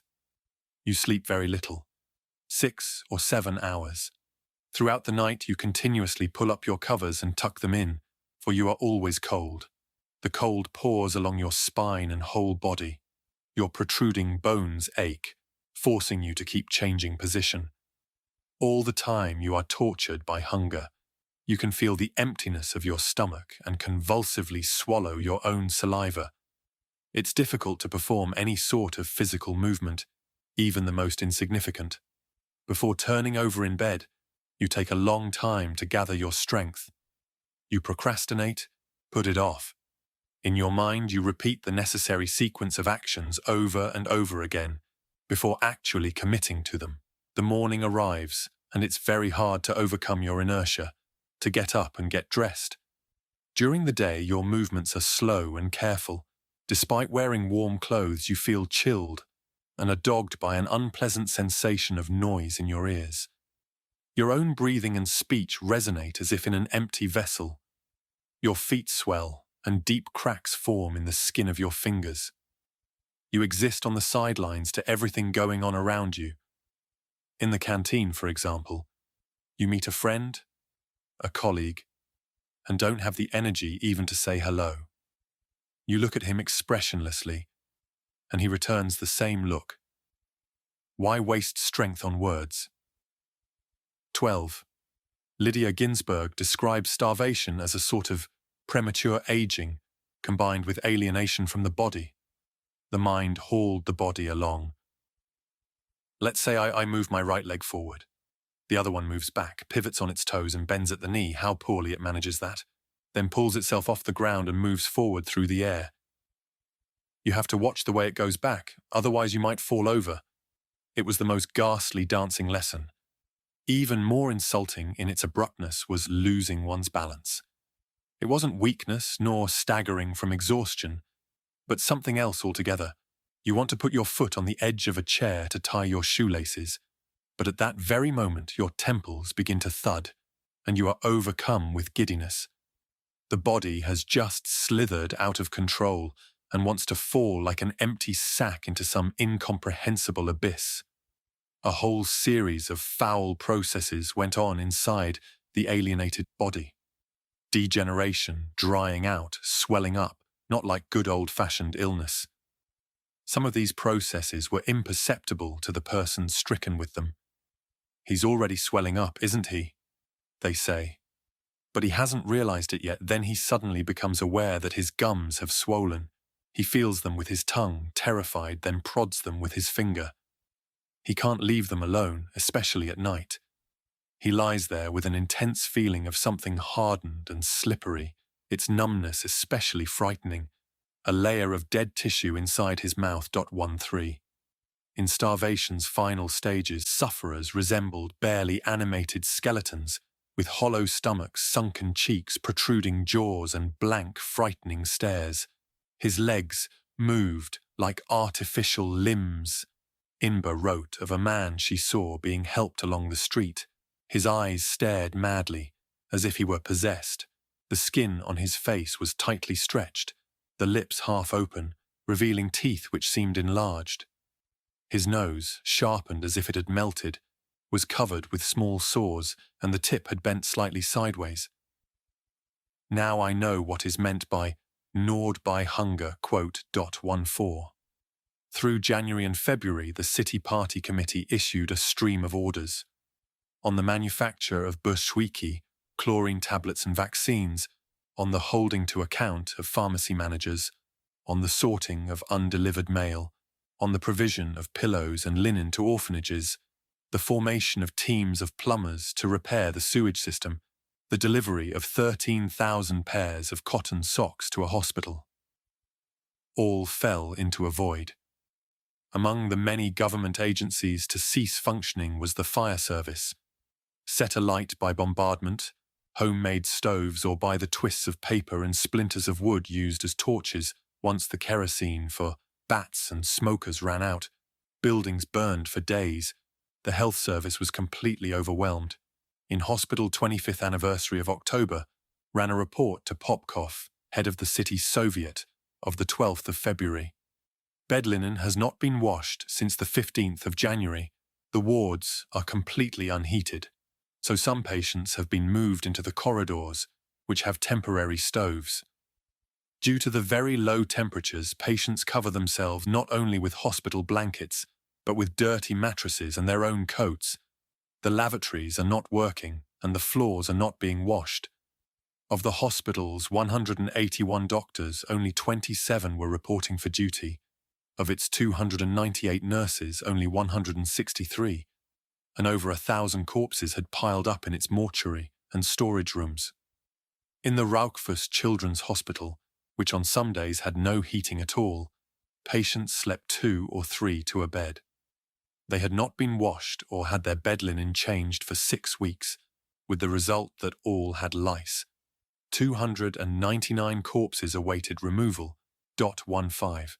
A pile of dead also grew outside the Erisman's rear entrance on the Karpovka Canal. Overflow from its mortuary plus neighborhood fatalities deposited there by relatives. Each day now, wrote Inber, 8 to 10 bodies are brought in on sleds, and they just lie there on the snow. Fewer and fewer coffins are available. So too the materials to make them. The bodies are wrapped in sheets, blankets, tablecloths, sometimes even in curtains. Once I saw a small bundle wrapped in paper and tied with string. It was very small. The body of a child. How macabre they look on the snow. Occasionally an arm or leg protrudes from the crude wrappings. It reminds me of a battlefield and of a DOS house, both at the same time. 16. Dmitry Lazarev, who visited the Erisman to take leave of a friend, described overflowing slop buckets, honey buckets, and the only nursing as being done by visitors. 17. On the 15th of January, its mortuary went up in flames. The origin of the fire, the still smouldering quilted jackets, lined with raw cotton wadding, of workers killed in a factory blaze. Overall, according to the City Health Department, 40% of those admitted to its 73 hospitals in the first quarter of 1942 died in them. Wide discrepancies between different institutions. The Karl Marx Hospital reported 84% mortality among patients admitted in January. The October District Second Children's Hospital, only 12%. Suggests the figure may be less than complete. 18. Marina Yerukmanova witnessed the rapid deterioration of conditions in the hotel-turned-hospital, Yevropa. On the 16th of November, a bomb had landed just outside the main entrance, knocking out its electricity supply and with it heating, lighting, stoves and lifts. Remaining peacetime trappings, starched tablecloths, white-jacketed waiters, quickly fell away, but the hospital managed to keep on operating fairly normally until New Year, when its running water failed and its lavatories froze. Thereafter, it quickly descended into squalor and disorder. Patients relieved themselves on the marble main staircase, turning it into a yellow ice mountain. They set up a black market in the second-floor restaurant and mugged the orderlies.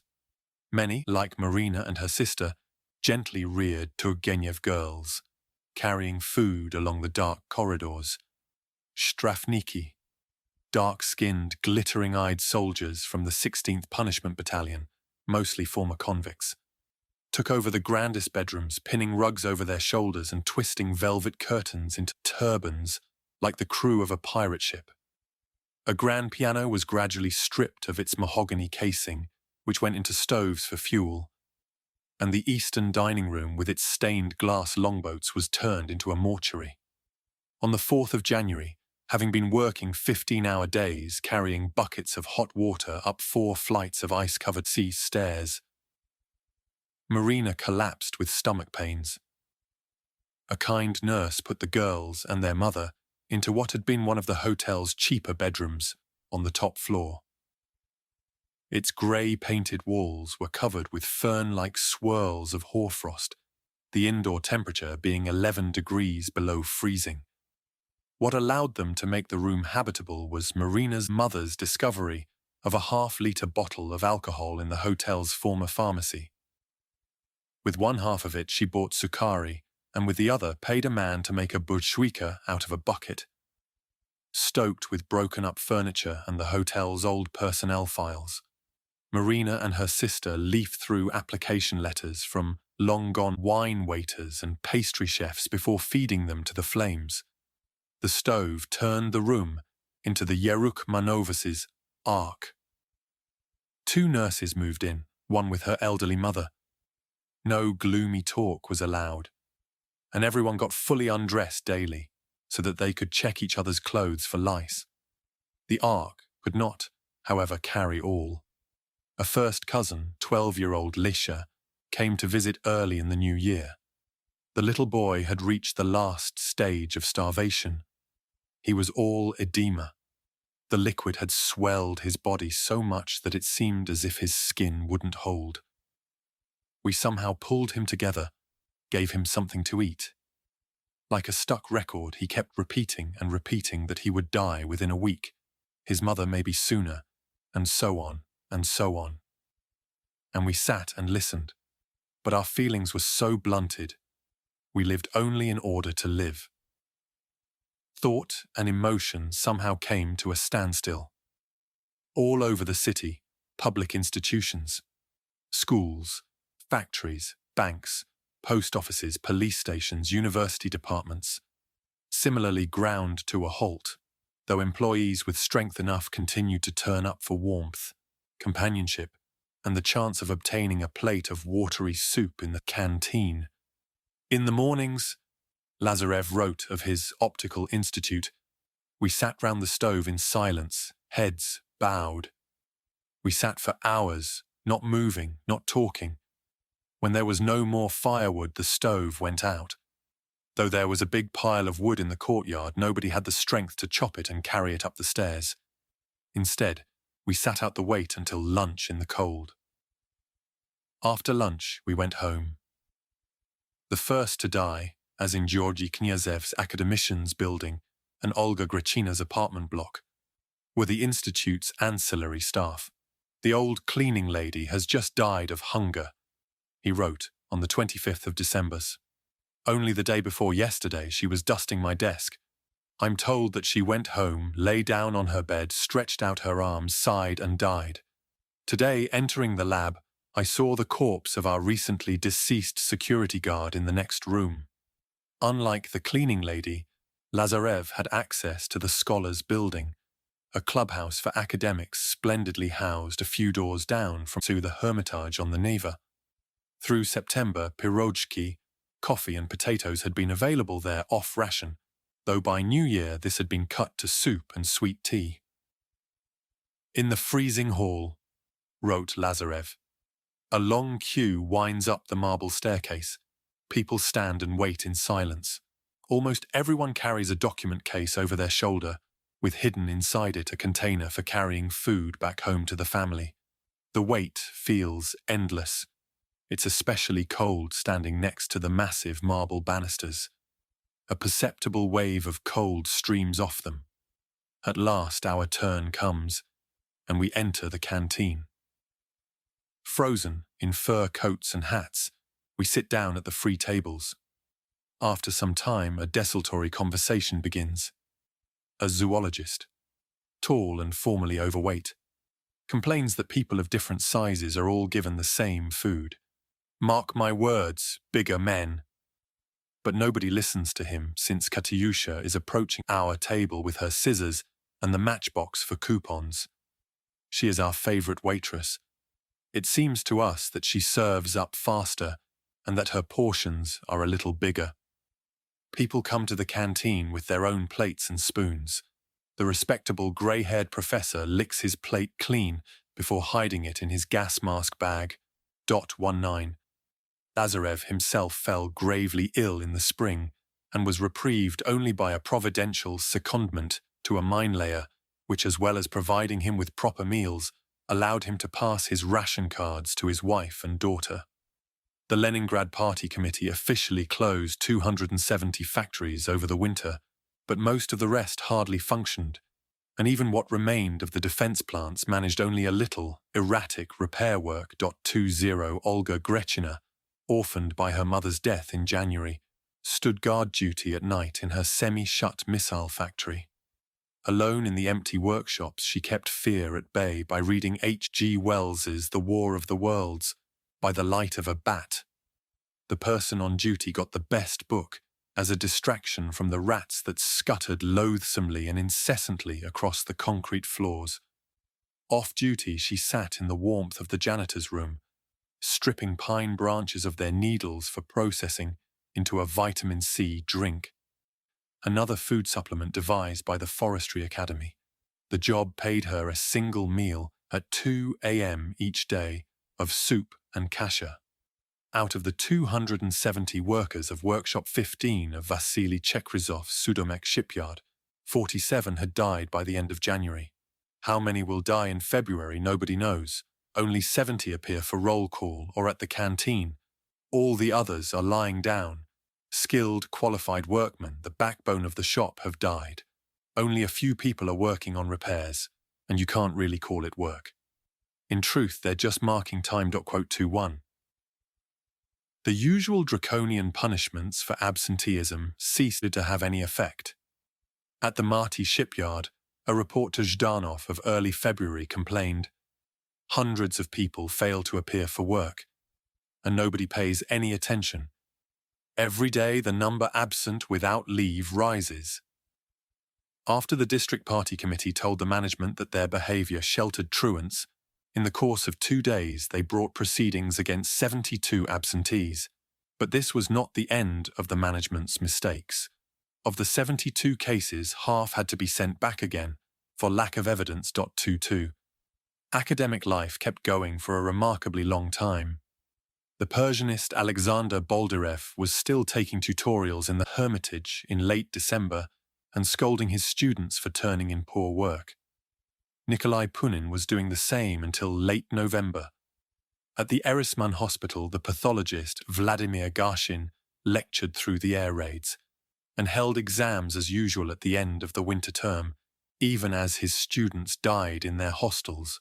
The single men, he noticed, collapsed first. Girls and married couples lasted longer. The only way to keep going, he thought, was to keep working. So we invent things for the laboratory assistants to do, just to keep them occupied. If you stop working, lie down, it's bad. There's no guarantee you'll get up again. One of the assistants died in the lab itself. She was found in the morning curled up in a ball underneath a warm shawl, wearing new brown felt boots. She hadn't gone home. It was too far. Another assistant's husband was killed in the street during an artillery barrage. She took 2 days' absence and then returned to work, her dropsy, swollen face even puffier from tears. She is silent. Does work go on? Yes, it does. Somehow. The important thing is not to give up. The examinations are happening and I'm taking the orals. Their presentations aren't bad. The lectures sank in after all. And the examiner, my assistant, grills them thoroughly but gently. Where do they get their strength from? 23. Inba watched another Erisman doctor defend his thesis in the hospital's air raid shelter. The toasts, afterwards, were drunk in diluted spirits. 24. The higher-profile institutions especially persisted in a defiant, almost surreal facsimile of normal life right through the winter's worst days. On the 9th of February, Inba attended a 2-day conference of Baltic writers organised by the Writers' Union. To prepare, she donned extra gloves and stockings, swapped 4 canteen meals for 2 eggs and a small piece of dried-up cheese, and dipped into her private food stock for a bar of chocolate. The walk from the Erisman to the conference venue, in normal times a pleasant stroll from the Petrograd side to Vasilyevsky Island, took 2 hours, during which she passed snowed-in trams, a building that had been burning unattended all night, and a street flooded by a broken fire hydrant, the unexpected water giving off twists of vapour that caught the pink dawn light. At the end of a day of readings, reports and speeches, she retired to a bunk set up behind a curtain in the tobacco-fugged conference hall. In the early hours, she was woken by the sound of smashing wood. It was Z, who was using an axe to demolish the chair on which he had been sitting during the presentations. I watched him throw the pieces into the stove. Helpless Leningrad chairs. I grew warm again and went back to sleep. At the Academy of Sciences, Georgy Knyazev, confined more than ever to his small radius, because the cold had seized up his wheelchair, watched helplessly as his subordinates, to whom he had so recently given pep talks, died around him. Shakhmatova Kaplan and her 16-year-old son Alyosha, he wrote on the 5th of January, have died of dystrophy. The boy was extremely gifted and loved astronomy. He would undoubtedly have made a name for himself, perhaps even have become an academician. The news greatly affected me and all our staff. The following day, a commission on the history of the Academy of Sciences went ahead with a scheduled meeting, at which Knyazev presented a report, perhaps my last, titled The History of the Heads of the Academy's Departments Throughout its Existence, 1925, 1941.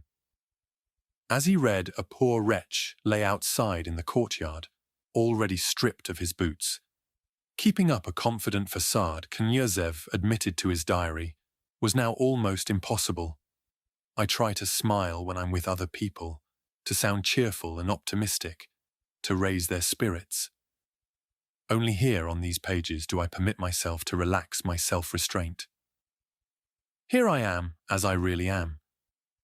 I saw Svikul, who has just lost her 15-year-old son Volodya, a modest youngster, inconsolable grief, despair.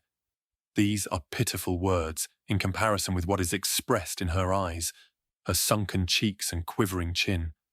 I put my arms around her, hugged her, and that was all I could do. 25. At the Hermitage, staff and their families, about 2,000 people altogether, had moved permanently into 12 air raid shelters in the palace vaults, where they slept on plank beds incongruously mixed with ancient Turkmen rugs and gilded palace furniture. Area-level windows having been bricked up, the rooms were almost pitch black even in daytime. One, the office of museum director Iosif Orbeli, was supplied with electricity via a cable led in from Tsar Nicholas's old pleasure yacht, the Polar Star, moored outside on the Neva. Otherwise, the only light came from icon lamps and bats, fueled, one memoir claims, with seal oil from the zoo. Several female members of staff, Boldyrev noted, bashfully produced long hidden wedding candles. The tall, ribboned beeswax tapers held by bride and groom during the traditional Orthodox marriage service. One of the most famous blockade-defying events of the winter was a symposium held by the Hermitage in mid-December to celebrate the 500th anniversary of the birth of the Timurid poet Alisher Navai. A display was put together of porcelain decorated with scenes from Navai's verse. An artist from the old imperial porcelain works, Mikhail Moch, painted a small bowl in the style of a Mughal miniature. Boldyrev gave a paper and his fellow Persianist, Nikolai Lebedev, so weak that he had to remain seated, read his own new Navai translation. The audience included Boldyrev's elderly mother, who insisted on contributing a small piece of bread with pork fat to the official lunch. It didn't matter, one attendee remembered, that there was not a single Uzbek amongst them. The event was a challenge to the enemy. Light was fighting darkness. 26 Boldyrev, ever the realist, thought his old friend Lebedev's presentation bad and disorganized, but the translation itself wonderful. The bright, clear language of Pushkin's fairy tales. His own paper had been worth the effort too. In work lies the only happiness and satisfaction of our days, the worse the situation physically, up to a point. The brighter and fresher the workings of our minds. 27. 2 months later, Boldyrev heard of Lebedev's death, from starvation combined with dysentery. He had last seen him a fortnight earlier in the Hermitage cellars. He and his wife were lying in cold and complete darkness in the underground hell of the basement. Shelter No. 3. He recognized me by my voice and grabbed me like a drowning man clutching at a straw. They gave me 250 rubles, imploring me to buy bread and candles for them in the market. His last words to me were, "How I want to live, Sandrik. How I want to live." He spoke with that amazing melodious voice of his, with which he so inimitably read his marvelous musical translations. At that point, I was too squeezed myself to give real help and couldn't buy him anything. Rather, Galia, who did occasionally go to the market, didn't make it, not having the strength. And bread was hardly being sold for money anyway. 28. Also celebrated as a manifestation of the defiant Leningrad spirit is the fact that some of its dozens of theatres and concert halls continued to function. The musical comedy theatre, the Muskomedia, stayed open almost throughout the winter, and concerts continued to be held under the crystal-less chandeliers of the Philharmonia into December. Of the string players, an audience member noted, only the double bassists could wear sheepskin coats. The rest wore padded cotton jackets, which allowed freer movement of the arms. It is claimed that altogether, Leningraders enjoyed over 25,000 public performances of different kinds in the course of the blockade, and the image of artists flinging themselves into war work, Shostakovich on the roof of the Conservatoire, Akhmatova standing guard duty outside the Sheremetyev Palace, prima ballerinas sewing camouflage nets, is one of the key tropes of the siege. At the time, however, many Leningraders were cynical. As one diarist noted of a concert given by the great violinist David Oistrakh, flown in from Moscow for the occasion, the audience were not the usual intelligentsia types and appeared unusually healthy. He and his wife were by far the most dystrophic-looking present. 29. Even a fervent Stalinist, watching crowds jostle for tickets to an operetta, A Sailor's Love, in March 1942, was reminded of bread and circuses. 301 of the bitterest siege diary entries must be the following, written by Vera Kostrovitskaya, the dance teacher at the Mariinsky Ballet School. Since in April it became necessary to portray the rebirth of the city at the hands of the half-dead, LST, the school's director, got the vain idea that our school, or to be more accurate, what was left of it, would give the first springtime public performance at the Philharmonia. Some of the girls had stayed relatively healthy, thanks to fortunate conditions at home, but they all had scurvy. The most talented of them, Lyusa Alexieva, couldn't dance the classics. Her legs, covered with blue blotches, gave way and wouldn't obey. I informed LST of the situation. In reply, there came a furious shout and threats to deny those who refused to dance their ration coupons for the next month. The performance took place. We even had the dying swan and other balletic nonsense. Petya, made up by me to look like a living person, danced 2 numbers. To keep him going, the girls had brought him bread and kasha. I led him on stage and tried not to watch as he danced. During the break, he collapsed into my arms and vomited the kasha he had eaten. There was no public audience at the concert, for there was none in the city. The first 2 rows were taken by arts administrators and representatives from the Smolny and party organizations. With her hair dyed red and dressed up like a model, LST shone during the entr'acte, accepting greetings and unnaturally loudly recounting her love for the children, whose lives she had been busy saving all through the winter. Petya died soon afterwards in an orphanage, and LST1 Lydia Semenovna Targa continued to flaunt a succession of new hats and fur coats, bought with food, that she was able to obtain in her position as wife of the Leningrad Front's head of provisioning. 31. Oddest, viewed from a utilitarian perspective, of the institutional stories is perhaps that of the Leningrad Zoo, a small and charming establishment dating back to the 1860s, located behind the Peter and Paul fortress on the Petrograd side. The zoo had evacuated 58 of its more valuable animals to Kazan before the siege ring closed. and others had been killed in the early air raids. The city Soviet, instead of ordering the slaughter and consumption of the remainder, then allocated the zoo a special ration of hay and root vegetables, with which, by dint of extraordinary dedication and ingenuity, staff kept 85 animals alive through the winter. Foxes, ermines, raccoons and vultures, they discovered, could be persuaded to eat a vegetable mince of bran, duranda and potatoes if it was first soaked in a little blood or bone broth. But for fussier tigers, owls and eagles, it had to be sewn into the skins of rabbits or guinea pigs. When the zoo reopened the following summer, the survivors, Vorochka the black vulture, Sailor the nilgai antelope, and Grishka the bear, turned into celebrities. Undisputed star was the hippopotamus Krasavitsa, or Beauty.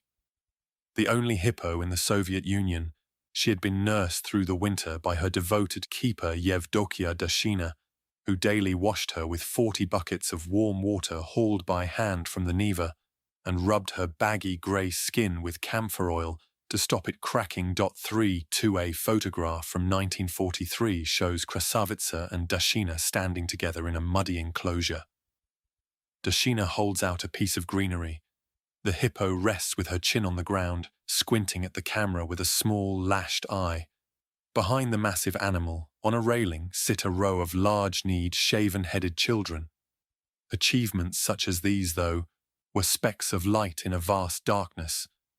More indicative of the state of the city as a whole were the activities of the Burial Trust, the agency in charge of morgues and cemeteries. 3.3. For the first few months of the war, its 250-odd staff, 12 motor vehicles and 34 horses had coped with their increased workload fairly well, some 3,688 burials, not much above the pre-war number.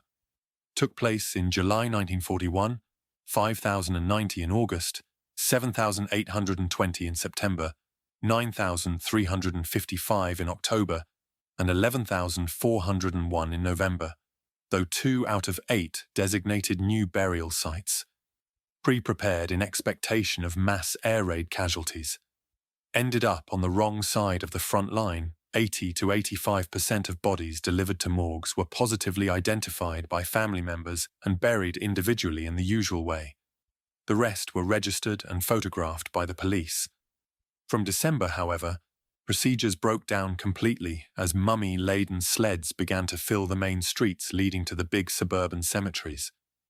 Inside the cemetery gates, trust staff, 46 of whom died during the winter, were overwhelmed, leaving an opening for cemetery wolves who brought their own crowbars and offered to dig individual graves in exchange for bread or money. Coffins could be had for temporary hire, as could actual graves, in which corpses were briefly deposited before being slung into trenches with the rest. One woman, depositing her dead father at the Serafimovskoye cemetery in March, could not afford an individual burial, but agreed with workers that for 25 rubles they would place him on the edge, rather than in the middle of a mass grave, having first removed him out from his coffin. On her way out, she noticed a grotesque piece of graveyard humour. A corpse propped vertically with a cigarette in its mouth, pointing trenchwards with an outstretched frozen arm. 3.4. Increasingly, relatives only made it as far as the new temporary morgues, opened in each of the 15 city districts, in part so as to shorten the funeral caravans on the streets, which, as the Trust remarked, made a bad impression on the population. One such morgue is graphically described by the optical engineer Dmitry Lazarev, disposing of his dead father-in-law in late January. The building manager wrote down the address on a scrap paper, Glukaya Zelenina, Lonely Green Street. He gave us a sled and warned us that unless they are in coffins, corpses can now only be transported through the streets after 8 p.m. Even for the time of year, it was unusually cold, 35 degrees below zero. Nina, Nika and I tied Vladimir Alexandrovich to a board with towels and with great difficulty lowered him down the dark stairs. Nina stayed at home to put the children to bed. Nika and I dragged the sled to Glukaya Zelenina. We pulled together at first, then took turns, so that the other person could turn his back to the wind and warm up his face and hands a little. The trip, in reality a fairly short distance, seemed never-ending. Finally, we reached the gates of the morgue, previously a wood store. The woman on the door, also half dead from cold, was getting ready to go home, and in a martyred voice told us to hurry. We dragged the sled along a narrow, cleared path through the yard to a big shed. Opening its door wide, in the moonlight we saw a mountain of corpses, half dressed or sewn into sheets, and dumped in a heap like firewood. Impatiently, the woman indicated that the new delivery should be thrown on top of the mountain. There was nobody else there, and she stood on the sidelines, clearly not intending to help. We untied the body from the boards and tried to lift it, but without success. Our wasted muscles didn't have the strength. There was nothing for it except to try and drag it up the pile. The easiest way, it turned out, was to take it by the legs. Stumbling, we began to climb, treading on slippery, frozen solid stomachs, backs and heads. Despite the cold, there was a suffocating stench. When, exhausted, we came to a halt, the head and shoulders of poor Vladimir Alexandrovich still lay outside. The woman pushed at his head with the shed door, seeing if it would close. We needed to climb higher, but couldn't. At last, in desperation, we gave a jerk, and the body moved sideways, its head swinging to one side. At the same time, the door closed and something rattled. It was the woman fussing with the door latch, seeing if it would hold shut. For several minutes we stood in complete darkness, afraid to move. The door opened. Carefully holding each other by the hand, we descended into the open, and all three of us sighed with relief.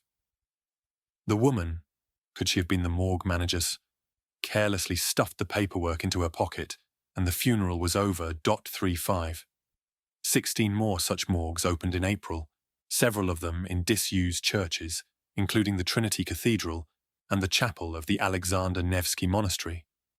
On the 15th of January, the City Soviet ordered the digging of more, bigger trenches at the Bolshyok-Tinskoye Cemetery, just across the river from the Smolny, the Serafimovskoye Cemetery in Novaya Derevnya, the old Lutheran cemetery on Decembrists Island, and at the Piskarevskoye and Bogoslovskoye cemeteries in the far northeastern suburbs. Though each of the 15 district Soviets was supposed to find 400 workers to man new burial teams, only one actually did so. And the job was turned over to NKVD troops and civil defense units. The Komsomolets excavators with which they started work proved unable to break the ground, which had frozen to a depth of 1.5 meters, so instead explosives were used, together with heavier AK diggers. A second order of the 2nd of February instructed district Soviets to come up with a daily total of 60 lorries with trailers for the collection of corpses from morgues and hospitals. 5-ton trucks were to transport 100 corpses per trip, 3-ton trucks 60 corpses, and 1.5-ton trucks 40. Drivers were incentivized with extra rations, 100 grams of bread and 50 of vodka for every second and subsequent delivery. As a result, the Burial Trust reported, for several days in February, 6,000 to 7,000 bodies were delivered daily to the Piskarevskoye Cemetery alone. 5-ton trucks piled high with corpses could be seen driving through town, their poorly covered loads reaching as high again as the sides of the vehicle, with 5 or 6 workers sitting on top. Since the corpses were frozen stiff, to pack in the maximum number, collection teams could use the same technique as for logs, some standing vertically so as to form a fence holding in the remainder. 36. At the cemeteries, the excavators could not keep up with deliveries, creating enormous backlogs. The number of unburied corpses at the Piskarevskoye, the trust estimated, reached 20,000, 25,000 at its February worst, stacked in rows 200 meters long and 2 meters high. Though the conversion of brick kilns to crematoria in March, combined with decreasing mortality, gradually brought the situation under control, mass burial continued up to the end of May. At the Piskarevskoye, the largest of the sites, a total of 129 trenches were dug, filled, and recovered from the 16th of December to the 1st of May. The biggest 4 to 5 meters deep, 6 meters wide, and up to 180 meters long. Contained, the trust estimated, about 20,000 bodies each. At the Boguslavskoye, a disused sandpit was filled with 60,000 corpses over 5 or 6 February days, an anti-tank ditch with 10,000, and bomb craters with another 1,000. 18 anti-tank ditches on the northern edge of the Serafimovskoye cemetery accommodated another 15,000. Altogether, the trust reported 662 mass graves were dug and filled in the city, not counting the use of pits, craters, and trenches. How many dead they contained in total is still disputed, but the best estimate for the number of civilians who died during Leningrad's first siege winter is around 500,000. If you've made it this far, Part 2 is already waiting for you.